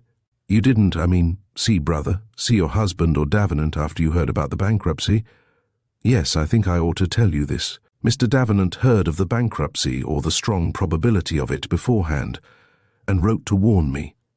So I went up to London to see Mr. Davenant, and came back that same afternoon. He wanted to take me back to Binver on the earlier train, but I wouldn't let him. I didn't want to be seen travelling with him. The result was that he travelled on that fatal train with my husband, and so drew on himself the suspicion of murder. I don't think I can ever forgive myself for that. Did Davenant hint to you at all that he meant to see Brotherhood about it? No, never. He said there was still hope that my husband would stick to his word like a decent man. There's one other question I want to ask you, a rather odd one. Have you any reason to think that Davenant was carrying a golf ball in his pocket when he came up on Tuesday afternoon? He might be, of course, but he would hardly have mentioned it, would he? No, only I had a special reason for asking. Well, Miss Rendell-Smith, I'll do my best, and if I want any more information, I suppose I can come over and see you. Are you on the telephone? Yes, it's Binber 35. Thank you so much, Mr. Reeves. I shall expect great things of you. And he showed her out, still smiling encouragement. That's a damned fine woman, he said to himself as he shut the door after her. Chapter 17. By which train? He met Marryatt on his way upstairs, Marryatt looking pained, as he always did when bad news went round. I must congratulate you on your driving, Reeves. It's all over the club. But when I think of that poor fellow Davenant, I wonder now, do you think perhaps the jury will find Davenant was insane? Why do we always assume it's a madman's act to take one's own life, when it's surely a far more desperate thing to take anybody else's? Did you think, from what you saw of Davenant, that he was in mental health? My dear Marryatt, said Reeves, you're jumping to conclusions again. The police have arrested Davenant because his movements since the time of the murder have been suspicious, and he has got to account for them. But there isn't any positive case against him as far as I know. I'm afraid the facts are only too clear, said Marryatt, shaking his head. A man doesn't conceal himself so carefully unless there's a guilty conscience behind it. But I still ask myself, was it a sane man's act? Reeves was a little disappointed to find the assumption of Davenant's guilt so universal. People, he felt, were confoundedly illogical. He went to look for Carmichael, in the hope that he might have some new illuminating theories, but Gordon discouraged him. Carmichael says he's sick of the whole thing, and he's going back to golf. He speaks quite vindictively of Davenant, and really, I think, wants to see him hanged for not having been Brotherhood after all. It's an odd thing, human nature. Well, look here, Gordon. I've been seeing Miss Rendell-Smith, and she's been giving me a whole lot of information. Come and sit in my room for a bit, and let me get it clear. Then we can think the case out all over again. Gordon was not impressed by the recital of Miss Rendell-Smith's disclosures. It seems to me, he said, that every word of that makes the case against Davenant stronger instead of weaker. The one thing we had still to look for was a motive. And here's a motive ready-made. Davenant had every temptation to want Brotherhood out of the way. It would rid the world of a worm, and leave the course clear for him to marry the widow. I hope she won't go and tell all that story to the counsel for the defence. But what impressed me, objected Reeves, was this. Nobody knew more clearly than Miss Rendell-Smith what temptation Davenant had had to commit the murder, and yet nobody could have been more positive about Davenant's innocence. What I mean is this. Isn't the strength of the prima facie evidence for his guilt the strongest possible test of her belief in Davenant's innocence? Credo quia impossibile, you mean? Well, personally, I don't attach very much importance to the lady's feelings. I think that's very inconsistent of you, Gordon. Only the other day you were saying you would rather trust the evidence of people than the evidence of things. But her feelings aren't evidence. I'm willing enough to trust in what she knows about Davenant, but I'm not willing to trust in what she says she thinks she has persuaded herself to think she knows about Davenant. And that is about the correct description, I should say, for a woman's intuition. Oh, come. You must have a little more imagination than that. Well, look here. She says she trusts her intuitions and wants you to trust them. She says she always does trust them, and they never fail her. Now, this is the woman who, with her eyes open, went and married a dirty little sharper like Brotherhood. If women's intuitions were worth anything, wouldn't she have had an intuition which told her she was throwing herself away on a nasty little worm? Well, let's leave her intuitions alone. I want to start out with an absolutely unbiased mind, with no presumption for Davenant or against him, and I want you to help me to go through all the evidence we collected and see if we can't make sense out of it somehow, because we haven't done that yet, Davenant or no Davenant. You mean you want to do some thinking aloud, while I sit opposite you and say, "My dear Reeves"? How on earth? From time to time? All right, start away. Well, look here. What was the most incongruous thing we found when we examined Brotherhood's body? You mean me to say the 2 watches? To my mind, it's the fact of his having a ticket. Because he surely had a season. He did. I went and asked specially at the booking office, but of course he might have left his at home by mistake. Yes, but that won't really do. Because on a line like this, surely the porters know most of the season ticket holders by heart.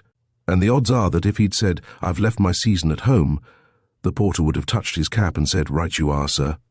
Now, knowing that possibility, that all but certainty, was Brotherhood fool enough to go and book before he left London?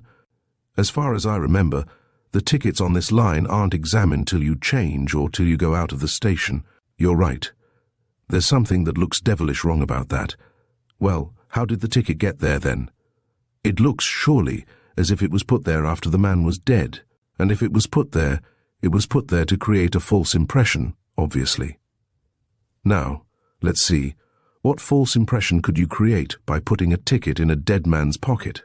That he was travelling on a different day, of course, that's possible. Yes, but that wasn't it. I mean, it wasn't on Monday that he was killed, because he was seen going up on Tuesday morning. They said that at the inquest. Good. Then that's excluded. Or you might create the impression that he was travelling third, when he was really travelling first.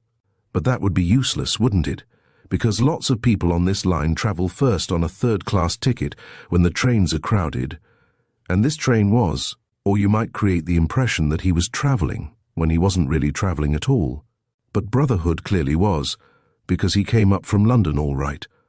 The only other false impression would be that his destination was different from what it really was. But dash it all, his ticket was for Paston, Whitchurch, and he was killed. Oh, good Lord. What's the matter? What fools we've been. Don't you see that if the man was really pitched out of the 3 o'clock from London, which doesn't stop between Wayford and Binver, a ticket for Paston, Whitchurch would disguise the fact that he came by that train, and make everybody think he came in the later one, the 4.50 from Paston, Oatvile. By gad, that sounds more promising. Then the murderer could prove an alibi by showing that he travelled on the 3 o'clock, eh? That would be about the size of it. Let's see, had we any other reason for assuming the 4.50 train? The watch, the wristwatch, that is, it had stopped at 4.54. You mean that it stopped at a moment when its hands were pointing to 4.54, but obviously it would be the simplest thing in the world to fake a watch. And I say, Gordon, we can prove it. Prove it? Yes, from the other watch, the stomach watch. Don't you remember it was still going when we found it?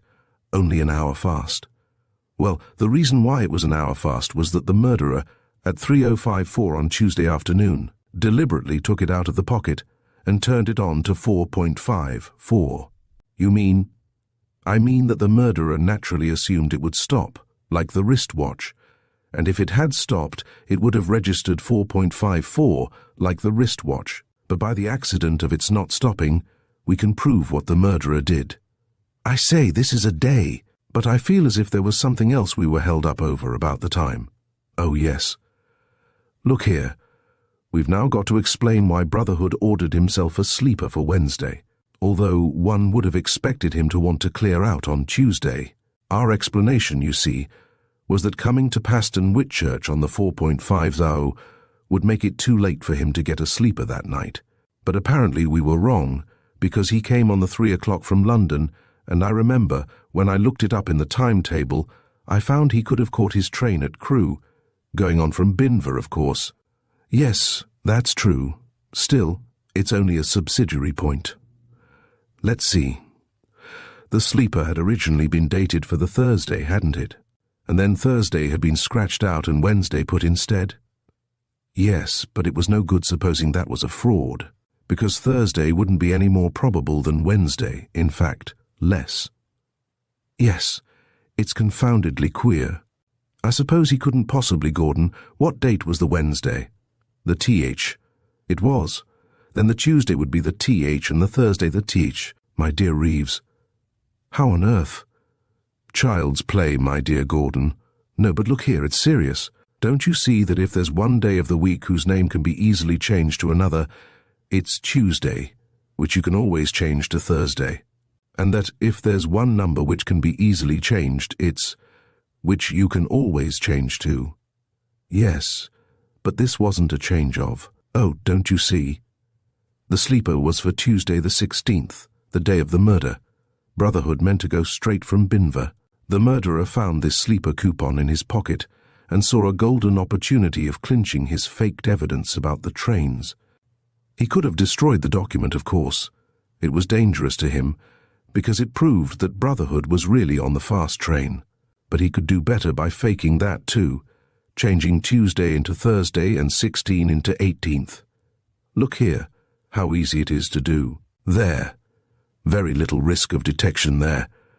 But there was just a slight risk of detection, and this man wasn't taking any risks, so, having changed Tuesday the 16th into Thursday the 18th, he deliberately crossed out Thursday the TH and wrote in Wednesday the Theth. Double bluff, that is. People don't look for two corrections where they can see that there's one. I say this murderer is some fellow, but that fellow's name isn't Davenant. Don't you see? We've got the porter's word for it that Davenant came up from London by the later train, the 3.47, and Miss Rendell Smith can also witness that he took the later train, so that, long before Davenant had got as far as Paston Oatvile actually, when he was only 7 minutes out of London, Brotherhood was falling down that embankment. And where's your conviction now? Quite true if we're right, but it is only circumstantial evidence, isn't it? We've proved our own case more plausible than the case against Davenant, but we haven't shown that the case against Davenant is impossible. However, if we're right, one thing is pretty clear, that the murder was a deliberate one, deeply and carefully planned. And we've got to find somebody who had the motive and the opportunity to carry out this very elaborate scheme. I know. The police will never look at our objections until they lead us to find the real man. The police always want to have a victim, and we can't show, can we, that it was impossible for Davenant to throw a man out of the 4.50 train. We can show it's improbable. Remember how crowded the 4.50 always is, how crowded it was on the day when you and I travelled by it. The 3 o'clock train from London, of course, wouldn't be a bit crowded. People haven't started getting away from business by then. It's only for ladies who have been up to shop. One could secure privacy even in a third-class carriage on that train. But it's only circumstantial evidence still. There are 2 other things we want to get to work on, the washing list, as we called it, though I'm pretty certain it's nothing of the kind which we found on the back of the cipher, and the golf ball which we found beside the line. We want a theory, too, about the cipher. I wonder if Davenant admits that he wrote that cipher. You see, it will be apt to tell against him. He knew that Brotherhood had made a promise, and was threatening to break it, so that the police will attach importance to a document which tells him that he will perish if he goes back upon his faith. Yes, if they find out about it. But do you suppose the police have read that cipher? I very much doubt it. Aren't you going to tell them about it? I don't think so. I know what you'll say. You'll say that one should always tell the truth. But it isn't an easy thing, telling the truth. I know what the truth is, namely that Davenant is innocent. I know, therefore, that this postcard was a side issue, irrelevant to the true explanation.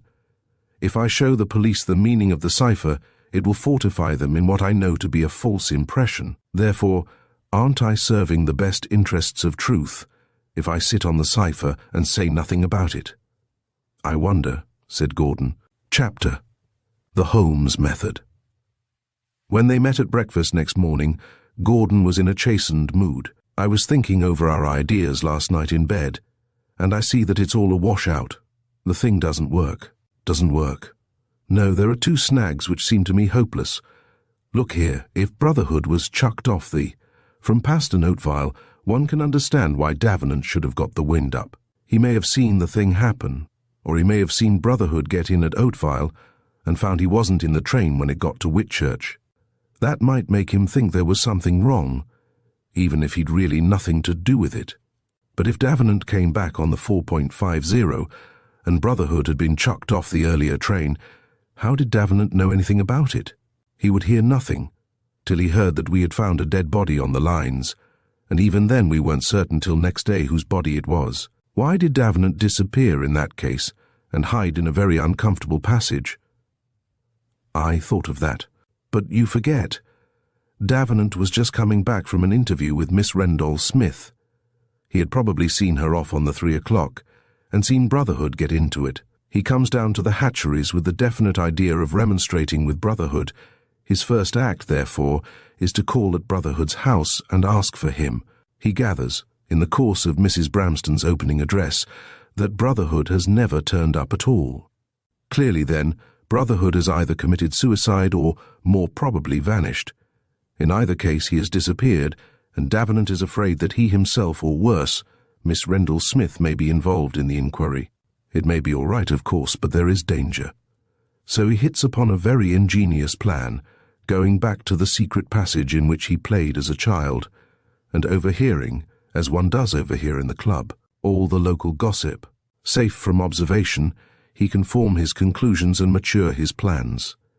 He lies low until the moment at which he realizes that Miss Rendall-Smith is involved in the inquiry, and then by 2 incautious actions, he gives himself away. Well, I suppose all that's possible. But here's the other snag, which is even worse. That copy of Momery's Immortality, with the marks at the side which clearly betrayed Brotherhood's ownership, was found at Paston Oatvile in the 3.47 from London. Now, how did Brotherhood manage to leave his book in the 3.47 if he didn't travel in it? That's true, but mightn't it be a blind? Remember, we're dealing with an extraordinarily clever criminal. He faked the ticket, he faked the watches, he faked the sleeper coupon. Mayn't he have managed to fake Brotherhood's train literature as well? We're dealing with a clever man, but not with one who's clever enough to come up here by the 3 o'clock, simultaneously leaving a book lying about in the 3.47. No, that's true, it does seem difficult. But there must be some explanation, mustn't there? Wait a minute, I know. When Carmichael got that book from the porter said he had taken it off that train.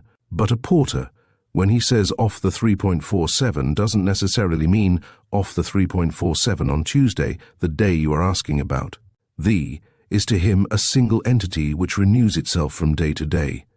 He took that book off the train on Monday, depend upon it. Brotherhood left Momery in the train when he came down on the Monday afternoon.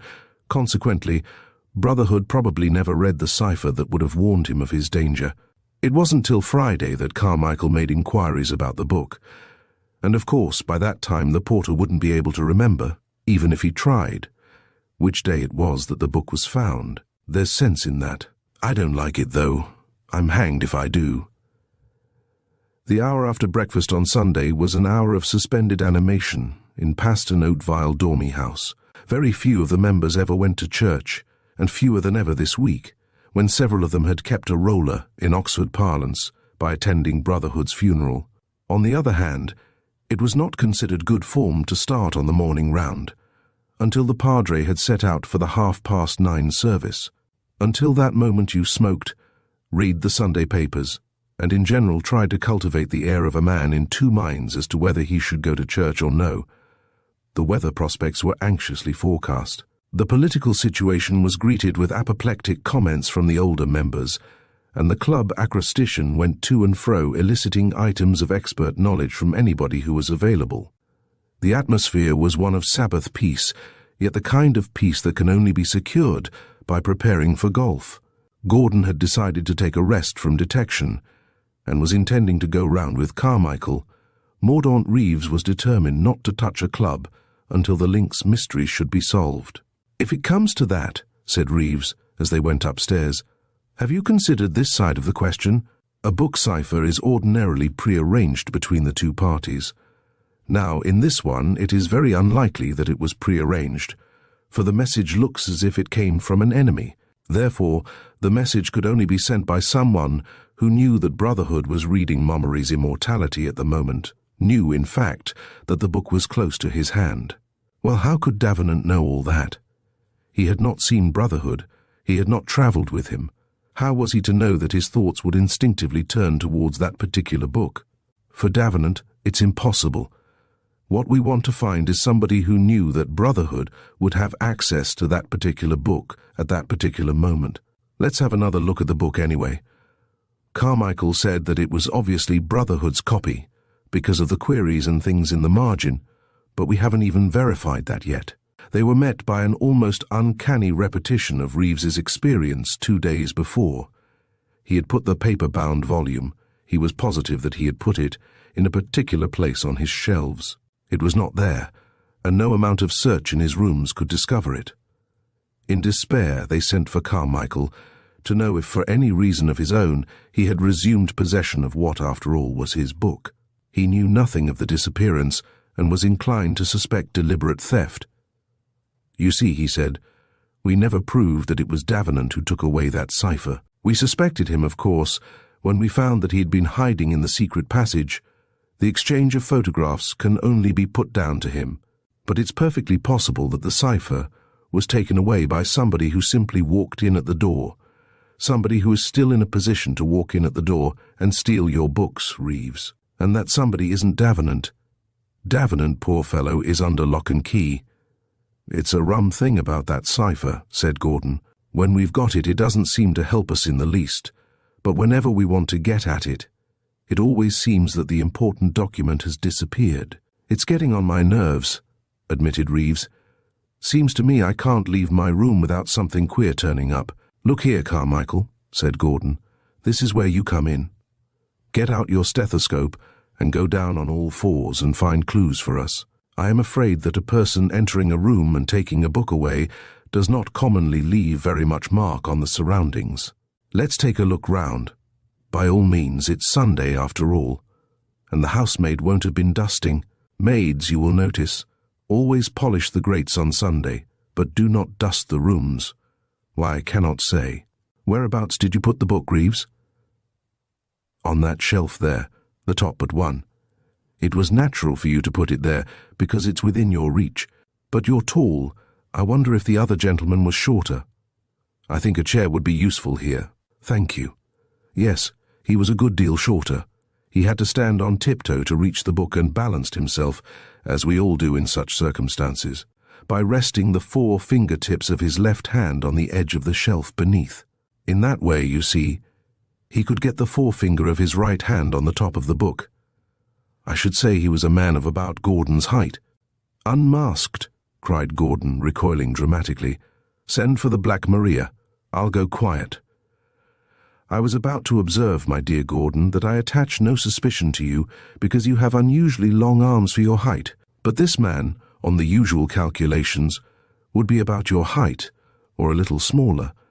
Now, I wonder if he poked about in the other shelves at all. Most people, when they are looking for a book, take out 1 or 2 of the other books in mere inadvertent curiosity. Extraordinary the fascination that books have. I am told that Whitewell, at Oxford, loses £20 worth of books a year by theft as the result of letting people prowl round his shop at their pleasure. Ah, Reeves, your room is an excellent subject for the detective. Why, mine particularly. Because you are a man of such tidy habits." "Tidy," protested Gordon. "Look at those letters on the table." Pernickety would perhaps have been the just word. You are the sort of man who cannot leave a thing lying on the floor, he must pick it up. Consequently, you are the kind of man who always keeps his books on a dead level. Some people do, some don't. Now, if this Shakespeare had been protruding like that yesterday, you would have noticed it and pushed it in. I suppose I should. Your visitor has not the same type of mind. He pushed in the 2 volumes on each side when he took it out, and then he put it back without driving it home, so to speak. Now, let's see if we can find which part he was reading. Ordinarily, as you doubtless know, if you open a book at random, it will open at the page where it was last shut. That is, if it has been held open some little time. If that principle applies here, our unknown friend has been reading Hamlet. To be or not to be comes on this page. A rather banal taste, suggested Gordon. You can't get much out of that. It suggests at least that he was a seriously minded person, and not all our fellow residents are that. By the way, I suppose there is no chance that the secret passage is still being used. Hardly. You see, it made me nervous, so I put that settee in front of it.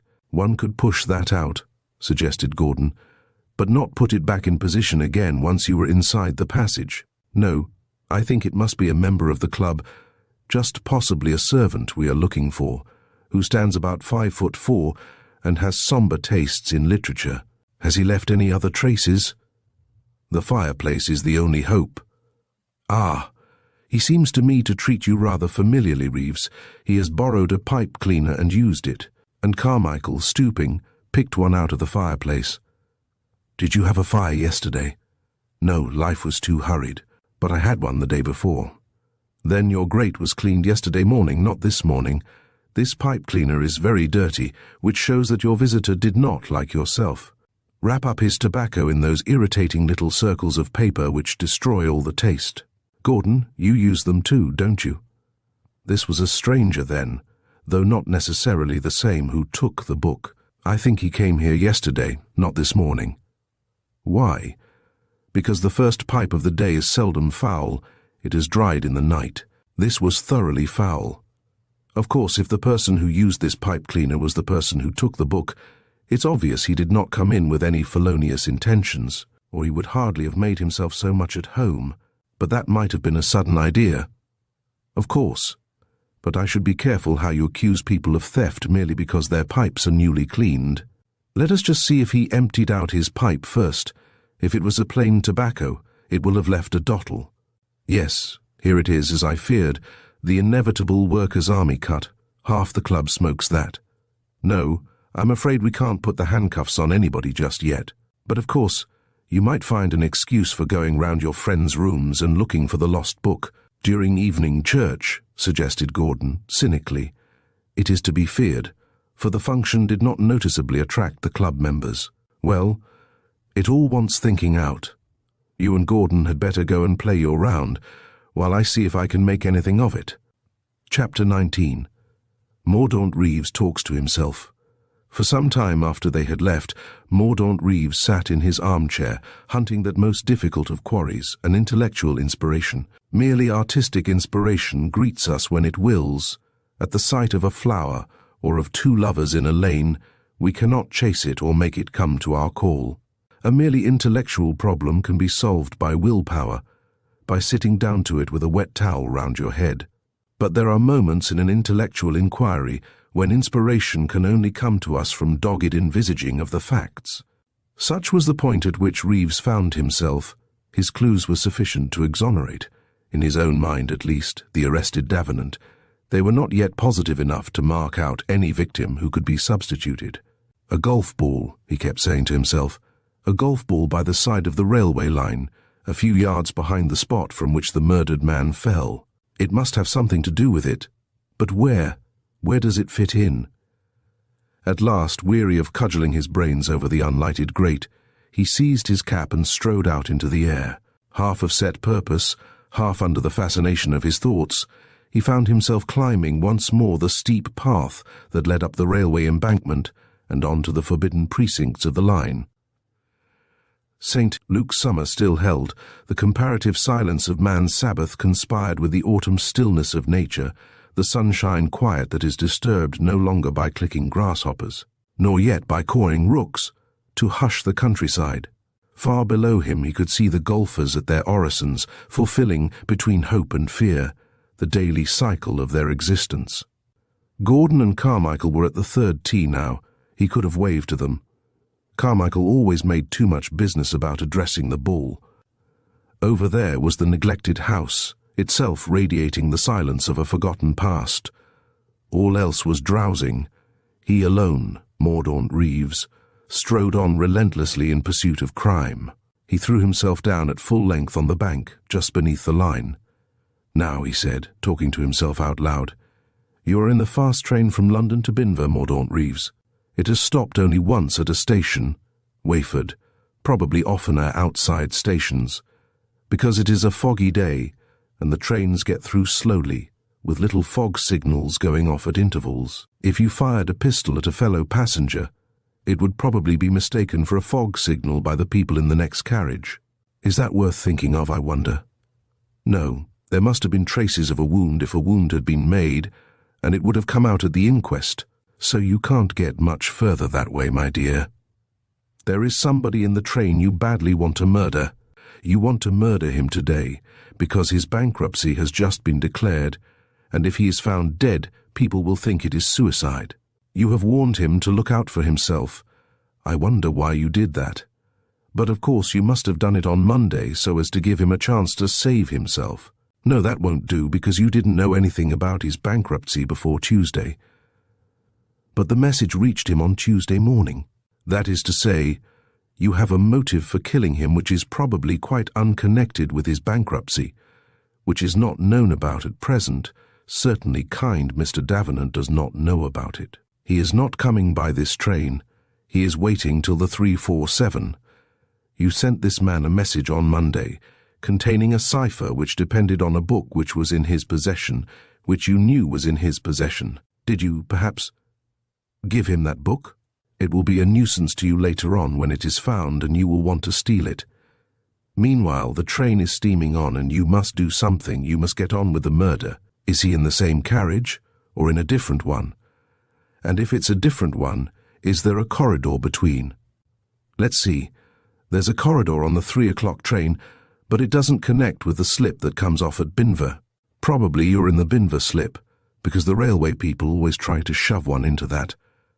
I'm sure you were in the slip, not in the corridor part of the train, because later on you are going to execute certain complicated maneuvers over a dead man's body, and it would be dangerous to do that if a man might look in and say, "Tickets, please," at any moment. No, you must be in the slip, and unless you are in the same carriage, there is no connection between you and him except along the footboard. That is rather hard to climb along while the train is going, but of course in the fog it may not be going just at this moment. It may be being held up by those signals that are connected with the Paston Whitchurch goods siding, those you see over there at least. No, you do not see them because of the fog. But are you in the same carriage? You might have the decency to tell me that. Preferably not, because people saw you getting in, and people might remember afterwards that you got into the same carriage with him. Besides, you are choosing for the murder a part of the line where it curves, and curves away from the side where you are going to throw the man out. Why did you choose that particular part, unless you wanted to do something in the way of climbing along the footboard? I think you are in a different carriage, and you've got to murder somebody who is next door. Now, it's no good telling me that you're going to climb along the footboard and attack him, because he would certainly ring the communication cord if you did. He is alone in his first-class carriage, and you are alone in yours. Possibly he is asleep, but if so, you've no means of knowing. You might, of course, bore a hole between the two carriages and then put a cobra through, like the speckled band, to make him jump out of the train, or to kill him as he sits there. Not very probable, I think. Cobras are so difficult to buy, as you rightly observe, without attracting suspicion. Or could you let loose some poisonous gas through the hole? That is a really bright idea. I give you 90%. For it, only I hardly think a very practicable solution, my dear Reeves, if you don't mind my saying so. You would look such a fool getting into the train with a couple of oxygen cylinders, or a large balloon. No, you can't do anything with holes in the partition. To do anything, you must be leaning out of the window. If anything is to be done, you must both be leaning out of the window. Of course, people do lean out of the window when the train stops and there isn't a station there, but you can't be certain that your man will look out, and people generally look out in the direction in which the train is curving. They can see more that way, and you could only make him look out. Steady on. Keep steady, Reeves. Oh, yes, you could certainly do that. Thank you very much indeed. The whole thing becomes a good deal clearer. And then you hit him a good smack on the head. That stuns him anyhow with a stick. That must have made you rather noticeable, because people don't take sticks up to London much. Strong sticks, I mean. It would have to be, well, I'm blessed. And in another moment, Reeves was scrambling down the bank, precipitous as it was, to a clump of rank grass some 10 feet below. Half hidden in this he had seen, and now painfully secured, a large knotted stick such as may be carried by a peaceable man, but undoubtedly would come in useful in a scrap. It might be coincidence, of course, but that seemed too good to be true. And yet, was it not also too good to be true that he, nearly a week after the event, should be holding between his hands the very weapon, undiscovered hitherto, which had begun the assault? There was no name on it. There was no blood on it, nor any mark of violence. and yet it could undoubtedly have given a stunning blow without breaking or showing signs of the contact. The next point was to get his treasure home, and this was not so easy as it sounds. He did not dare to carry it openly with him to the Dormy-house. If the murderer really lived there, he might easily catch sight of the stick and take the alarm. To carry a stick up your trousers leg makes you a marked man at once. He left it concealed in the bushes a little way from the Dormy-house, and went to fetch his golf bag, in which he bestowed it upside down, and so smuggled it, unobserved, to his room. Gordon and Carmichael were properly thrilled by the discovery, but were not very helpful in making suggestions for its use. Carmichael said that he might take the stick to Brotherhood's grave and see if it bled there, but added that this test was no longer used, he believed, in the detective world. On the whole, it seemed best to hide it away, taking no risks with stray visitors, and keep it until suspicion was thrown on some definite person. Then it might come in handy. Meanwhile, Reeves thought he had now sufficient grounds for optimism about his case to justify him in a Sunday afternoon call on Miss Rendell Smith. This time, Gordon refused to accompany him, and he went over in his own car, though he was careful to garage it at the hotel, for fear the sight of it might have painful memories for his hostess. There was no mistaking the eagerness and anxiety of the tone in which she asked for news. Reeves, with an indiscretion which he would have been the first to criticize a week ago, told her all his suspicions and all his hopes. "You're a genius, Mr. Reeves," she said when he had finished. "I'm afraid it's Carmichael that does all the clever work," he admitted. "Only it's so difficult to get him to keep up his interest in any subject. He always branches off to something else. It's most exasperating to think that I must actually have been on the same train with my husband and not noticed anything," said Miss Rendell Smith. "Now, let's see, which part of the train did I come on?" "Oh, it was the corridor part, I know, because I remember finding I'd got into a smoker and changing my carriage while the train was going. I was rather early for the train, so of course I shouldn't have seen anybody getting into the Binver slip behind." "Did Davenant by any chance see you off?" "Yes, he did." "What sort of journey did you have?" "Oh, we crawled. You know what this line is when there's a fog on. I never can see why there should be any danger, but we stopped at nearly all the signals. And now you mention it, I remember we did stop just at that curve of the line, a little way before Paston Whitchurch. You didn't see anybody you knew getting out of the train at Binver?" "No, I didn't notice anybody. But then I had to go to the parcels office about something, so I didn't go out with the crowd." "Oh, it's maddening to think I've been so little use. Never mind, I dare say it might have put us off on a false scent if you had seen anybody. Mr. Reeves, I think I ought to tell you one other thing, though I dare say you will think it is just my fancy. I have a sort of feeling that I am being watched." "Being watched?" "Yes. When I took the train to come over to you yesterday, it was rather empty, as these Saturday trains are, and I noticed one of my fellow passengers, a man who was quite a stranger to me. The curious thing was that he came back from Oatvile by the same train too, and I'm nearly certain, although this may have been just fancy, that I saw the same man watching me from the other side of the street when I went out this morning to go to church. This is rather serious. Do you know of anybody who had a grudge against you as well as against your husband?" "Honestly, I can't think of anybody, you see. Our lives have lain so far apart lately. No, I think it's probably just a coincidence. I was only going to suggest that if I saw this man again, perhaps I might telephone to you." "Please do. Just send me word that you've seen him again, and I'll come over straight in my car. Then perhaps we shall be able to have a better look at him." Reeves drove away very thoughtful. Was it possible that the same enemy who had murdered her husband was on the widow's track too? Or was she psychic, and did echoes of the dead man's personality follow her? Certainly one might have expected Brotherhood to rest unquietly in his grave. His grave. Would some fresh inspiration come to Reeves, perhaps, if he paid a visit to the grave in Paston Oatvile churchyard? He was half ashamed of the thought, and yet it could do no harm. The evening was a fine one. There was no need to be back early at the Dormy-house. Instead of taking the London road, which was the shortest way home, he struck out along the winding country lane that connected the two Pastons. In a few minutes he had drawn up at the Lich Gate and was finding his way among the gravestones. The sudden gasp of a harmonium surprised him, of course, They were at evening service. What was that tune? Nearer, my God, to thee, wasn't it? He went up to the porch.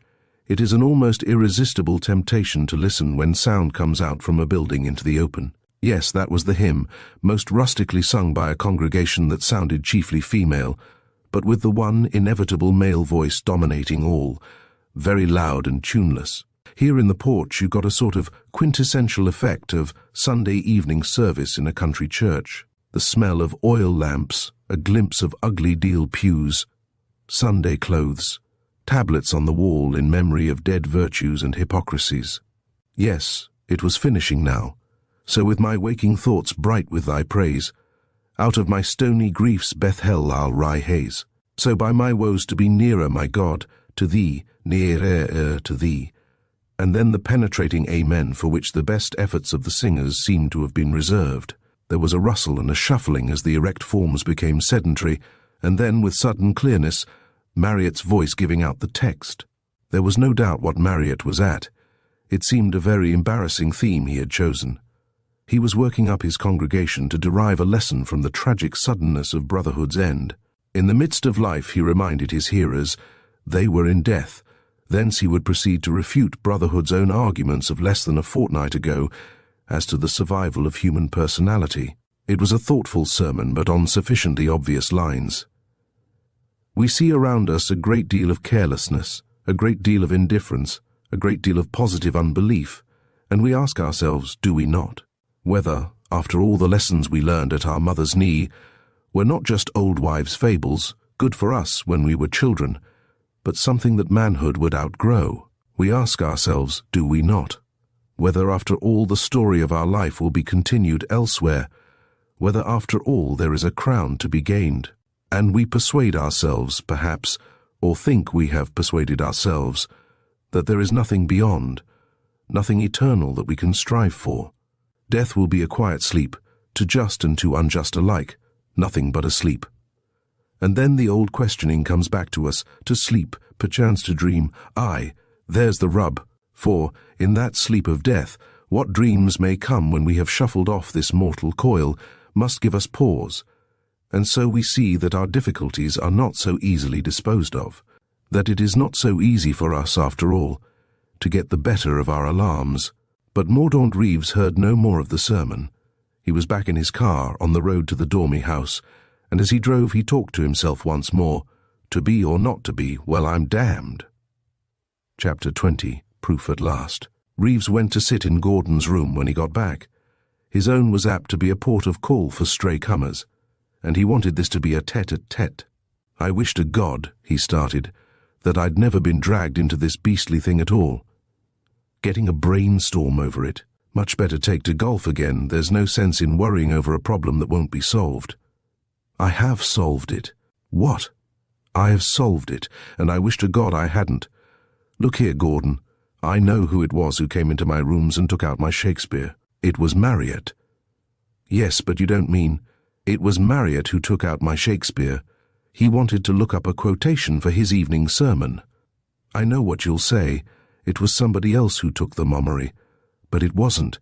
I've been into Marryatt's room, and I found it there. Good Lord. Lying about. It was on his table, but entirely covered with papers, I thought, purposely. I didn't like doing it. But I felt the obvious thing was to look through those papers on Marryatt's table.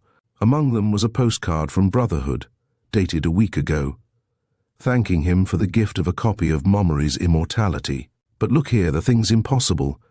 Marryatt isn't the least the sort of person. Yes, I know all that. I've thought of all that. But just look at the facts. There's not the least doubt it was Marryatt who came into my room, yesterday afternoon, I suppose. He came in, no doubt, for the pipe cleaner or for the Shakespeare quotation. I don't grudge him either. Then he must have seen the Mommery on the shelf, and I suppose couldn't help taking it. He didn't feel safe as long as the thing was in my hands. He is, of course, just the height Carmichael mentioned. He does smoke workers' army cut. His pipe's always a foul. Yes, but he may have wanted the Mommery for anything. Why did he never tell me he'd taken it? Look here, you've got to face the facts. Let me marshal them for you. You can imagine I've been thinking them out pretty furiously. First, Marryatt had a reason for disliking Brotherhood. For disliking him, yes, but not for wanting to murder him. Of course, to you and me it wouldn't seem so. We don't know the clerical temper from the inside, after all. Marryatt has a hard time of it in any case, trying to knock a little piety out of these villagers. What must he think of the man who comes and tries to take away what beliefs they've got? All right, go on. Of course, it's quite impossible. Next point. It was Marryatt who gave Brotherhood that Montgomery book. Brotherhood, of course, took it up to London with him in the train on Monday, but is it likely that anybody would notice it particularly? The one man who knew for certain that it was in his possession was the man who had given it to him. But did Marryatt know anything about Brotherhood's connection with Miss Rendell Smith, about his promise to her? We'll come to that presently.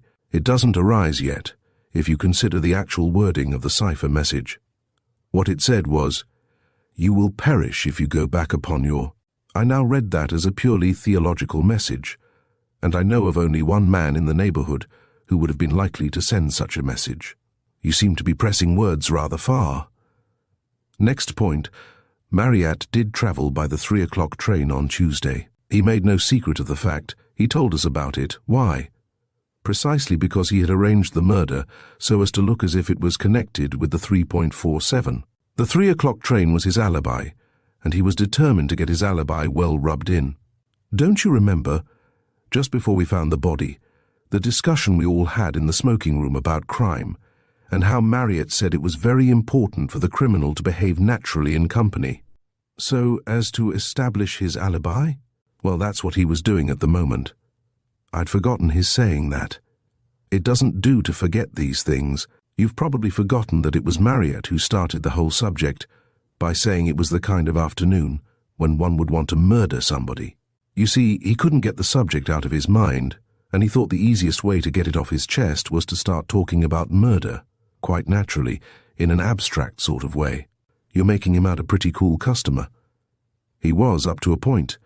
Remember, he started out on a round, knowing that the body of his victim lay under the railway arch. Only at the third tee his nerve deserted him, and he pulled his drive.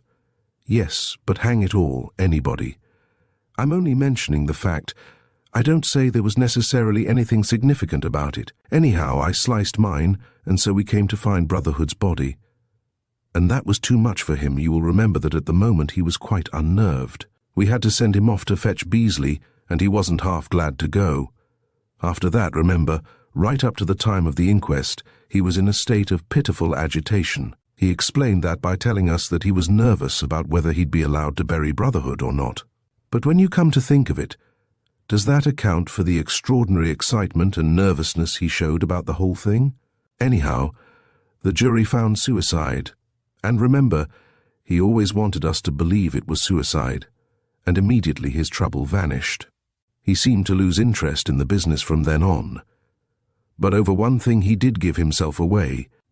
Do you remember, when Carmichael produced that photo of Miss Rendell Smith, Marryatt professed not to know who it was. Now, I fancy there are aspects of the case here which we haven't been able to trace yet. But on the face of it, it was curious that Marryatt, who has lived here for quite a long time and knows all the clerical society round here, shouldn't know the daughter of the man who used to be rector of Binver. For some reason he preferred not to be in the know. He said he'd take it over to Binver and identify it. He took it over, it was early closing day, and Campbell's studio must really have been shut. But Marryatt comes back with some lame story about Campbell not being shut after all.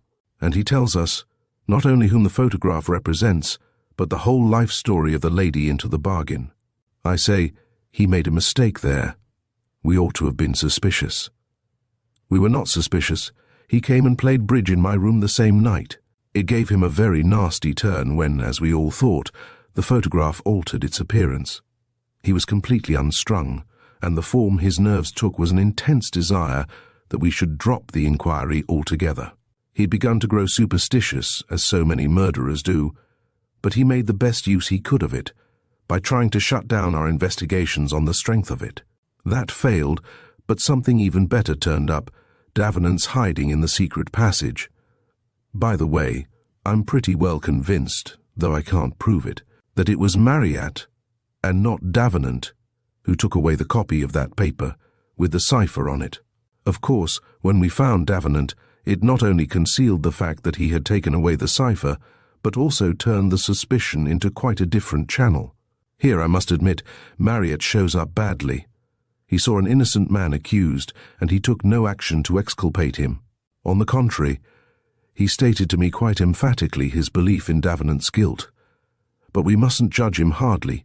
He may have meant, he may still mean, for all we know, to come forward if Davenant is found guilty. Meanwhile, there's one more piece of evidence which I understand now, though it has bothered us a good deal.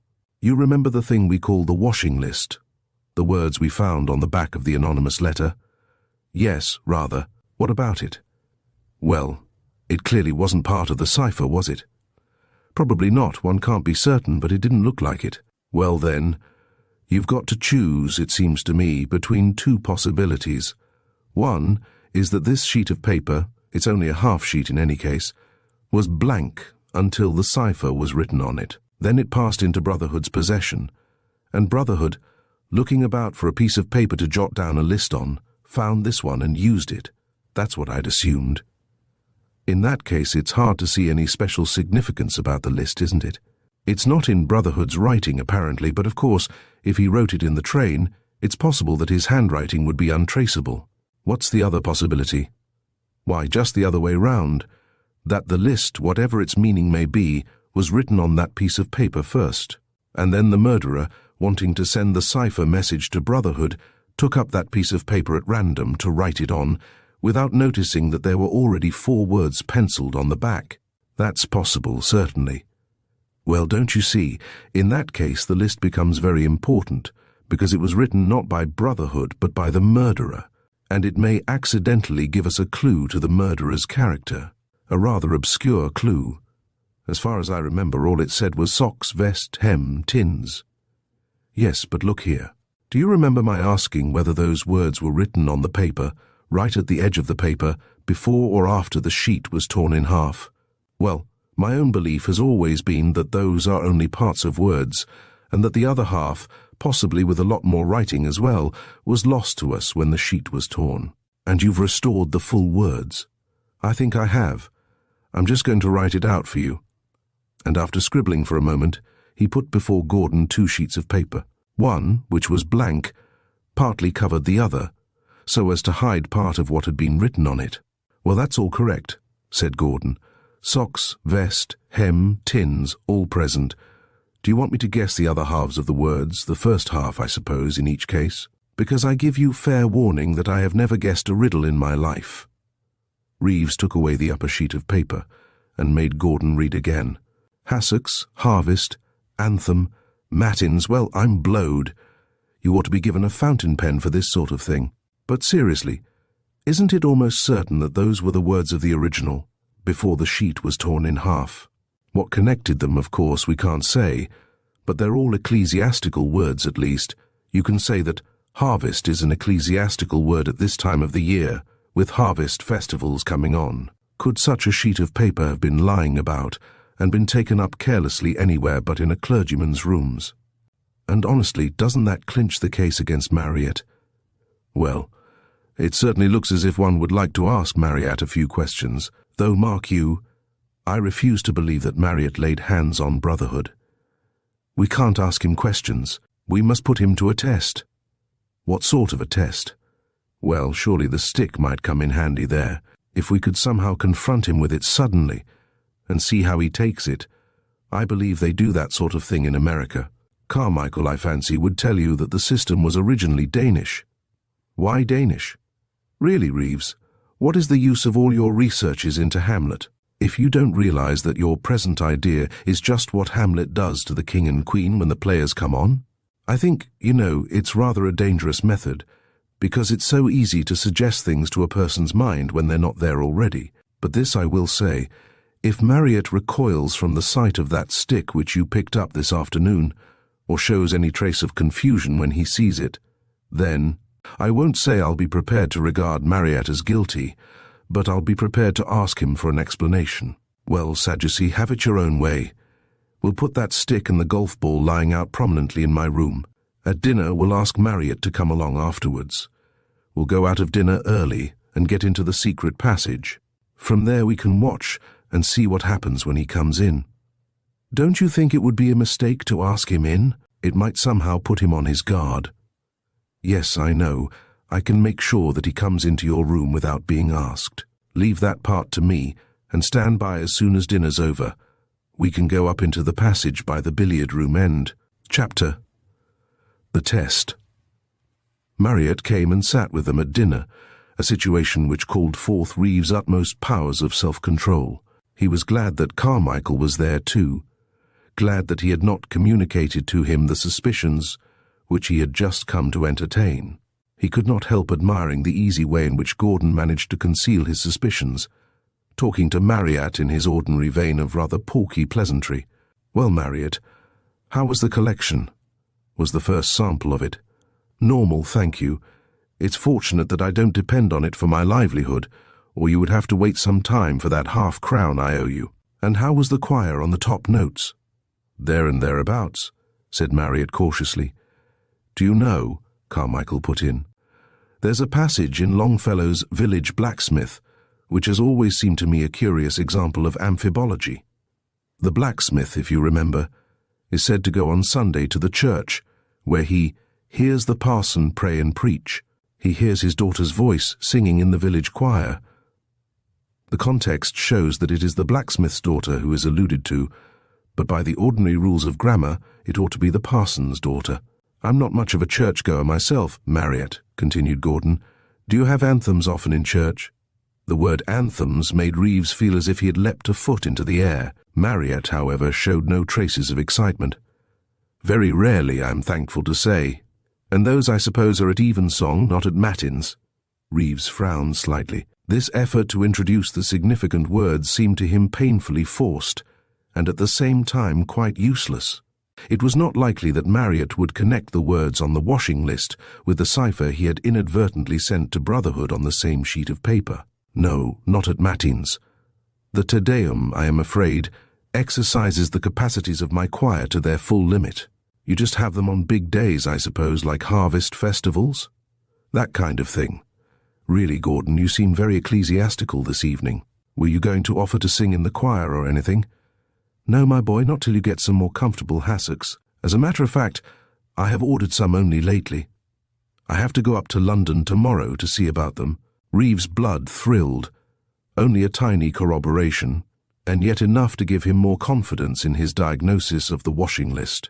Only lately Marryatt had been ordering new hassocks. It all fitted in. I congratulate you, Marryatt, said Carmichael. At the funeral the other day, I am afraid I found myself chiefly thinking about the unpleasantness of the kneeling accommodation, instead of the virtues of the deceased. By the way, have you declared a truce in the controversy with Brotherhood, now that he is no longer capable of replying? I am afraid I continued the course this evening. I could not very well leave it where I had left off last Sunday. I had to meet, you see, his views about immortality. Carmichael chuckled. Well, let's hope Brotherhood won't walk, he said. It would be very embarrassing for you, Marryatt, if Brotherhood's ghost came back to continue the discussion. It would speak with so much expert knowledge. Really, Carmichael, said Marryatt, I wish you wouldn't say those things. You told us yourself that you don't believe in spiritualistic phenomena. It's all right, said Gordon. You'll be able to exorcise him if he does turn up again. Try driving a stake through his body. I'm told it's effective. Hello, he added, consulting his watch. I'd no idea it was so late. I promised I'd go and help Murdoch fix up his wireless. So long. And he disappeared, giving a slight tug at Reeves's coat as he left. He did not seem, however, to be in a hurry to redeem his promise. Instead, he made straight for Marryatt's room, taking the stairs 3 at a time, and his proceedings in Marryatt's room were sufficiently curious to be worth recording in detail. First, he took 2 out of the 3 pipes which lay there, and hid them carefully behind the coal scuttle. Then he pulled the remaining pipe in half, picked a strand or 2 of tobacco out of the nearest tin, and rammed these tightly down the stem of the pipe, close to the mouthpiece. There were a couple of feathers on the mantelpiece. These he unscrupulously put in his pocket. And now, my friend, he said to himself out loud as he left the room, I think we've spiked your guns. I for one shall be surprised if you don't come along hunting for pipe cleaners." And so he went down and rejoined Reeves in the deserted billiard room. The committee had not yet decided what action to take about the secret passage, and it was with no difficulty that the two friends entered it again from the billiard room end and made their way along it, guided by Reeves' torch. If it had lost its thrill of human mystery, it had acquired instead a kind of impersonal dreariness. One had not looked for ghosts when one was expecting a murderer to be lurking there. Now, you caught your breath a little as you passed the hiding hole. Priests had lain close here many times, strange irony, that it should now be serving as a vantage point for spying on a clerical delinquent. There were 2 cracks in the panelling of Reeves's room, and through either you could see, in the shifting firelight, the dark outlines of the oaken cudgel that lay against Reeves's armchair. By a grim accident, it stood exactly as if it were being held in the right hand of someone seated there. It could not fail to catch the eye of anyone who turned on the electric light when he came in. Voices echoed up the staircase, proclaimed the breaking up of the dining tables.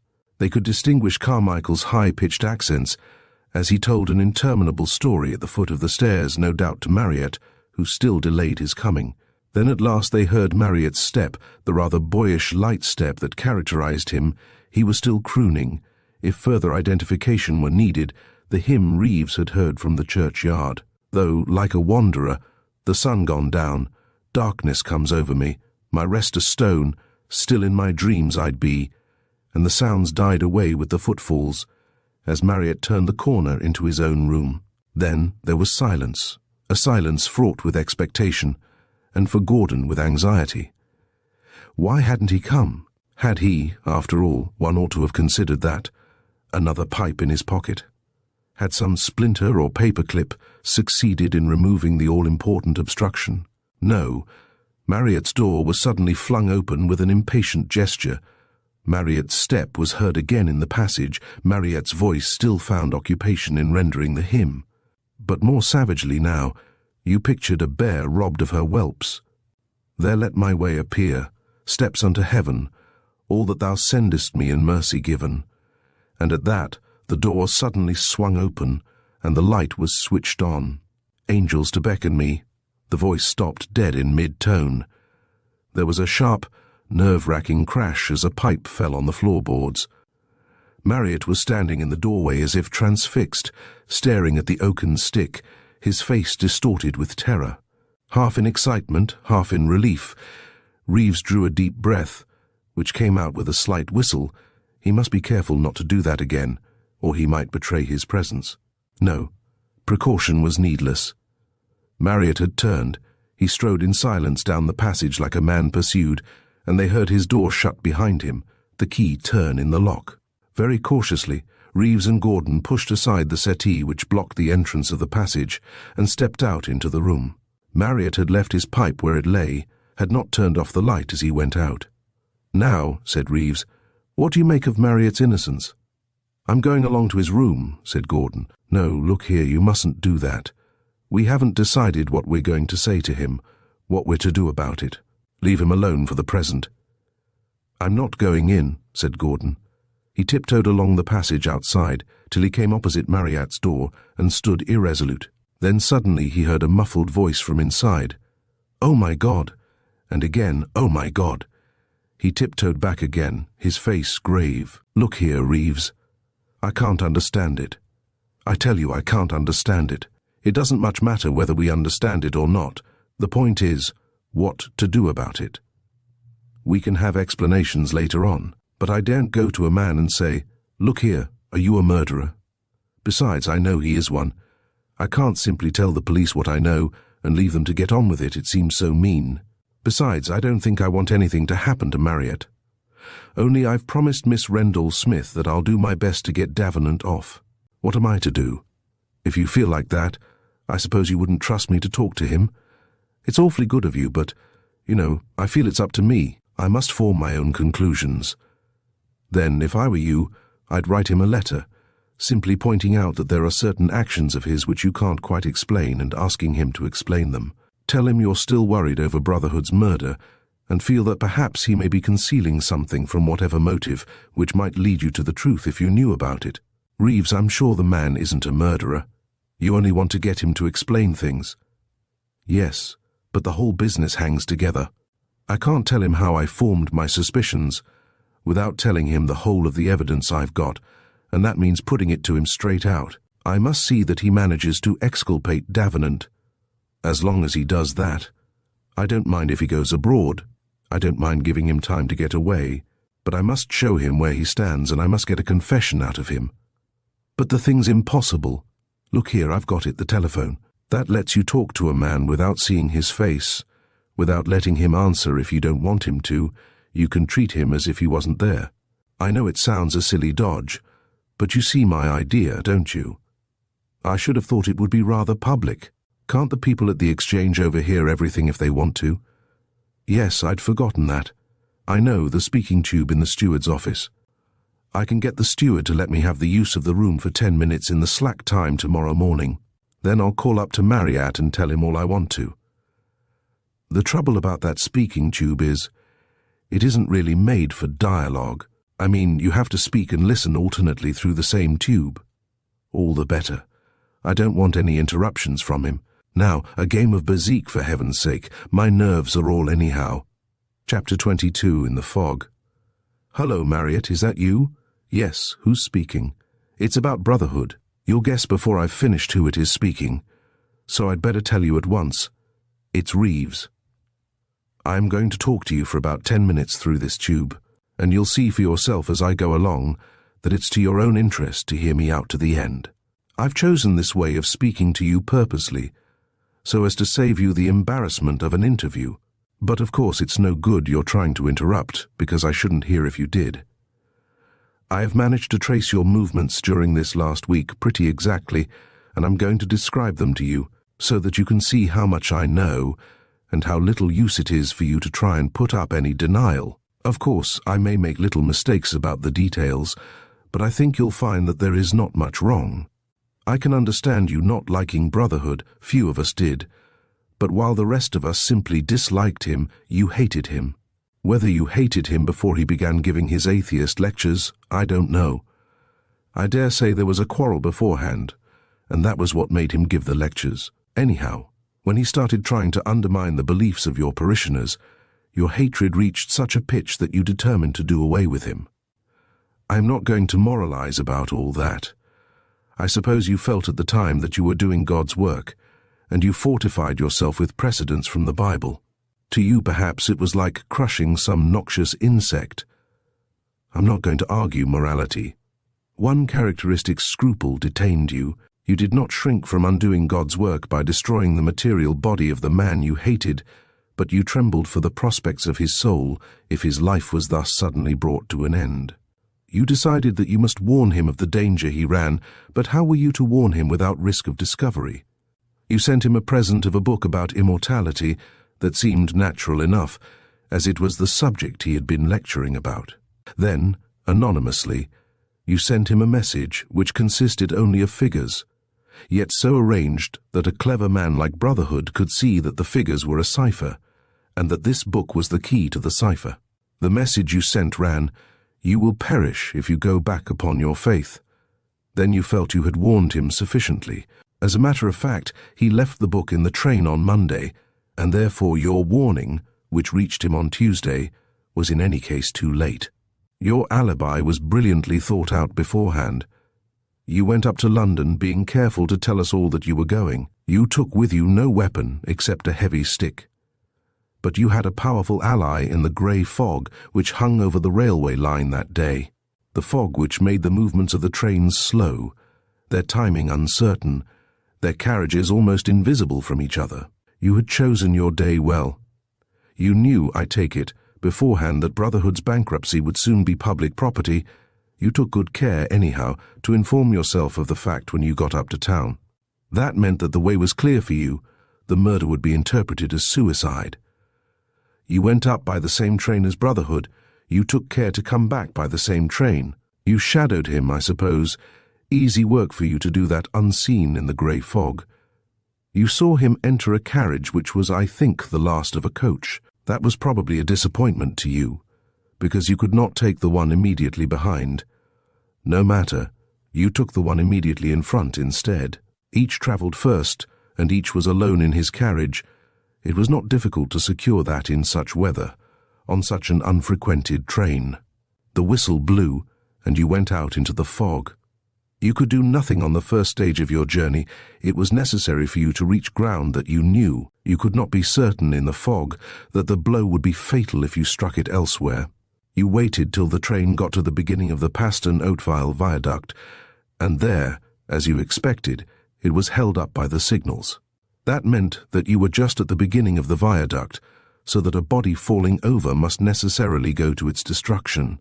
It meant also, owing to the curve, that the other coaches were all but out of sight from yours. In any case, you were hardly visible in the fog. Then it was that you took out of your pocket a golf ball of a very common kind, by which you could not be traced.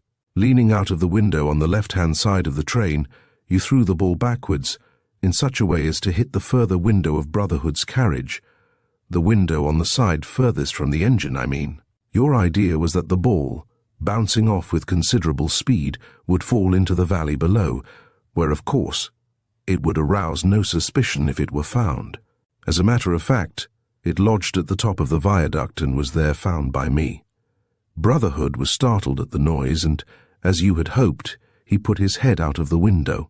As you had hoped, he looked backwards in doing so, because it was the back window that the ball had hit.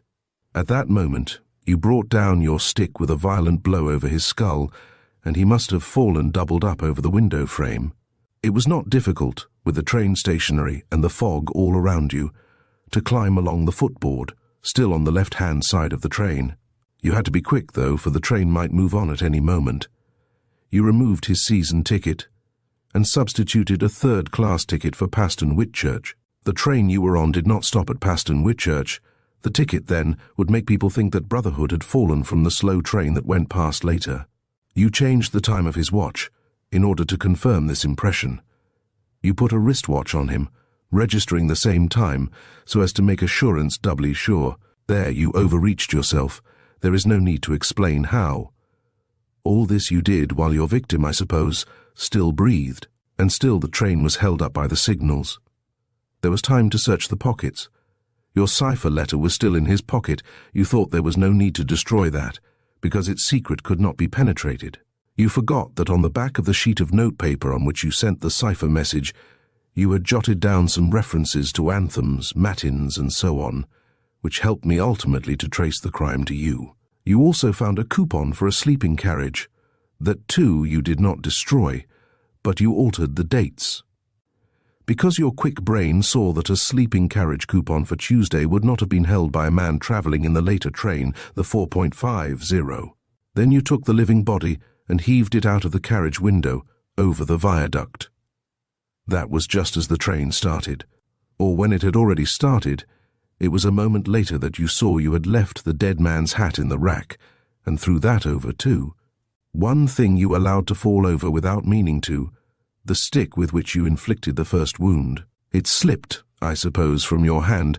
Certainly it was found just on the edge of the viaduct, a few feet down the embankment. When you reached Binver, you came straight back to us, and were careful to tell us that you had come back by the 3 o'clock train. You have had some bad moments since then, when I sliced my drive into the osiers and found the body, and you had to look at your victim, when your superstitious fears made you think that a photograph had come to life. When you saw on my shelves and stole from them the very copy of Momery's Immortality which you had given to Brotherhood. When, finally, you came into my room last night and saw in front of you the stick with which the crime was committed. But what should have caused you more horror is the fact that an innocent man, Davenant, is awaiting trial on the charge of murder, and you have taken no steps, so far, to exculpate him. That I cannot understand, but I hope you meant to do so. Certainly you will have to do so. I want you to write out a full confession of these facts, and to bring it to my room to sign it. I will witness it, and Gordon, to whom the facts themselves are already known. After that, you are free to go where you will. Respect for your cloth, and for our friendship makes this the only possible course for us. Your confession will not be made public unless that is the only way of saving Davenant from execution or a life sentence. Of course, we are taking a considerable risk ourselves. The door of the steward's office swung open, and Carmichael came in, saying as he turned the corner, "Hello, Reeves, have you heard that Davenant has confessed?" "Oh, sorry, I didn't see you were telephoning." Chapter 23. Marryatt breaks the pledge. Mordaunt Reeves looked up in a dazed way, still holding the tube. "What was that you said?" "I said Davenant's confessed. It's an extraordinary thing, you know, the way we use ambiguous expressions and expect the other man to interpret them in the right sense. Davenant now is a Catholic, and therefore it's absurd for me to say Davenant's confessed, as if I were to rush into the room and say Davenant's shaved. But when I say Davenant's confessed, I mean, and expect you to understand me as meaning, Davenant has confessed to the police that he murdered Brotherhood." "Marryatt? Marryatt." Reeves held his ear to the tube, but no answer came. "Excuse me one moment, Carmichael. I must just go up and see Marryatt." "Ambiguity again. Do you mean upstairs or up to London?" "Upstairs, of course. Why, in that case, I'd better tell you that I met Marryatt 5 minutes ago or thereabouts, running violently in the direction of the station." "Running?" "Yes. It was my conjecture that he intended to catch the 10.30 and had not very much time to do it in." "Good Lord, this is awful. I say, have you seen Gordon?" "He is just outside. He wanted me to do a round with him, but I found myself unable to comply. The fact is, my wife returns today, and I have to go down to the house to prepare for her, just see that the servants are not intoxicated and that kind of thing. If you want a round, Gordon is your man." "Thanks. I think that's just what I do want." "Hello, Gordon. You going out?" "Just let me get my clubs and I'm with you." It was not till they were walking together along the fairway from the first tee that Reeves opened his griefs. "I say, have you heard this about Davenant?" "Yes. Most inconsiderate of him to confess just when you'd arranged to clap the derbies on another man. Lucky for you, you hadn't said anything to Marryatt about it." "Well, the fact is I had." "You had?" "Yes, I've just been talking to him from the steward's office, through that confounded metaphone thing. I told him the whole story as we had put it together. I passed and I told him he must own up. He had no chance of saying anything down the tube, of course, and now it seems he has bolted for London." "Bolted?" "Why, of course, that was why he was making streaks for the station at about 60 miles an hour. Good Lord, Reeves, you have done it. I believe you've convinced Marryatt, by sheer logic, that he's a murderer, when he's nothing of the kind." "No, but I say, do you really think he's bolted?" "Looks like it, doesn't it? Very much like the old story of the man who telegraphed to the bishop to say all is discovered, fly at once. Poor old Marryatt must have a guilty conscience about something, mustn't he? I wonder if he's been embezzling the collections. I should think it would be worth about a fortnight in quod, embezzling the Paston Oatvile collections. My ball, I think. I wish you'd take this thing seriously. I'm doing my best. It was a beast of a lie. I don't mean the game, you fool. I mean Marryatt clearing off like this. What happens if he really tries to disappear? How am I to get at him? And what's it all about, anyhow? I haven't the faintest idea what it's all about. But if you ask me, I don't believe Marryatt has bolted for good. He wasn't taking his clubs with him. You think he'll come back this evening? I should think almost certainly. But look here, what the deuce am I to say to him when he does? Oh, leave all that to me. I'll calm his fevered brow. I told you yesterday there were 1 or 2 little things I wanted Marryatt to explain, and you wouldn't let me. This time I'm going to have it my own way. It's awfully good of you if you... Oh, Lord, right over the green, as usual. But I say, tell me about Davenant. How did you hear? The head waiter was the source of the information, but I gather it is on good authority. According to the gossip of Binver, the police were trying to incriminate your friend Miss Rendell Smith, and that's how they got Davenant to own up. Dirty dodge, rather, I think. Trying to incriminate her? Then, of course, it was the police who were shadowing her. She told me yesterday she thought she was being watched. That would be it, I suppose. But then, how did Davenant explain all the things that have been puzzling us all this time? I don't think he's been interviewed by the Daily Mail yet. But if you mean how he explained the difficulty about the 2 trains, that's very simple. It wasn't done from a train at all. Not from a train. No. He was walking with Brotherhood along the railway line in the fog, and he lost his temper and pitched him over. At least, that's the story they're telling down at Binver. Oh, I see. That being so, this for the whole. They went round again that afternoon. There was really nothing else to be done, but Reeves was in a pitiable state of suspense all the time, and the hours travelled slowly. The 3.47 put down its generous toll of passengers at Paston Oatvile, but no Marryatt among them. 2 more trains came in, and still no Marryatt appeared. His place was empty at the dinner table. Reeves was in terror that he might come back in the middle, in terror that he might not come back at all. At last, as they went out from dinner, they caught sight of his face, looking white and haggard, in the entrance hall. Reeves bounded upstairs, full of relief, while Gordon marked down his man. "Hello, Marryatt. Had dinner? Good. Come and sit in the lounge for a bit. I'd been wanting to see you." There was only one way to open the conversation. "Have a small something in the whiskey line," he suggested. "No thanks. Knocked off." "Knocked off? Why on earth? Are you going to start a band of hope?" "I'm sorry, Marryatt, but I'm afraid you won't get many members to join." "No. It's nothing of that sort. Doctor's orders, you know." First time I ever heard of Beasley prescribing that. "It wasn't Beasley. I've just been up to London, you know. I went to see a specialist." "I say, I'm awfully sorry. What's wrong?" "Heart." "Well, it was a sort of nerve man I went to. Didn't seem to be much use. He talked to me for about half an hour about French cathedrals, and then told me to knock off drinking and smoking." "Yes, but dash it all, what were your symptoms? I say, Gordon, do you believe in ghosts and things?" "Not more than's good for me." "Why, you been seeing spooks?" "Look here, I wanted to tell somebody about it. You know, of course, that I preached about Brotherhood last night. I wasn't quite sure whether it was the thing to do. It seemed a bit unfair at the time.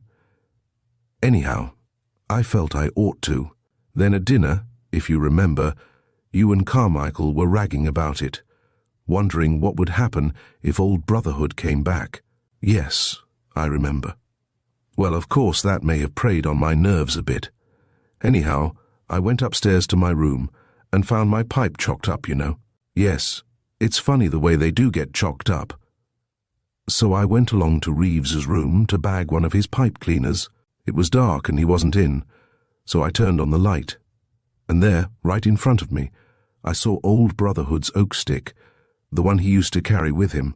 I remember, when he preached on the village green. I remember his quoting Johnson's refutation of Berkeley, you know the thing, and banging that stick on the ground. That was the stick I saw." "In Reeves' room?" "Yes, by the side of his armchair, and I didn't exactly see anything, you know, only it looked exactly as if Brotherhood himself was sitting in the chair invisible, with his hand resting on the stick. I was just telling myself I was a fool when he breathed." "Who did?"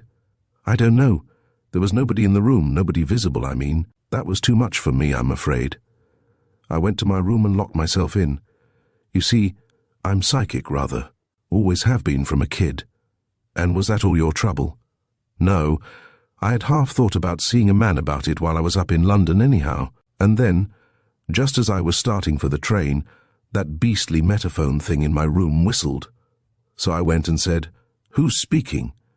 And I may be an awful fool, you know, but I thought the thing said, 'It's Brotherhood.' And at that, I fairly dropped the tube and raced for the train.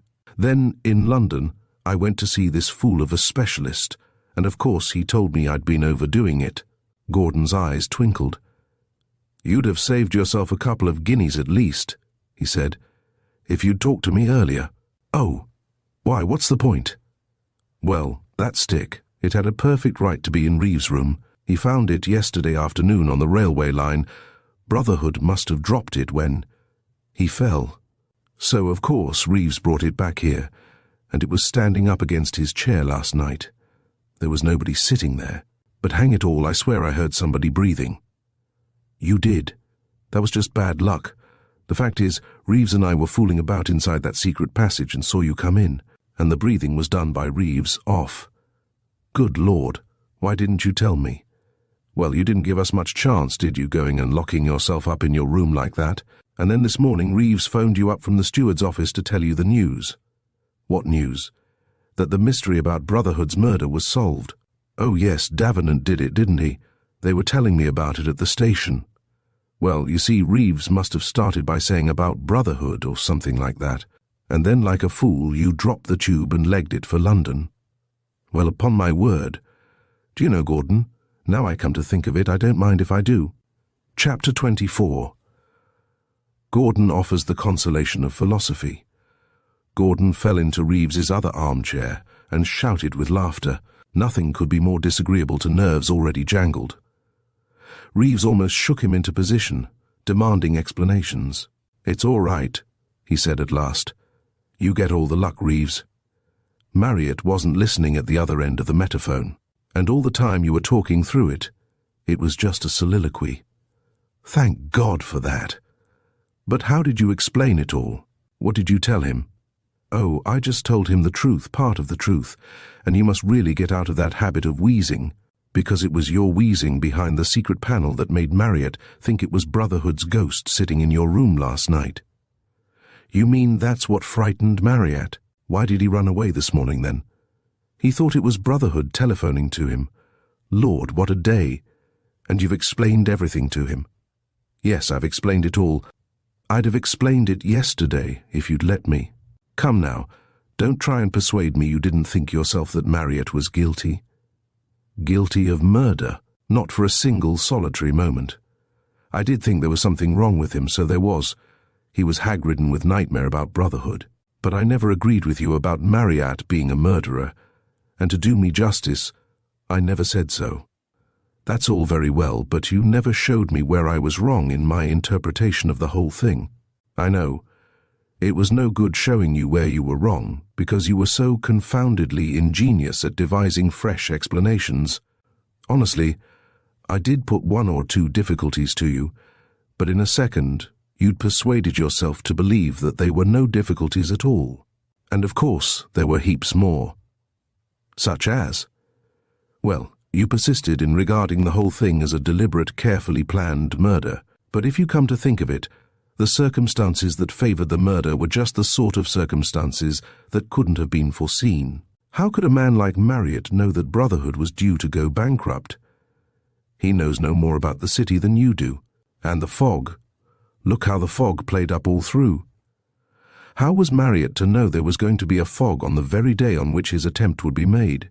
Yet without a fog, the attempt would have been perfectly desperate. Yes, I suppose that's true. And it wasn't merely the general setting, it was the details.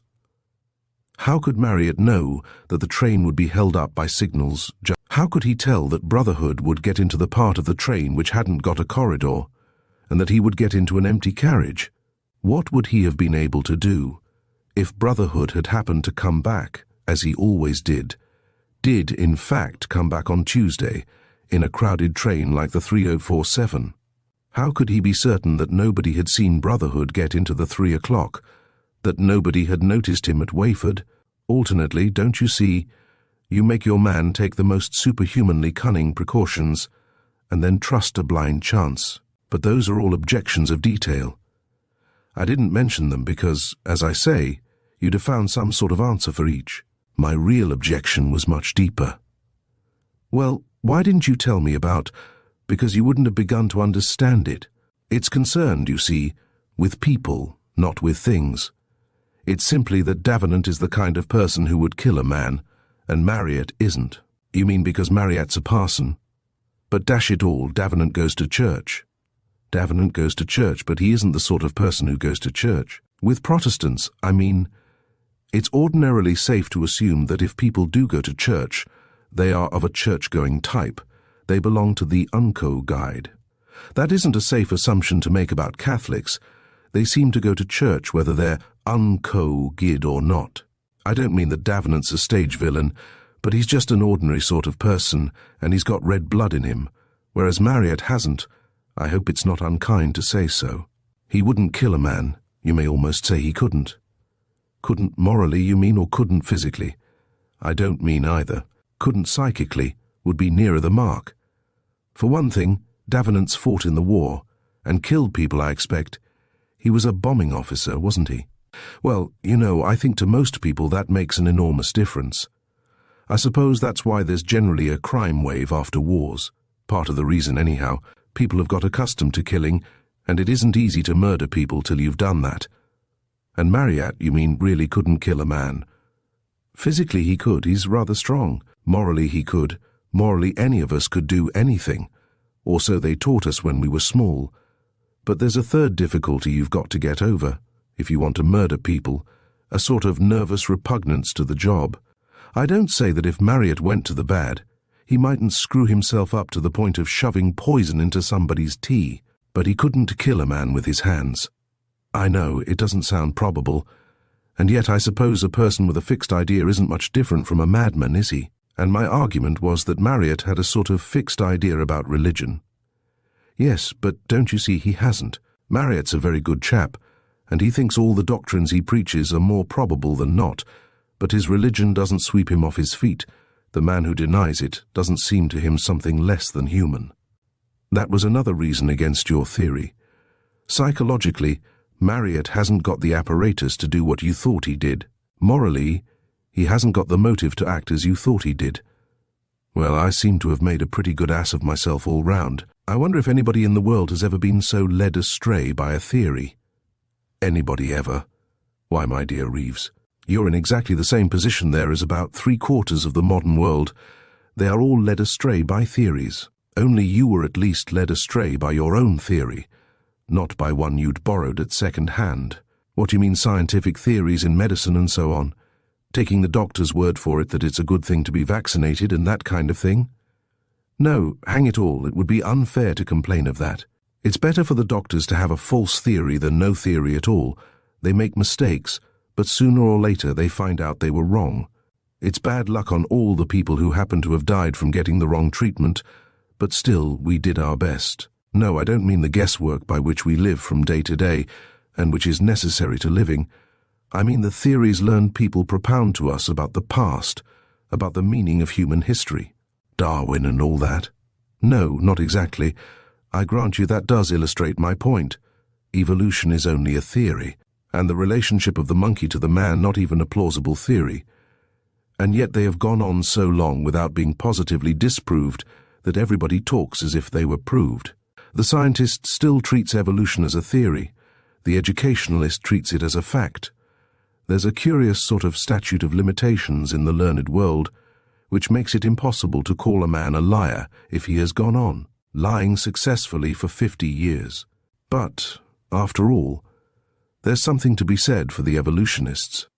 They did set out to explain a real problem, why there should be more than one kind of thing in the world, and they don't even profess to have explained it. The theorizers, I mean, are people who create problems where none exist, as you did, Reeves, when you insisted on regarding it as an open question who murdered Brotherhood. They are people who trust circumstantial evidence in the face of all common human probability, as you did, Reeves, when you wanted to convict a chump like Marryatt of murder on the strength of a chain of silly coincidences. All this comes out of your diary, I suppose?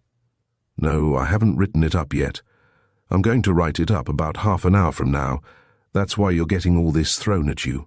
You see, when I think of you talking through that metaphone, it strikes me as a splendid allegory of the whole historical method in criticism, or rather, that abuse of the historical method which commonly usurps the title. The man who has theories about history is usually just that, a man talking down the metaphone, making a series of false statements to a person who isn't there and defying him to disprove them. Gordon, I believe you're going to solve the problem of my vocation. I've always hankered after being an amateur detective, but it seems to me the job is less attractive than I supposed. Facts will keep coming in. But, by your way of it, it sounds as if I might be a success in one of the learned professions. Certainly. Be an anthropologist, Reeves. Fish up a lot of facts alleged on very doubtful authority about primitive man, his marriage ceremonies, his burial customs, his system of land tenure. Look at the whole mass of facts, squint-eyed, until you can see a theory in it. Embrace the theory, trot out all the facts which support your theory, write a long appendix on all the facts which contradict your theory, showing them to be insignificant or irrelevant. You'd do that all right, and there you are. You'll do quite as good anthropological research as, is there money in it? I thought you were all right for money. No, if you're out for that, I should take to psychoanalysis. The system's the same, generally speaking, only instead of dealing with primitive man, whom you can disregard because he isn't there, you are dealing with a living man, who will probably tell you that you are a liar. Then you tell him that he is losing his temper, which is the sign of a strong inhibition somewhere, and that's just what you were saying all along. The beauty of psychoanalysis is that it's all heads I win, tails you lose.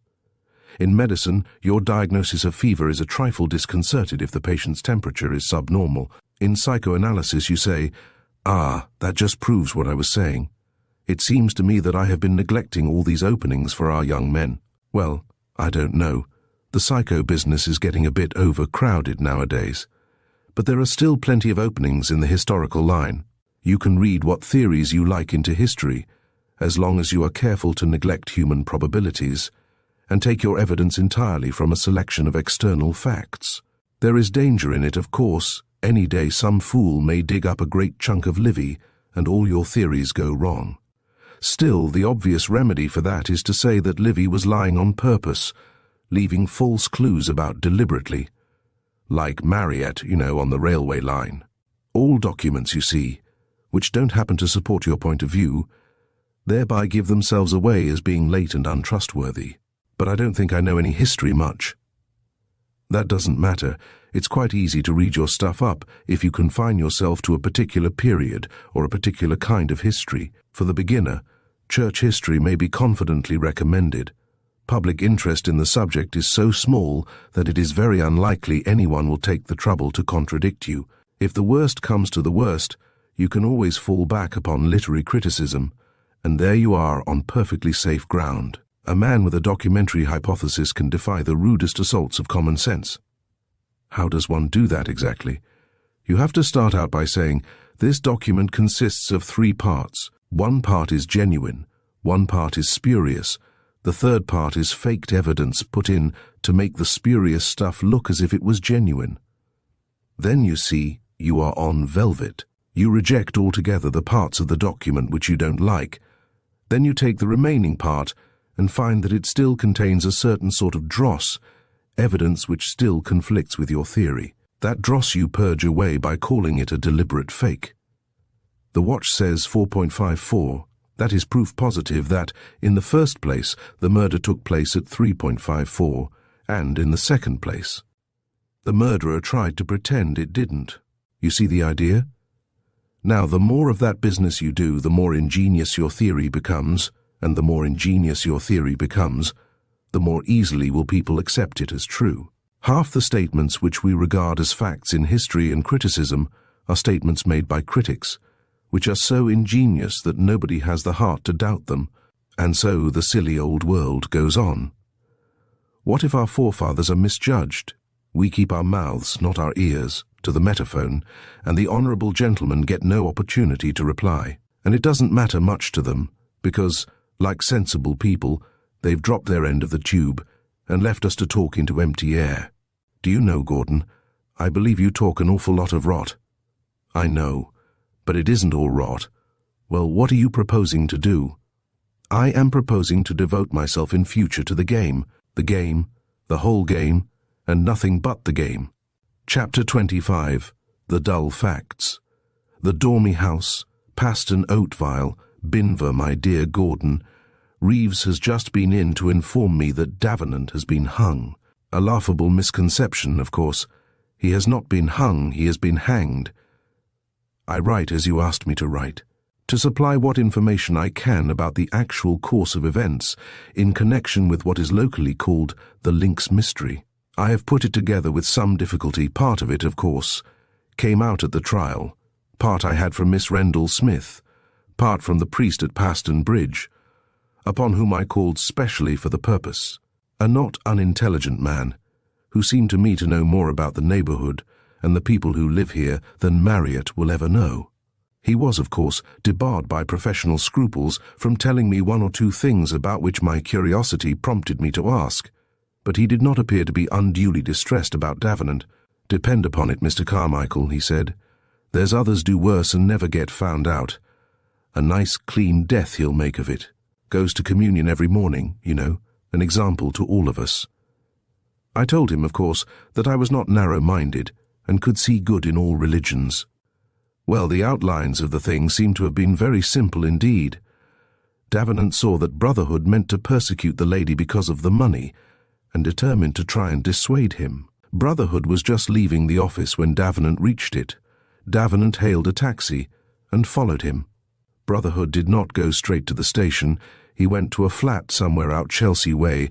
No doubt this was where he used to spend his weekends. No doubt he had decided that this double life must come to an end, now that it was necessary for him to live on his wife's money, and therefore wanted to collect all his personal effects. He came out in about 10 minutes' time, cramming an old-fashioned watch into his waistcoat pocket. Presumably, in the hurry of the moment, he wound up this watch, which had been left about in the flat, mistiming it by an hour. With the help of the taximan, he managed to get an enormous trunk onto the cab and then set out for the station. He was nipping pretty freely from a flask in his pocket. Davenant shadowed him all the way at a distance. He could not have kept up with him if he had not heard his orders to the taxi driver. When he got to the station, Brotherhood bought a third-class ticket and crammed it in his waistcoat pocket. The purpose of this appeared when he was having his trunk labelled. It was cheaper than paying excess luggage. He had his season ticket in his great coat pocket. By the way, why did we not question ourselves more over the singular fact that Brotherhood's body was found without umbrella or great coat on such an inclement day? He got into a first-class carriage, already occupied, and Davenant, seeing that there was no chance of a personal interview, travelled third himself, always hoping that something would turn up. At Paston, Oatvile, something did turn up. Brotherhood got out of the train decidedly the worse for drink. Davenant, it is clear, had up to this time no sinister intentions, for he talked to one of the porters when he alighted, and then went up to Brotherhood and hailed him as an acquaintance. Brotherhood was far too muzzy to be afraid of him. He hailed him as good old Davenant, and suggested that they should have a drink between trains at the inn opposite the station. Davenant knew that drinks were not served at that hour, but he accompanied him willingly enough. They wasted a little time trying the door, and then saw the train for Paston Whitchurch steaming out of the station. You will observe that Brotherhood was by now artificially deprived of his luggage. His box went on to Binver, so did his great coat with the season ticket in it, which he had thrown into the 4.50 from the platform. Both were afterwards recovered by the police, but were of little use to them. Had Brotherhood been sober, he would have gone back to the station, no doubt, so as to telegraph to Binver about his things. As it was, he willingly fell in with Davenant's suggestion that they should walk across to Paston Whitchurch by the field path, crossing the valley by the railway viaduct. They walked, then, through the fog, not much behind the train. Perhaps Davenant may even have suggested the possibility of overtaking it, if it were held up by the signals. They did not, in fact, overtake it. Davenant began to commiserate with Brotherhood upon his bankruptcy, at which Brotherhood became extremely cheerful, and explained that he had a wife, a deuced fine woman, who had got a lot of his money in her own name, and he was going back to her. Davenant expostulated, threatened, implored. Nothing would disturb the drunkard's irritating good temper. Finally, Brotherhood became lyrical over the charms of his wife, just as they began to cross the viaduct. It was too much for Davenant. In a fit of disgusted rage, he turned and threw his gross companion over the edge of the slope. There was one startled cry, and then nothing but silence and the fog. Up to that moment, Davenant had no plans. He had not thought of murder even as a contingency. It is true, he had to confess to having sent the cipher warning, but this, he insisted, had been a mere threat. He was anxious to prevent Brotherhood doing anything before he could have a talk with him. By the way, Brotherhood was at home the weekend before his death, contrary to his usual custom. Mrs. Bramston does not abide our question, otherwise we might have elicited the fact from her. Davenant travelled up in the same train with him, and saw him beginning Momery's Immortality. That was on the Monday morning. He bought a copy himself at the bookstall and sent the cipher to him, thinking he would probably be still reading the same book the next day. The whole idea of the cipher, he says, was a mere foolish whim on his part. He now found himself in urgent need of plans. He did not know whether his victim was dead, yet it would be risky to go right down into the valley and perhaps find that a corpse had already been discovered. He determined to go and hide until he got more news about this. Meanwhile, the fog prevented him from seeing whether he had made a clean job of it. He searched a little and found Brotherhood's hat a little way down the slope.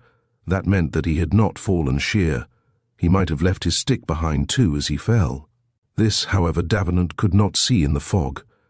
He took the hat to the point at which the viaduct railing began, and a little further, secure that this at any rate would fall clear.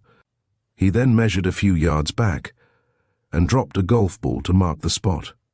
He thought, you see, that he might want to go back there in better weather and look for the stick. Then he turned back along the line and took the path down to the Dormy-house. The fog was beginning to lift, but he met nobody. He knew the secret passage from his boyhood, and thanked his stars that he had never mentioned its existence to anyone in the club. He had a confederate, of course. Among the club servants, Miss Rendell Smith says she thinks it was an old servant of his family's, and this man, whose name has never appeared, helped him to hide in the passage and brought him, by arrangement with Sullivan, the necessities of living. It was from our own conversation, a singular thought, that he got most of his news. His confinement, by the way, was not very irksome since he knew the habits of the members so well. He used to shave in the club washing room, for example, and got pickings from the food that went down to the kitchen. More than once, when he knew there was no danger of interruption, he came out into the billiard room and played a game, right against left. He could keep in touch with all that went on, and it was his intention, I gather, to come out of his hiding place in any case on the Saturday afternoon, play a round in the evening, and go back to the hatcheries that night as if nothing had happened. That was, of course, when the verdict of suicide at the inquest made it seem as if he was free from all suspicion. But our proceedings bothered him badly, especially the photograph. He guessed from our talk that it must be Miss Rendell Smith's, and knew that it was likely to direct attention to her. He did not hope to steal it, because the loss would be too obvious, but he could not resist putting his arm through the sliding panel while we were playing bridge and just taking a look at it.